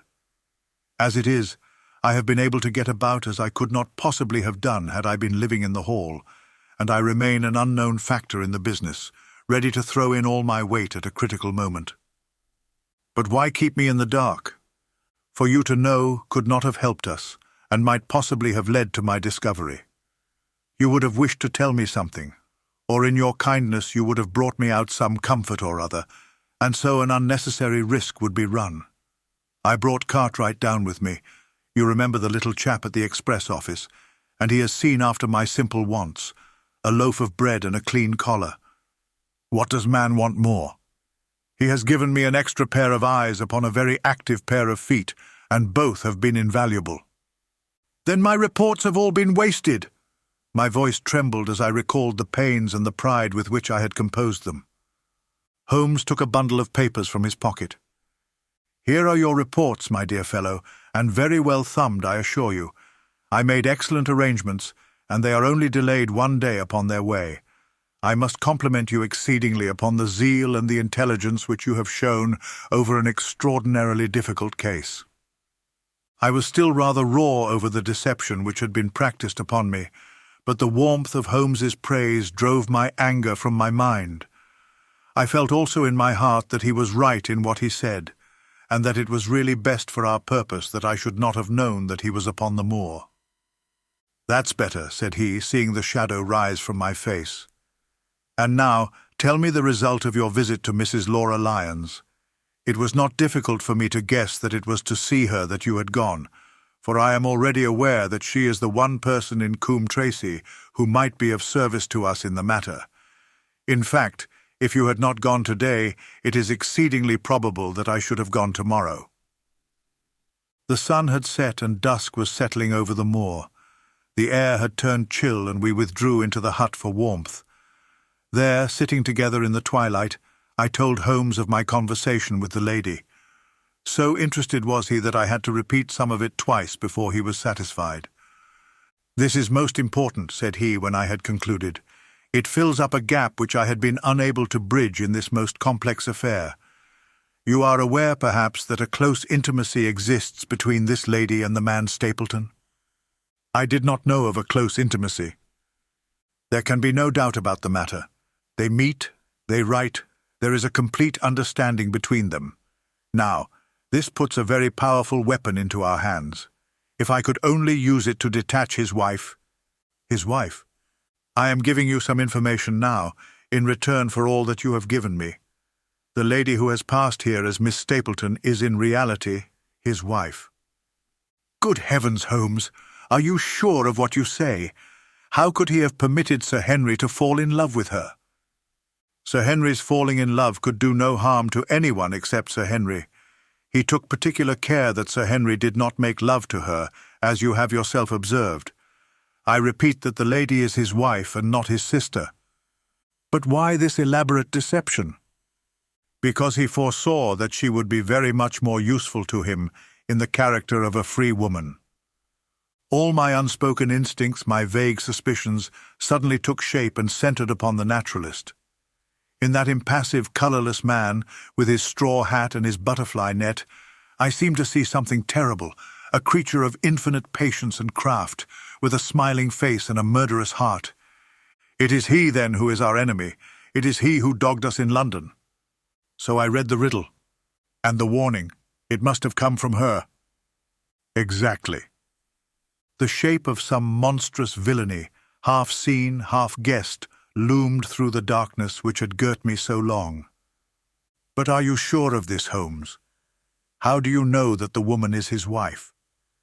Because he so far forgot himself as to tell you a true piece of autobiography upon the occasion when he first met you, and I dare say he has many a time regretted it since. He was once a schoolmaster in the north of England. Now there is no one more easy to trace than a schoolmaster. There are scholastic agencies by which one may identify any man who has been in the profession. A little investigation showed me that a school had come to grief under atrocious circumstances, and that the man who had owned it, the name was different, had disappeared with his wife. The descriptions agreed.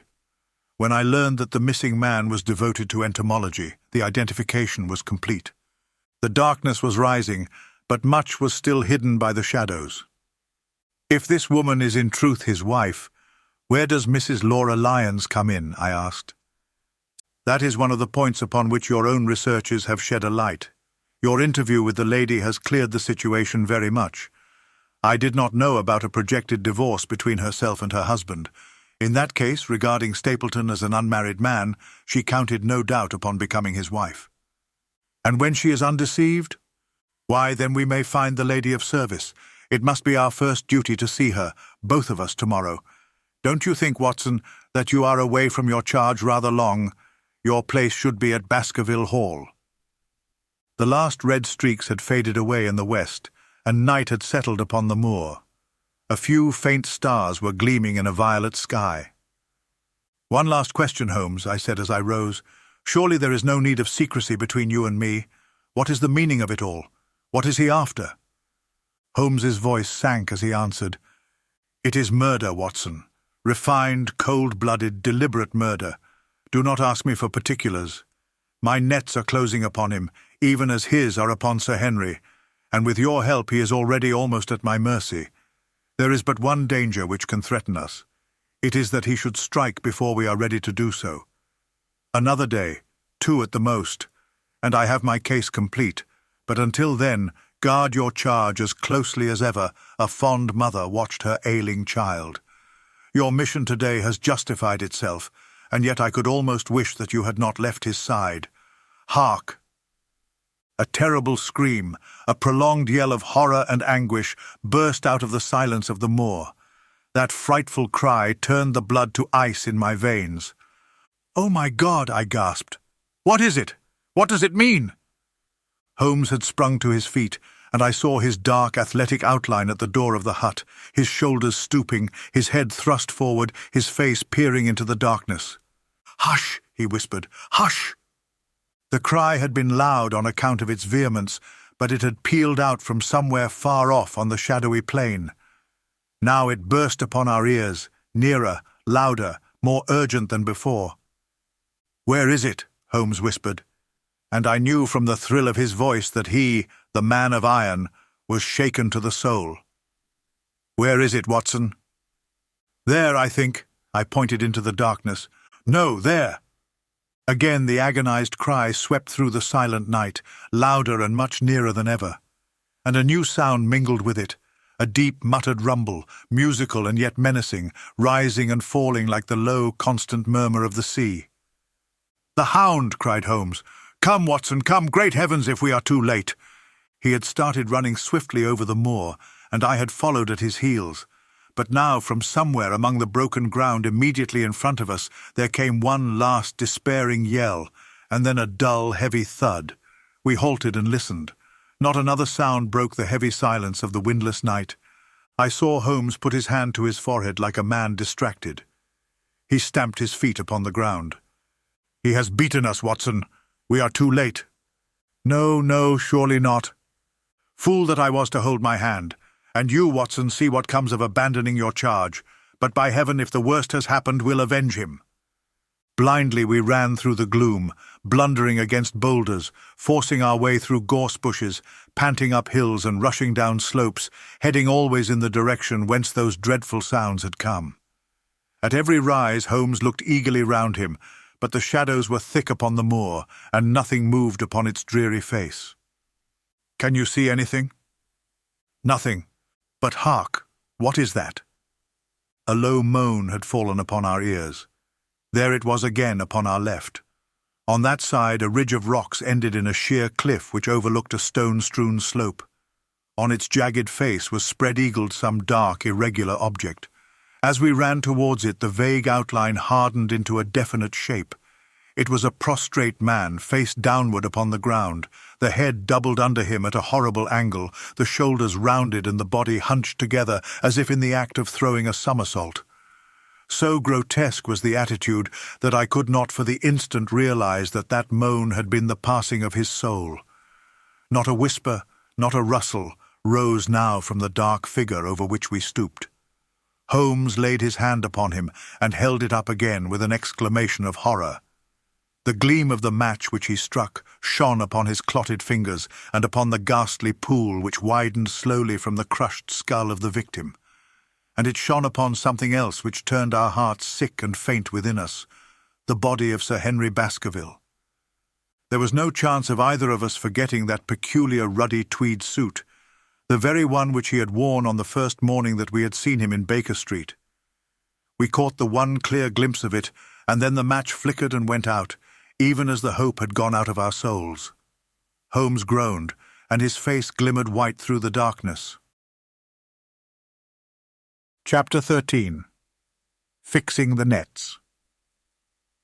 Sir Henry was more pleased than surprised to see Sherlock Holmes, for he had for some days been expecting that recent events would bring him down from London. He did raise his eyebrows, however, when he found that my friend had neither any luggage nor any explanations for its absence.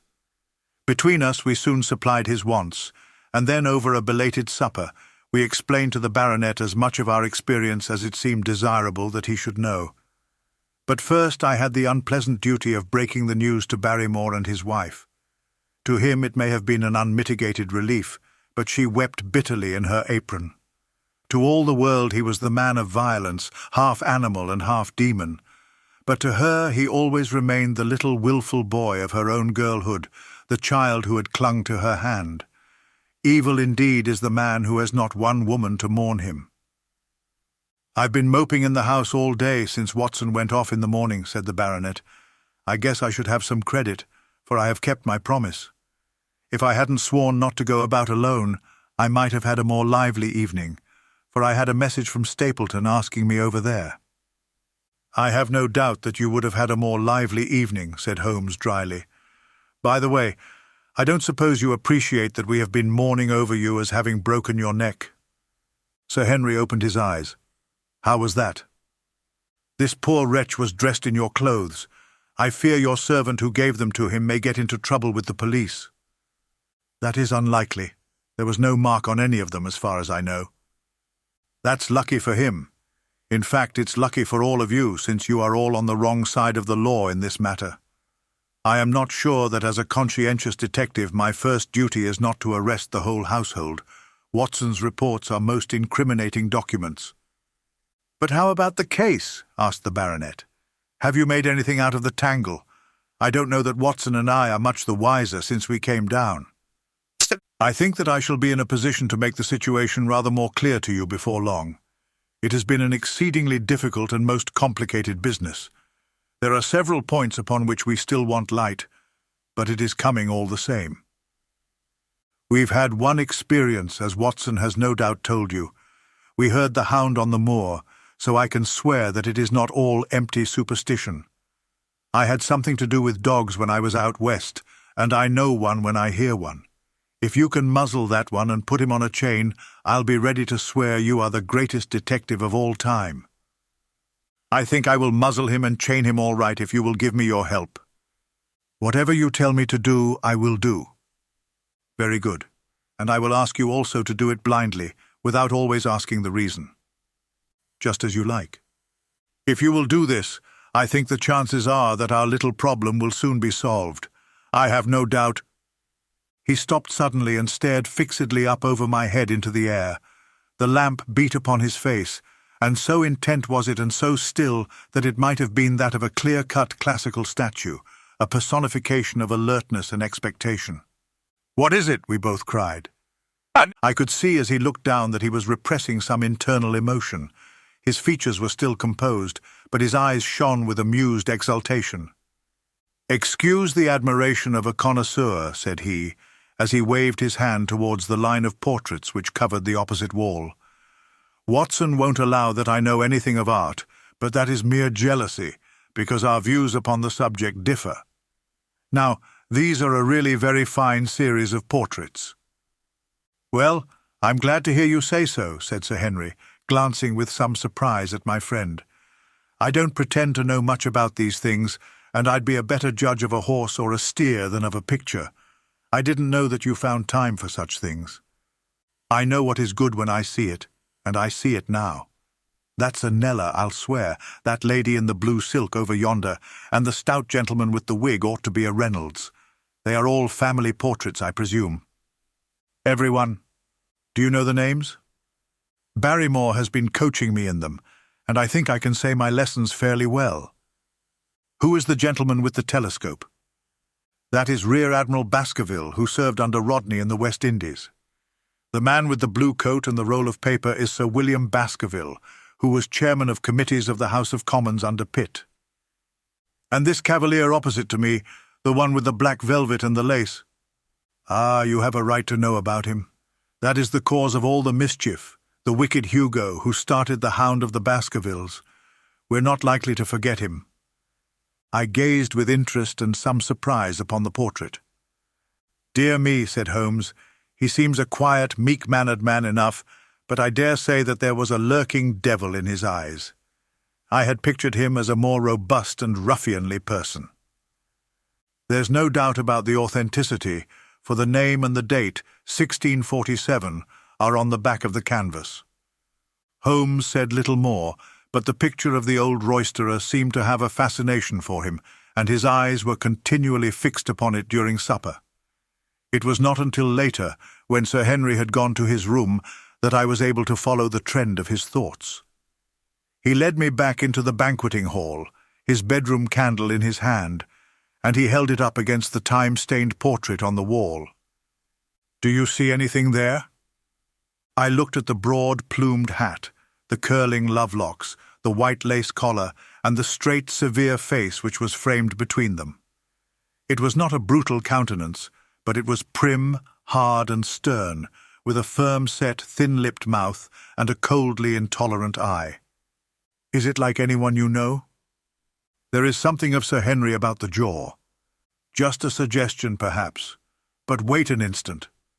He stood upon a chair, and holding up the light in his left hand, he curved his right arm over the broad hat and round the long ringlets. Good heavens! I cried in amazement. The face of Stapleton had sprung out of the canvas. Ha! You see it now. My eyes have been trained to examine faces and not their trimmings. It is the first quality of a criminal investigator that he should see through a disguise. But this is marvelous. It might be his portrait. Yes, it is an interesting instance of a throwback, which appears to be both physical and spiritual. A study of family portraits is enough to convert a man to the doctrine of reincarnation. The fellow is a Baskerville, that is evident. With designs upon the succession. Exactly. This chance of the picture has supplied us with one of our most obvious missing links. We have him, Watson. We have him. And I dare swear that before tomorrow night he will be fluttering in our net as helpless as one of his own butterflies. A pin, a cork, and a card, and we add him to the Baker Street collection. He burst into one of his rare fits of laughter as he turned away from the picture. I have not heard him laugh often, and it has always boded ill to somebody. I was up betimes in the morning, but Holmes was afoot earlier still, for I saw him as I dressed, coming up the drive. Yes, we should have a full day today, he remarked, and he rubbed his hands with the joy of action. The nets are all in place, and the drag is about to begin. We'll know before the day is out whether we have caught our big, lean-jawed pike, or whether he has got through the meshes. Have you been on the moor already? I have sent a report from Grimpen to Princetown as to the death of Selden. I think I can promise that none of you will be troubled in the matter, and I have also communicated with my faithful Cartwright, who would certainly have pined away at the door of my hut as a dog does at his master's grave, if I had not set his mind at rest about my safety. What is the next move? To see Sir Henry. Ah, here he is. Good morning, Holmes, said the baronet. You look like a general who is planning a battle with his chief of the staff. That is the exact situation. Watson was asking for orders. And so do I. Very good. You are engaged, as I understand, to dine with our friends the Stapletons tonight. I hope that you will come also. They are very hospitable people, and I am sure that they would be very glad to see you. I fear that Watson and I must go to London. To London? Yes, I think that we should be more useful there at the present juncture. The baronet's face perceptibly lengthened. I hope that you are going to see me through this business. The hall and the moor are not very pleasant places when one is alone. My dear fellow, you must trust me implicitly and do exactly what I tell you. You can tell your friends that we should have been happy to have come with you, but that urgent business required us to be in town. We hope very soon to return to Devonshire. Will you remember to give them that message? If you insist upon it. There is no alternative, I assure you. I saw by the baronet's clouded brow that he was deeply hurt by what he regarded as our desertion. When do you desire to go? He asked coldly. Immediately after breakfast. We will drive into Coombe Tracy, but Watson will leave his things as a pledge that he will come back to you. Watson, you will send a note to Stapleton to tell him that you regret that you cannot come. I have a good mind to go to London with you, said the baronet. Why should I stay here alone? Because it is your post of duty, because you gave me your word that you would do as you were told, and I tell you to stay. All right then, I'll stay. One more direction. I wish you to drive to Merripit House. Send back your trap, however, and let them know that you intend to walk home. To walk across the moor? Yes. But that is the very thing which you have so often cautioned me not to do. This time you may do it with safety. If I had not every confidence in your nerve and courage, I would not suggest it, but it is essential that you should do it. Then I will do it. And as you value your life, do not go across the moor in any direction, save along the straight path which leads from Merripit House to the Grimpen Road, and is your natural way home. I will do just what you say. Very good. I should be glad to get away as soon after breakfast as possible, so as to reach London in the afternoon. I was much astounded by this programme, though I remembered that Holmes had said to Stapleton on the night before that his visit would terminate next day. It had not crossed my mind, however, that he would wish me to go with him, nor could I understand how we could both be absent at a moment which he himself declared to be critical. There was nothing for it, however, but implicit obedience. So we bade good-bye to our rueful friend, and a couple of hours afterwards we were at the station of Coombe Tracy and had dispatched the trap upon its return journey. A small boy was waiting upon the platform. "Any orders, sir?" "You will take this train to town, Cartwright. The moment you arrive you will send a wire to Sir Henry Baskerville in my name to say that if he finds the pocket-book which I have dropped, he is to send it by registered post to Baker Street." "Yes, sir." "And ask at the station office if there is a message for me." The boy returned with a telegram, which Holmes handed to me. It ran, "Wire received, coming down with unsigned warrant, arrive 5:40, Lestrade. That is in answer to mine of this morning. He is the best of the professionals, I think, and we may need his assistance. Now, Watson, I think that we cannot employ our time better than by calling upon your acquaintance, Mrs. Laura Lyons." His plan of campaign was beginning to be evident. He would use the baronet in order to convince the Stapletons that we were really gone, while we should actually return at the instant when we were likely to be needed. That telegram from London, if mentioned by Sir Henry to the Stapletons, must remove the last suspicions from their minds. Already I seemed to see our nets drawing closer around that lean-jawed pike. Mrs. Laura Lyons was in her office, and Sherlock Holmes opened his interview with a frankness and directness which considerably amazed her. "I am investigating the circumstances which attended the death of the late Sir Charles Baskerville," said he. "My friend here, Dr. Watson, has informed me of what you have communicated, and also of what you have withheld in connection with that matter." "What have I withheld?" she asked defiantly. "You have confessed that you asked Sir Charles to be at the gate at 10 o'clock. We know that that was the place and hour of his death. You have withheld what the connection is between these events." "There is no connection." "In that case, the coincidence must indeed be an extraordinary one. But I think that we shall succeed in establishing a connection after all. I wish to be perfectly frank with you, Mrs. Lyons. We regard this case as one of murder, and the evidence may implicate not only your friend Mr. Stapleton, but his wife as well." The lady sprang from her chair. "His wife!" she cried. "The fact is no longer a secret. The person who has passed for his sister is really his wife." Mrs. Lyons had resumed her seat. Her hands were grasping the arms of her chair, and I saw that the pink nails had turned white with the pressure of her grip. "His wife," she said again. "His wife! He is not a married man." Sherlock Holmes shrugged his shoulders. "Prove it to me. Prove it to me. And if you can do so—" The fierce flash of her eyes said more than any words.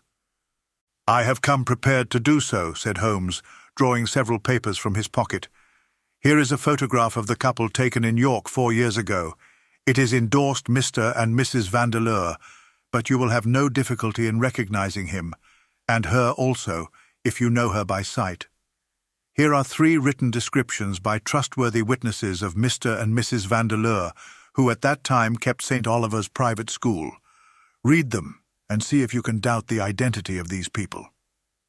She glanced at them, and then looked up at us with the set, rigid face of a desperate woman. "Mr. Holmes," she said, "this man had offered me marriage on condition that I could get a divorce from my husband. He has lied to me, the villain, in every conceivable way. Not one word of truth has he ever told me. And why? Why? I imagined that all was for my own sake. But now I see that I was never anything but a tool in his hands. Why should I preserve faith with him who never kept any with me? Why should I try to shield him from the consequences of his own wicked acts? Ask me what you like, and there is nothing which I shall hold back. One thing I swear to you, and that is that when I wrote the letter, I never dreamed of any harm to the old gentleman who had been my kindest friend." "I entirely believe you, madam," said Sherlock Holmes. "The recital of these events must be very painful to you, and perhaps it will make it easier if I tell you what occurred, and you can check me if I make any material mistake.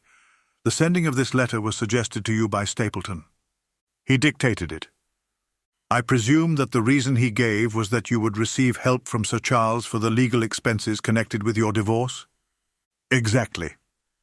And then after you had sent the letter, he dissuaded you from keeping the appointment. He told me that it would hurt his self-respect that any other man should find the money for such an object, and that though he was a poor man himself, he would devote his last penny to removing the obstacles which divided us. He appears to be a very consistent character. And then you heard nothing until you read the reports of the death in the paper?" "No." "And he made you swear to say nothing about your appointment with Sir Charles?" "He did. He said that the death was a very mysterious one, and that I should certainly be suspected if the facts came out. He frightened me into remaining silent." "Quite so. But you had your suspicions." She hesitated and looked down. "I knew him," she said, "but if he had kept faith with me, I should always have done so with him." "I think that on the whole you have had a fortunate escape," said Sherlock Holmes. "You have had him in your power, and he knew it, and yet you are alive. You have been walking for some months very near to the edge of a precipice. We must wish you good morning now, Mrs. Lyons, and it is probable that you will very shortly hear from us again." "Our case becomes rounded off, and difficulty after difficulty thins away in front of us," said Holmes, as we stood waiting for the arrival of the express from town. "I shall soon be in the position of being able to put into a single connected narrative one of the most singular and sensational crimes of modern times. Students of criminology will remember the analogous incidents in Godno, in Little Russia, in the year 66, and of course there are the Anderson murders in North Carolina, but this case possesses some features which are entirely its own. Even now we have no clear case against this very wily man. But I shall be very much surprised if it is not clear enough before we go to bed this night." The London Express came roaring into the station, and a small, wiry bulldog of a man had sprung from a first-class carriage. We all 3 shook hands, and I saw at once from the reverential way in which Lestrade gazed at my companion that he had learned a good deal since the days when they had first worked together. I could well remember the scorn which the theories of the reasoner used then to excite in the practical man. "Anything good?" he asked. "The biggest thing for years," said Holmes. "We have 2 hours before we need think of starting. I think we might employ it in getting some dinner, and then, Lestrade, we will take the London fog out of your throat by giving you a breath of the pure night air of Dartmoor. Never been there? Ah, well, I don't suppose you will forget your first visit." Chapter 14. The Hound of the Baskervilles.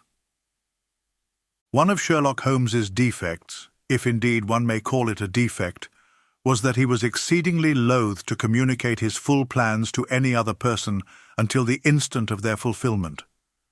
Partly it came no doubt from his own masterful nature, which loved to dominate and surprise those who were around him. Partly also from his professional caution, which urged him never to take any chances. The result, however, was very trying for those who were acting as his agents and assistants. I had often suffered under it, but never more so than during that long drive in the darkness. The great ordeal was in front of us. At last, we were about to make our final effort, and yet Holmes had said nothing, and I could only surmise what his course of action would be. My nerves thrilled with anticipation, when at last the cold wind upon our faces and the dark, void spaces on either side of the narrow road told me that we were back upon the moor once again. Every stride of the horses and every turn of the wheels was taking us nearer to our supreme adventure. Our conversation was hampered by the presence of the driver of the hired wagonette, so that we were forced to talk of trivial matters when our nerves were tense with emotion and anticipation. It was a relief to me, after that unnatural restraint, when we at last passed Franklin's house and knew that we were drawing near to the hall and to the scene of action. We did not drive up to the door, but got down near the gate of the avenue.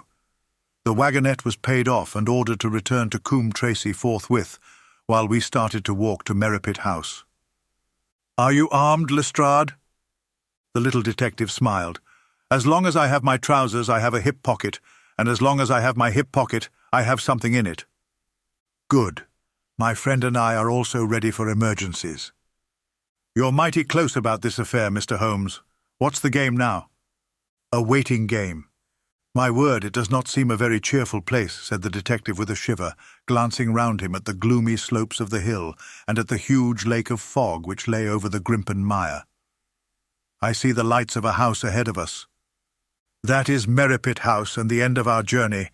I must request you to walk on tiptoe and not to talk above a whisper." We moved cautiously along the track as if we were bound for the house, but Holmes halted us when we were about 200 yards from it. "This will do," said he. "These rocks upon the right make an admirable screen." "We are to wait here?" "Yes, we shall make our little ambush here. Get into this hollow, Lestrade.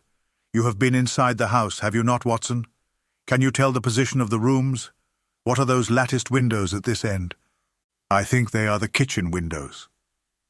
"And the one beyond, which shines so brightly?" "That is certainly the dining room."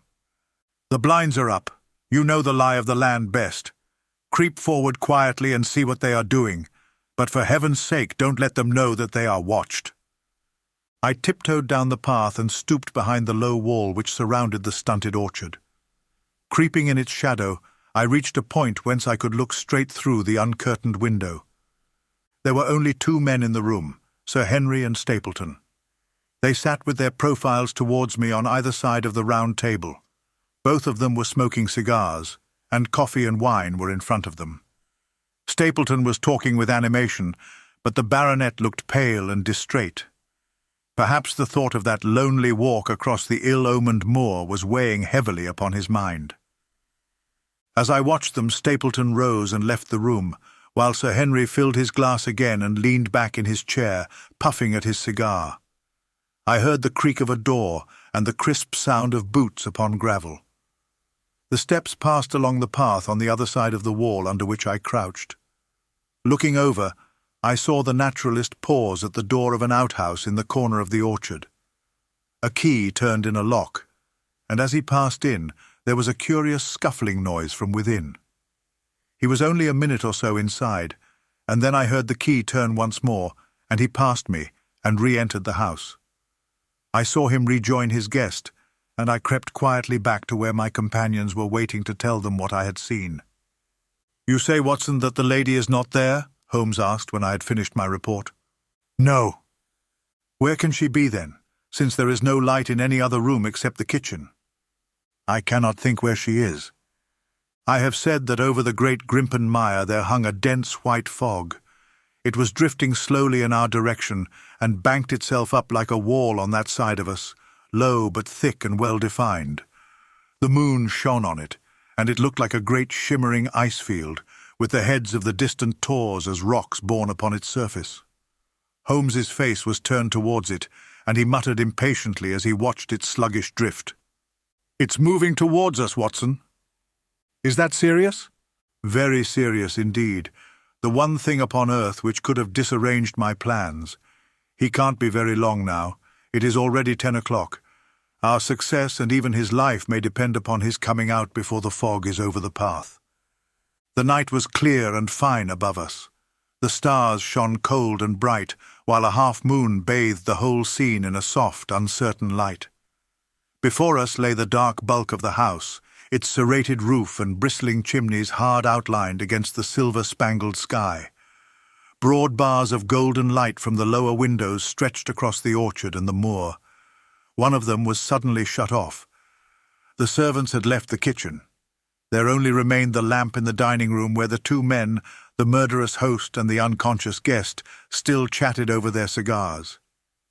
Every minute that white woolly plain which covered one half of the moor was drifting closer and closer to the house. Already the first thin wisps of it were curling across the golden square of the lighted window. The farther wall of the orchard was already invisible, and the trees were standing out of a swirl of white vapour. As we watched it, the fog wreaths came crawling round both corners of the house and rolled slowly into one dense bank on which the upper floor and the roof floated like a strange ship upon a shadowy sea. Holmes struck his hand passionately upon the rock in front of us and stamped his feet in his impatience. "If he isn't out in a quarter of an hour, the path will be covered. In half an hour we won't be able to see our hands in front of us. Shall we move farther back upon higher ground?" "Yes, I think it would be as well." So as the fog bank flowed onward, we fell back before it until we were half a mile from the house, and still that dense white sea, with the moon silvering its upper edge, swept slowly and inexorably on. "We are going too far," said Holmes. "We dare not take the chance of his being overtaken before he can reach us. At all costs we must hold our ground where we are." He dropped on his knees and clapped his ear to the ground. "Thank God, I think that I hear him coming." A sound of quick steps broke the silence of the moor. Crouching among the stones, we stared intently at the silver-tipped bank in front of us. The steps grew louder, and through the fog, as through a curtain, there stepped the man whom we were awaiting. He looked round him in surprise as he emerged into the clear, starlit night. Then he came swiftly along the path, passed close to where we lay, and went on up the long slope behind us. As he walked, he glanced continually over either shoulder, like a man who is ill at ease. "Hist!" cried Holmes, and I heard the sharp click of a cocking pistol. "Look out! It's coming!" There was a thin, crisp, continuous patter from somewhere in the heart of that crawling bank. The cloud was within 50 yards of where we lay, and we glared at it, all three, uncertain what horror was about to break from the heart of it. I was at Holmes's elbow, and I glanced for an instant at his face. It was pale and exultant, his eyes shining brightly in the moonlight. But suddenly they started forward in a rigid, fixed stare, and his lips parted in amazement. At the same instant Lestrade gave a yell of terror and threw himself face downward upon the ground. I sprang to my feet, my inert hand grasping my pistol, my mind paralyzed by the dreadful shape which had sprung out upon us from the shadows of the fog. A hound it was, an enormous coal-black hound, but not such a hound as mortal eyes have ever seen. Fire burst from its open mouth, its eyes glowed with a smouldering glare, its muzzle and hackles and dewlap were outlined in flickering flame. Never in the delirious dream of a disordered brain could anything more savage, more appalling, more hellish be conceived than that dark form and savage face which broke upon us out of the wall of fog. With long bounds the huge black creature was leaping down the track, following hard upon the footsteps of our friend. So paralyzed were we by the apparition that we allowed him to pass before we had recovered our nerve.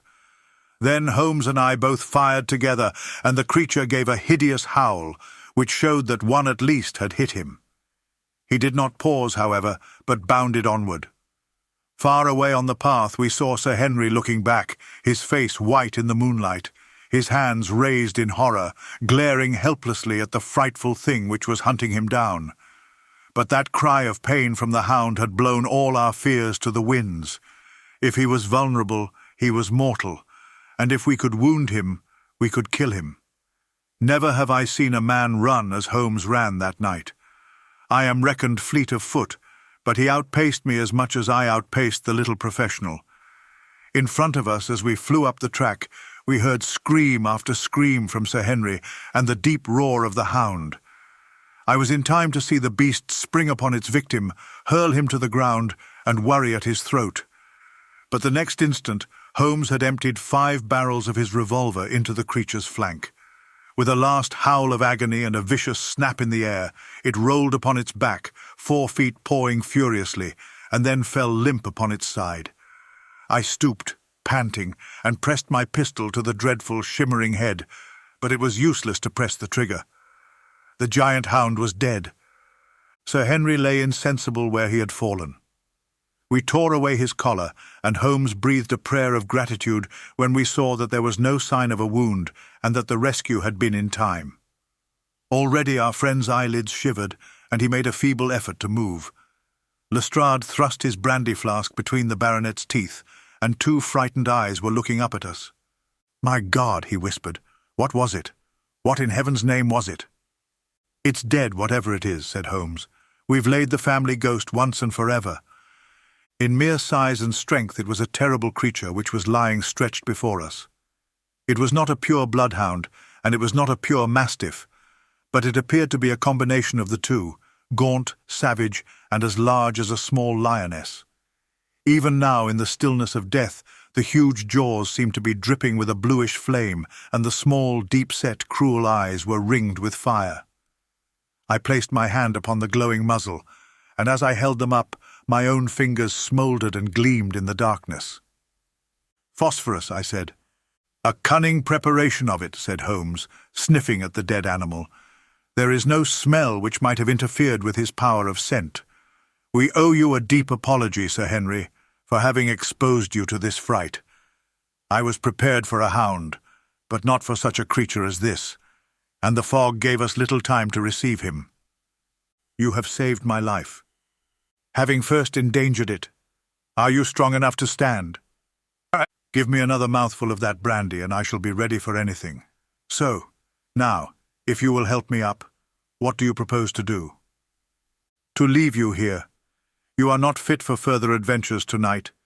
If you will wait, one or other of us will go back with you to the hall." He tried to stagger to his feet, but he was still ghastly pale and trembling in every limb. We helped him to a rock, where he sat shivering with his face buried in his hands. "We must leave you now," said Holmes. "The rest of our work must be done, and every moment is of importance. We have our case, and now we only want our man." "It's 1,000 to 1 against our finding him at the house," he continued as we retraced our steps swiftly down the path. "Those shots must have told him that the game was up. We were some distance off, and this fog may have deadened them. He followed the Hound to call him off, of that you may be certain. No, he's gone by this time, but we'll search the house and make sure." The front door was open, so we rushed in and hurried from room to room to the amazement of a doddering old manservant who met us in the passage. There was no light save in the dining room, but Holmes caught up the lamp and left no corner of the house unexplored. No sign could we see of the man whom we were chasing. On the upper floor, however, one of the bedroom doors was locked. "There's someone in here," cried Lestrade. "I can hear a movement. Open this door!" A faint moaning and rustling came from within. Holmes struck the door just over the lock with the flat of his foot, and it flew open. Pistol in hand, we all 3 rushed into the room. But there was no sign within it of that desperate and defiant villain whom we expected to see. Instead, we were faced by an object so strange and so unexpected that we stood for a moment staring at it in amazement. The room had been fashioned into a small museum, and the walls were lined by a number of glass-topped cases, full of that collection of butterflies and moths, the formation of which had been the relaxation of this complex and dangerous man. In the center of this room there was an upright beam, which had been placed at some period as a support for the old worm-eaten balk of timber which spanned the roof. To this post a figure was tied, so swathed and muffled in the sheets which had been used to secure it that one could not for the moment tell whether it was that of a man or a woman. One towel passed round the throat and was secured at the back of the pillar. Another covered the lower part of the face, and over it 2 dark eyes, eyes full of grief and shame and a dreadful questioning, stared back at us. In a minute we had torn off the gag, unswathed the bonds, and Mrs. Stapleton sank upon the floor in front of us. As her beautiful head fell upon her chest, I saw the clear red wheal of a whiplash across her neck. "The brute!" cried Holmes. "Here, Lestrade, your brandy bottle. Put her in the chair. She has fainted from ill usage and exhaustion." She opened her eyes again. "Is he safe?" she asked. "Has he escaped?" "He cannot escape us, madam." No, I did not mean my husband. Sir Henry, is he safe?" "Yes." "And the Hound?" "It is dead." She gave a long sigh of satisfaction. "Thank God! Thank God! Oh, this villain! See how he has treated me!" She shot her arms out from her sleeves, and we saw with horror that they were all mottled with bruises. "But this is nothing, nothing. It is my mind and soul that he has tortured and defiled. I could endure it all, ill usage, solitude, a life of deception, everything, as long as I could still cling to the hope that I had his love. But now I know that in this also I have been his dupe and his tool." She broke into passionate sobbing as she spoke. "You bear him no good will, madam," said Holmes. "Tell us then where we shall find him. If you have ever aided him in evil, help us now, and so atone." "There is but one place where he can have fled," she answered. "There is an old tin mine on an island in the heart of the mire. It was there that he kept his hound, and there also he had made preparations so that he might have a refuge. That is where he would fly." The fog-bank lay like white wool against the window. Holmes held the lamp towards it. "See," said he, "no one could find his way into the Grimpen mire tonight." She laughed and clapped her hands. Her eyes and teeth gleamed with fierce merriment. "He may find his way in, but never out," she cried. "How can he see the guiding wands tonight? We planted them together, he and I, to mark the pathway through the mire. Oh, if I could only have plucked them out today! Then indeed you would have had him at your mercy." It was evident to us that all pursuit was in vain until the fog had lifted. Meanwhile we left Lestrade in possession of the house, while Holmes and I went back with the baronet to Baskerville Hall. The story of the Stapletons could no longer be withheld from him, but he took the blow bravely when he learned the truth about the woman whom he had loved. But the shock of the night's adventures had shattered his nerves, and before morning he lay delirious in a high fever under the care of Dr. Mortimer. The two of them were destined to travel together round the world before Sir Henry had become once more the hale, hearty man that he had been before he became master of that ill-omened estate. And now I come rapidly to the conclusion of this singular narrative, in which I have tried to make the reader share those dark fears and vague surmises which clouded our lives so long and ended in so tragic a manner. On the morning after the death of the Hound, the fog had lifted, and we were guided by Mrs. Stapleton to the point where they had found a pathway through the bog. It helped us to realize the horror of this woman's life when we saw the eagerness and joy with which she laid us on her husband's track.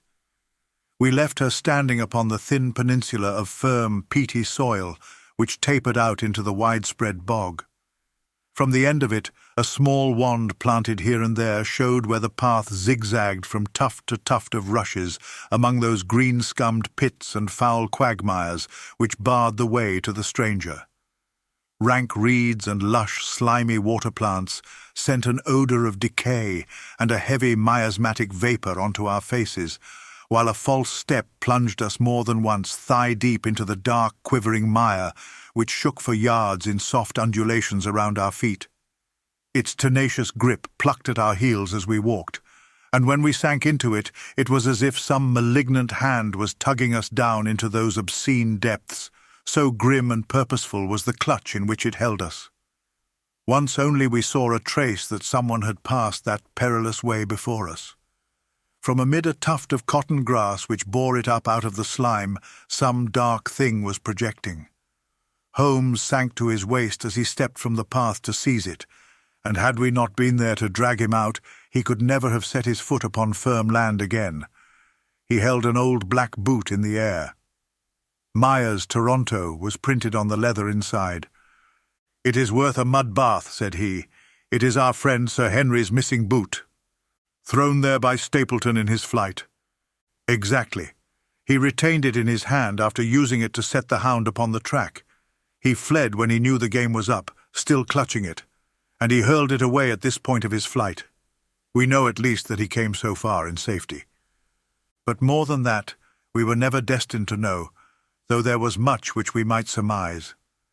There was no chance of finding footsteps in the mire, for the rising mud oozed swiftly in upon them.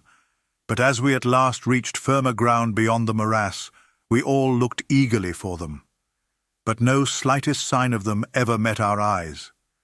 If the earth told a true story, then Stapleton never reached that island of refuge towards which he struggled through the fog upon that last night. Somewhere in the heart of the great Grimpen mire, down in the foul slime of the huge morass which had sucked him in, this cold and cruel-hearted man is forever buried. Many traces we found of him in the bog-girt island where he had hid his savage ally. A huge driving wheel and a shaft half filled with rubbish showed the position of an abandoned mine. Beside it were the crumbling remains of the cottages of the miners, driven away no doubt by the foul reek of the surrounding swamp. In one of these a staple and chain with a quantity of gnawed bones showed where the animal had been confined. A skeleton with a tangle of brown hair adhering to it lay among the debris. "A dog," said Holmes. "By Jove, a curly-haired spaniel. Poor Mortimer will never see his pet again. Well, I do not know that this place contains any secret which we have not already fathomed. He could hide his hound, but he could not hush its voice, and hence came those cries which even in daylight were not pleasant to hear. On an emergency, he could keep the Hound in the outhouse at Merripit, but it was always a risk, and it was only on the supreme day, which he regarded as the end of all his efforts, that he dared do it. This paste in the tin is no doubt the luminous mixture with which the creature was daubed. It was suggested, of course, by the story of the family hellhound, and by the desire to frighten old Sir Charles to death. No wonder the poor devil of a convict ran and screamed, even as our friend did, and as we ourselves might have done, when he saw such a creature bounding through the darkness of the moor upon his track. It was a cunning device, for apart from the chance of driving your victim to his death, what peasant would venture to inquire too closely into such a creature should he get sight of it, as many have done upon the moor? I said it in London, Watson, and I say it again now, that never yet have we helped to hunt down a more dangerous man than he who is lying yonder. He swept his long arm towards the huge mottled expanse of green-splotched bog, which stretched away until it merged into the russet slopes of the moor. Chapter 15. A Retrospection. It was the end of November, and Holmes and I sat upon a raw and foggy night on either side of a blazing fire in our sitting-room in Baker Street.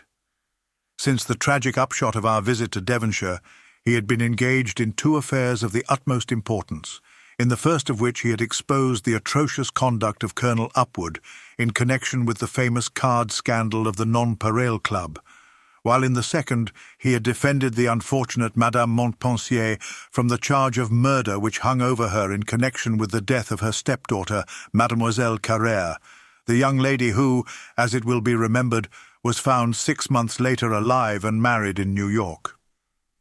My friend was in excellent spirits over the success which had attended a succession of difficult and important cases, so that I was able to induce him to discuss the details of the Baskerville mystery.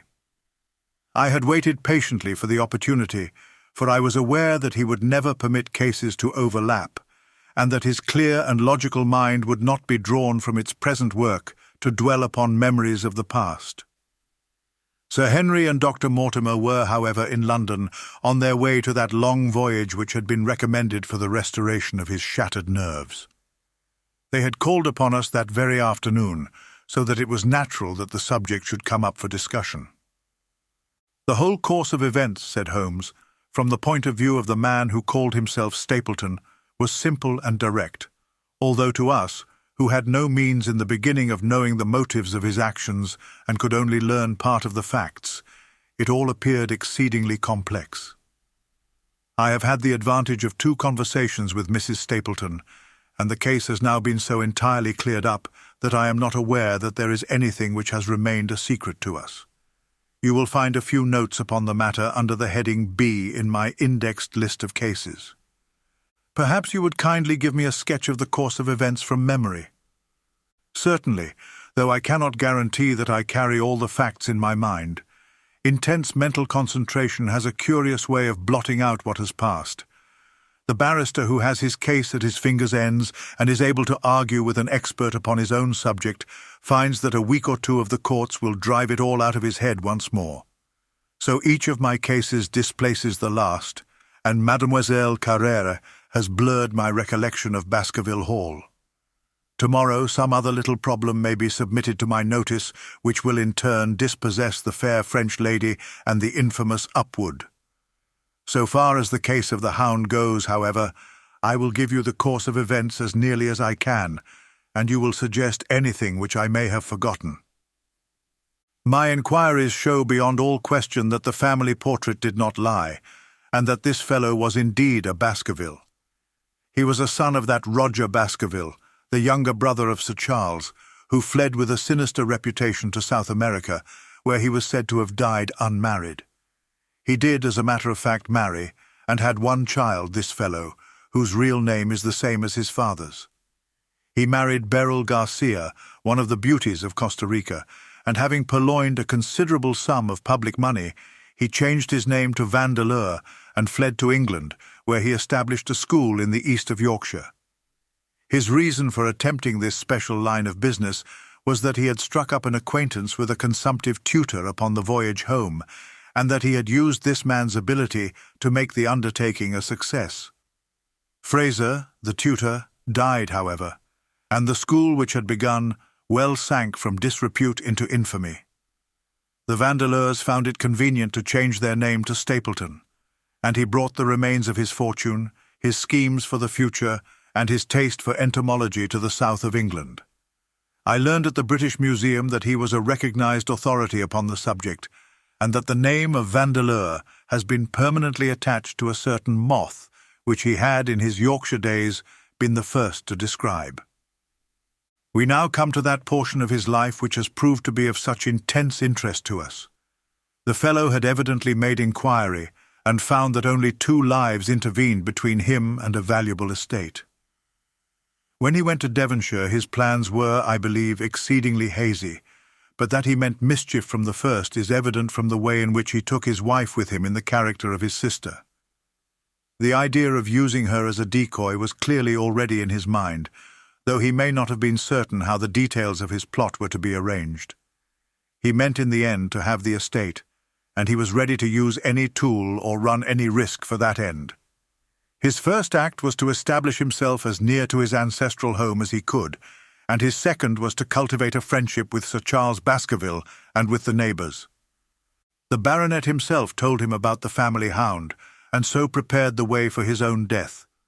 Stapleton, as I will continue to call him, knew that the old man's heart was weak and that a shock would kill him.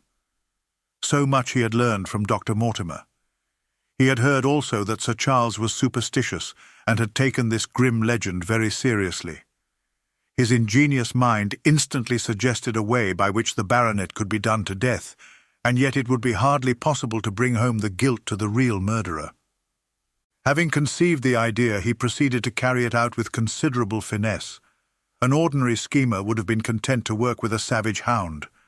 The use of artificial means to make the creature diabolical was a flash of genius upon his part. The dog he bought in London from Ross and Mangles, the dealers in Fulham Road. It was the strongest and most savage in their possession. He brought it down by the North Devon line and walked a great distance over the moor so as to get it home without exciting any remarks. He had already on his insect hunts learned to penetrate the Grimpen mire, and so had found a safe hiding place for the creature. Here he kennelled it and waited his chance. But it was some time coming. The old gentleman could not be decoyed outside of his grounds at night. Several times Stapleton lurked about with his hound, but without avail. It was during these fruitless quests that he, or rather his ally, was seen by peasants, and that the legend of the demon dog received a new confirmation. He had hoped that his wife might lure Sir Charles to his ruin, but here she proved unexpectedly independent. She would not endeavour to entangle the old gentleman in a sentimental attachment which might deliver him over to his enemy. Threats and even, I am sorry to say, blows refused to move her. She would have nothing to do with it, and for a time Stapleton was at a deadlock. He found a way out of his difficulties through the chance that Sir Charles, who had conceived a friendship for him, made him the minister of his charity in the case of this unfortunate woman, Mrs. Laura Lyons. By representing himself as a single man, he acquired complete influence over her, and he gave her to understand that in the event of her obtaining a divorce from her husband, he would marry her. His plans were suddenly brought to a head by his knowledge that Sir Charles was about to leave the hall on the advice of Dr. Mortimer, with whose opinion he himself pretended to coincide. He must act at once, or his victim might get beyond his power. He therefore put pressure upon Mrs. Lyons to write this letter, imploring the old man to give her an interview on the evening before his departure for London. He then, by a specious argument, prevented her from going, and so had the chance for which he had waited. Driving back in the evening from Coombe Tracy, he was in time to get his hound, to treat it with his infernal paint, and to bring the beast round to the gate at which he had reason to expect that he would find the old gentleman waiting. The dog, incited by its master, sprang over the wicket gate and pursued the unfortunate baronet, who fled screaming down the yew alley. In that gloomy tunnel it must indeed have been a dreadful sight to see that huge black creature, with its flaming jaws and blazing eyes, bounding after its victim. He fell dead at the end of the alley from heart disease and terror.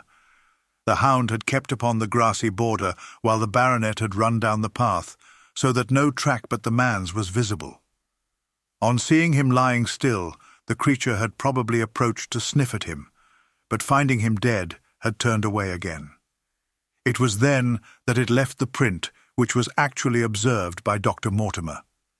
The hound was called off and hurried away to its lair in the Grimpen Mire, and a mystery was left which puzzled the authorities, alarmed the countryside, and finally brought the case within the scope of our observation. So much for the death of Sir Charles Baskerville. You perceive the devilish cunning of it, for really it would be almost impossible to make a case against the real murderer. His only accomplice was one who could never give him away, and the grotesque, inconceivable nature of the device only served to make it more effective. Both of the women concerned in the case, Mrs. Stapleton and Mrs. Laura Lyons, were left with a strong suspicion against Stapleton. Mrs. Stapleton knew that he had designs upon the old man, and also of the existence of the hound. Mrs. Lyons knew neither of these things, but had been impressed by the death occurring at the time of an uncancelled appointment, which was only known to him. However, both of them were under his influence, and he had nothing to fear from them. The first half of his task was successfully accomplished, but the more difficult still remained.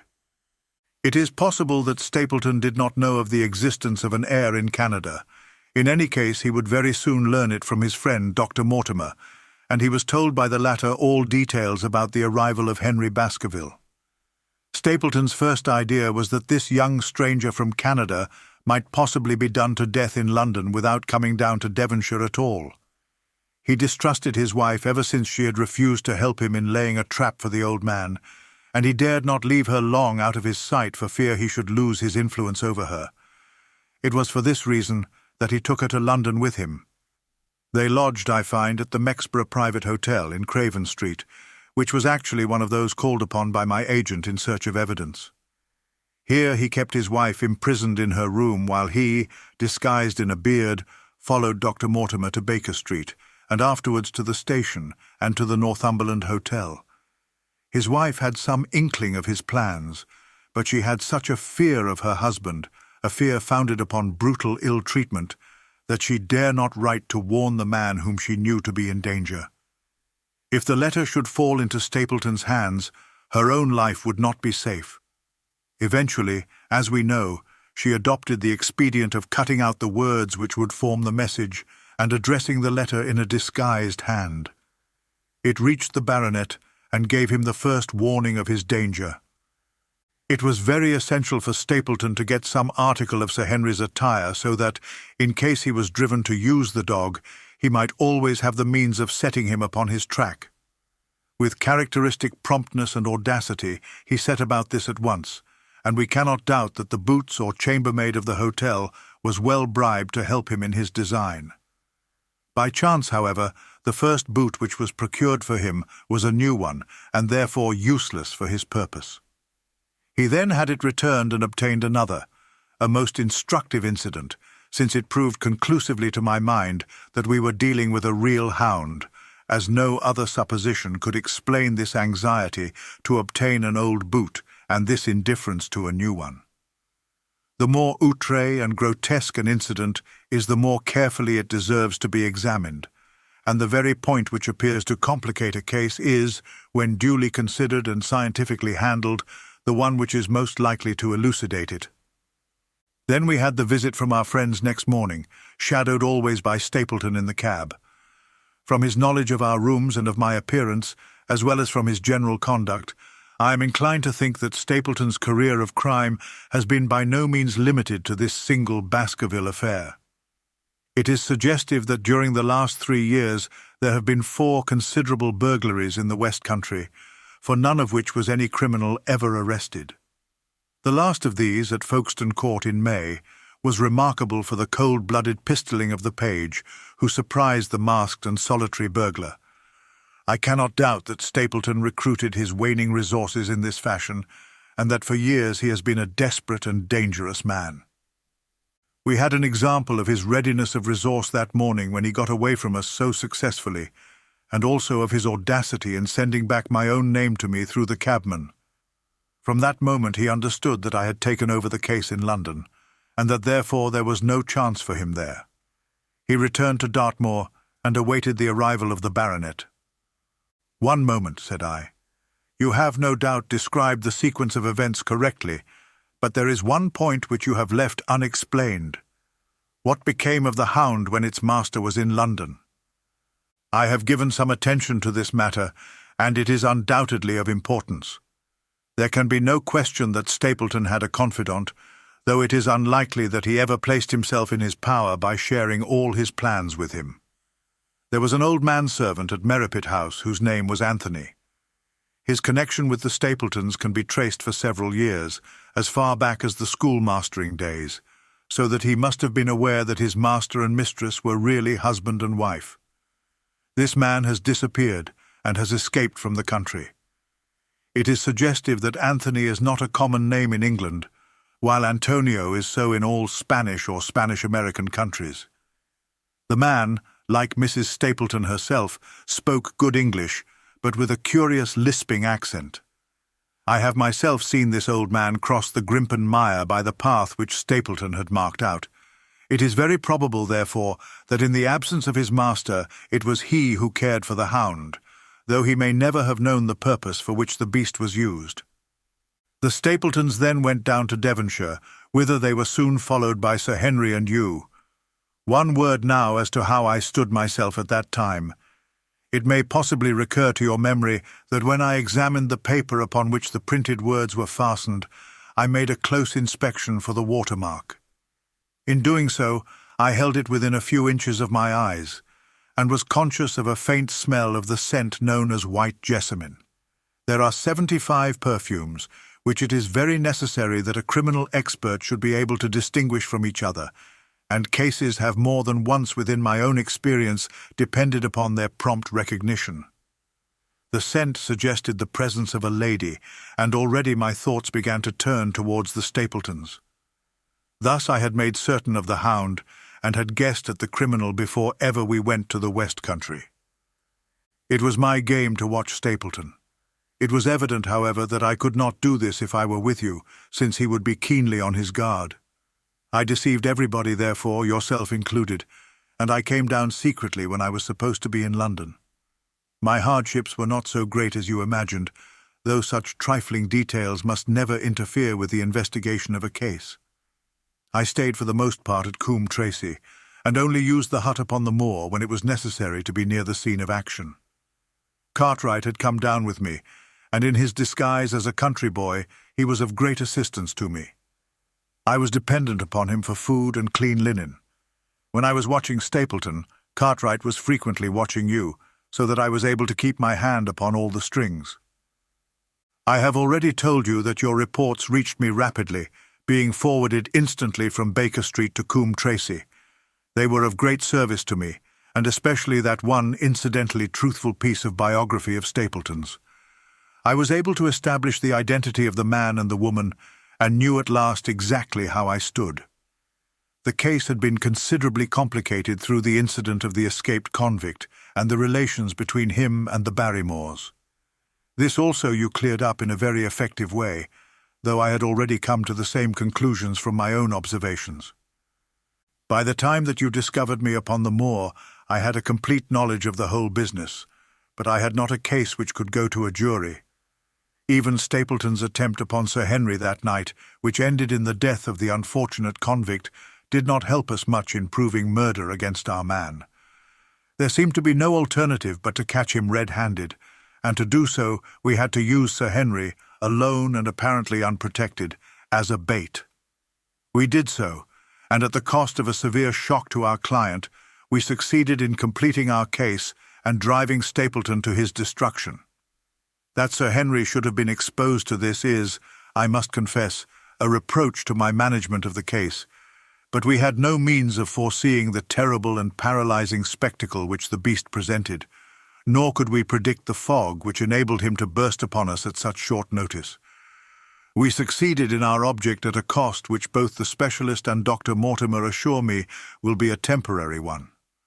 A long journey may enable our friend to recover not only from his shattered nerves, but also from his wounded feelings.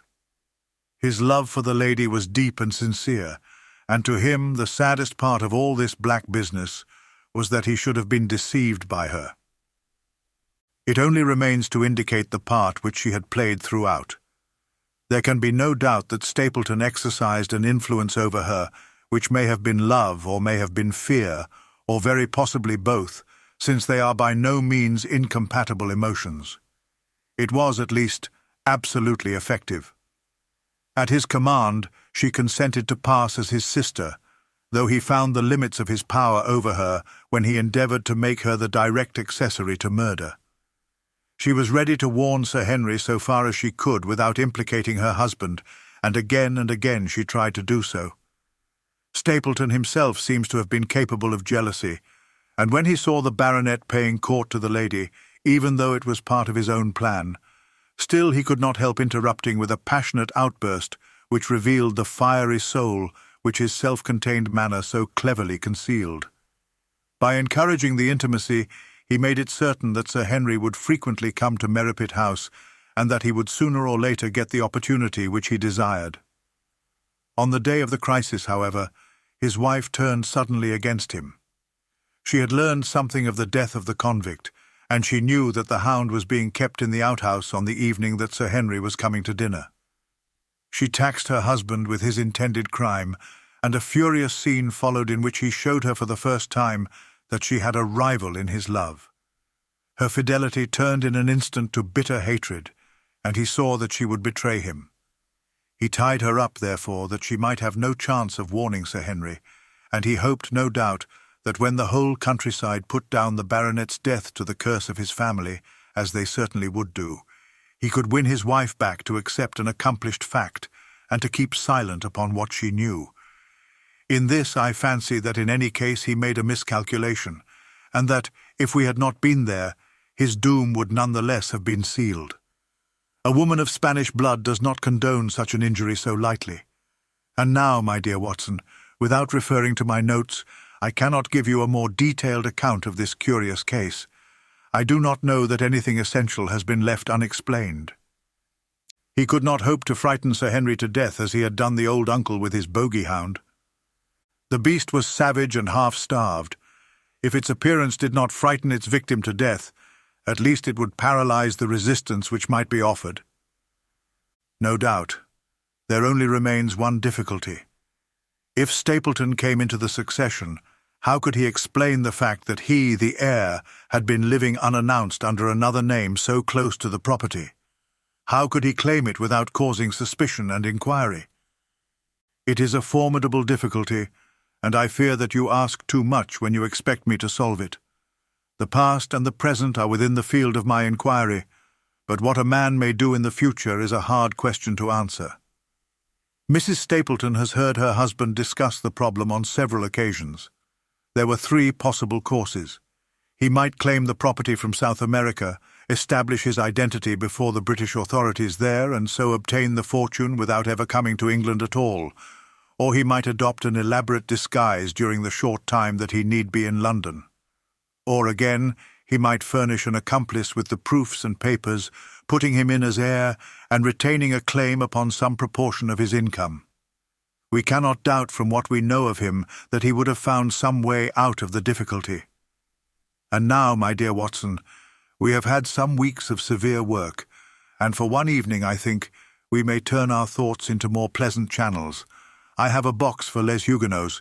Have you heard the Dureskis? Might I trouble you then to be ready in half an hour, and we can stop at Marcini's for a little dinner on the way? The end.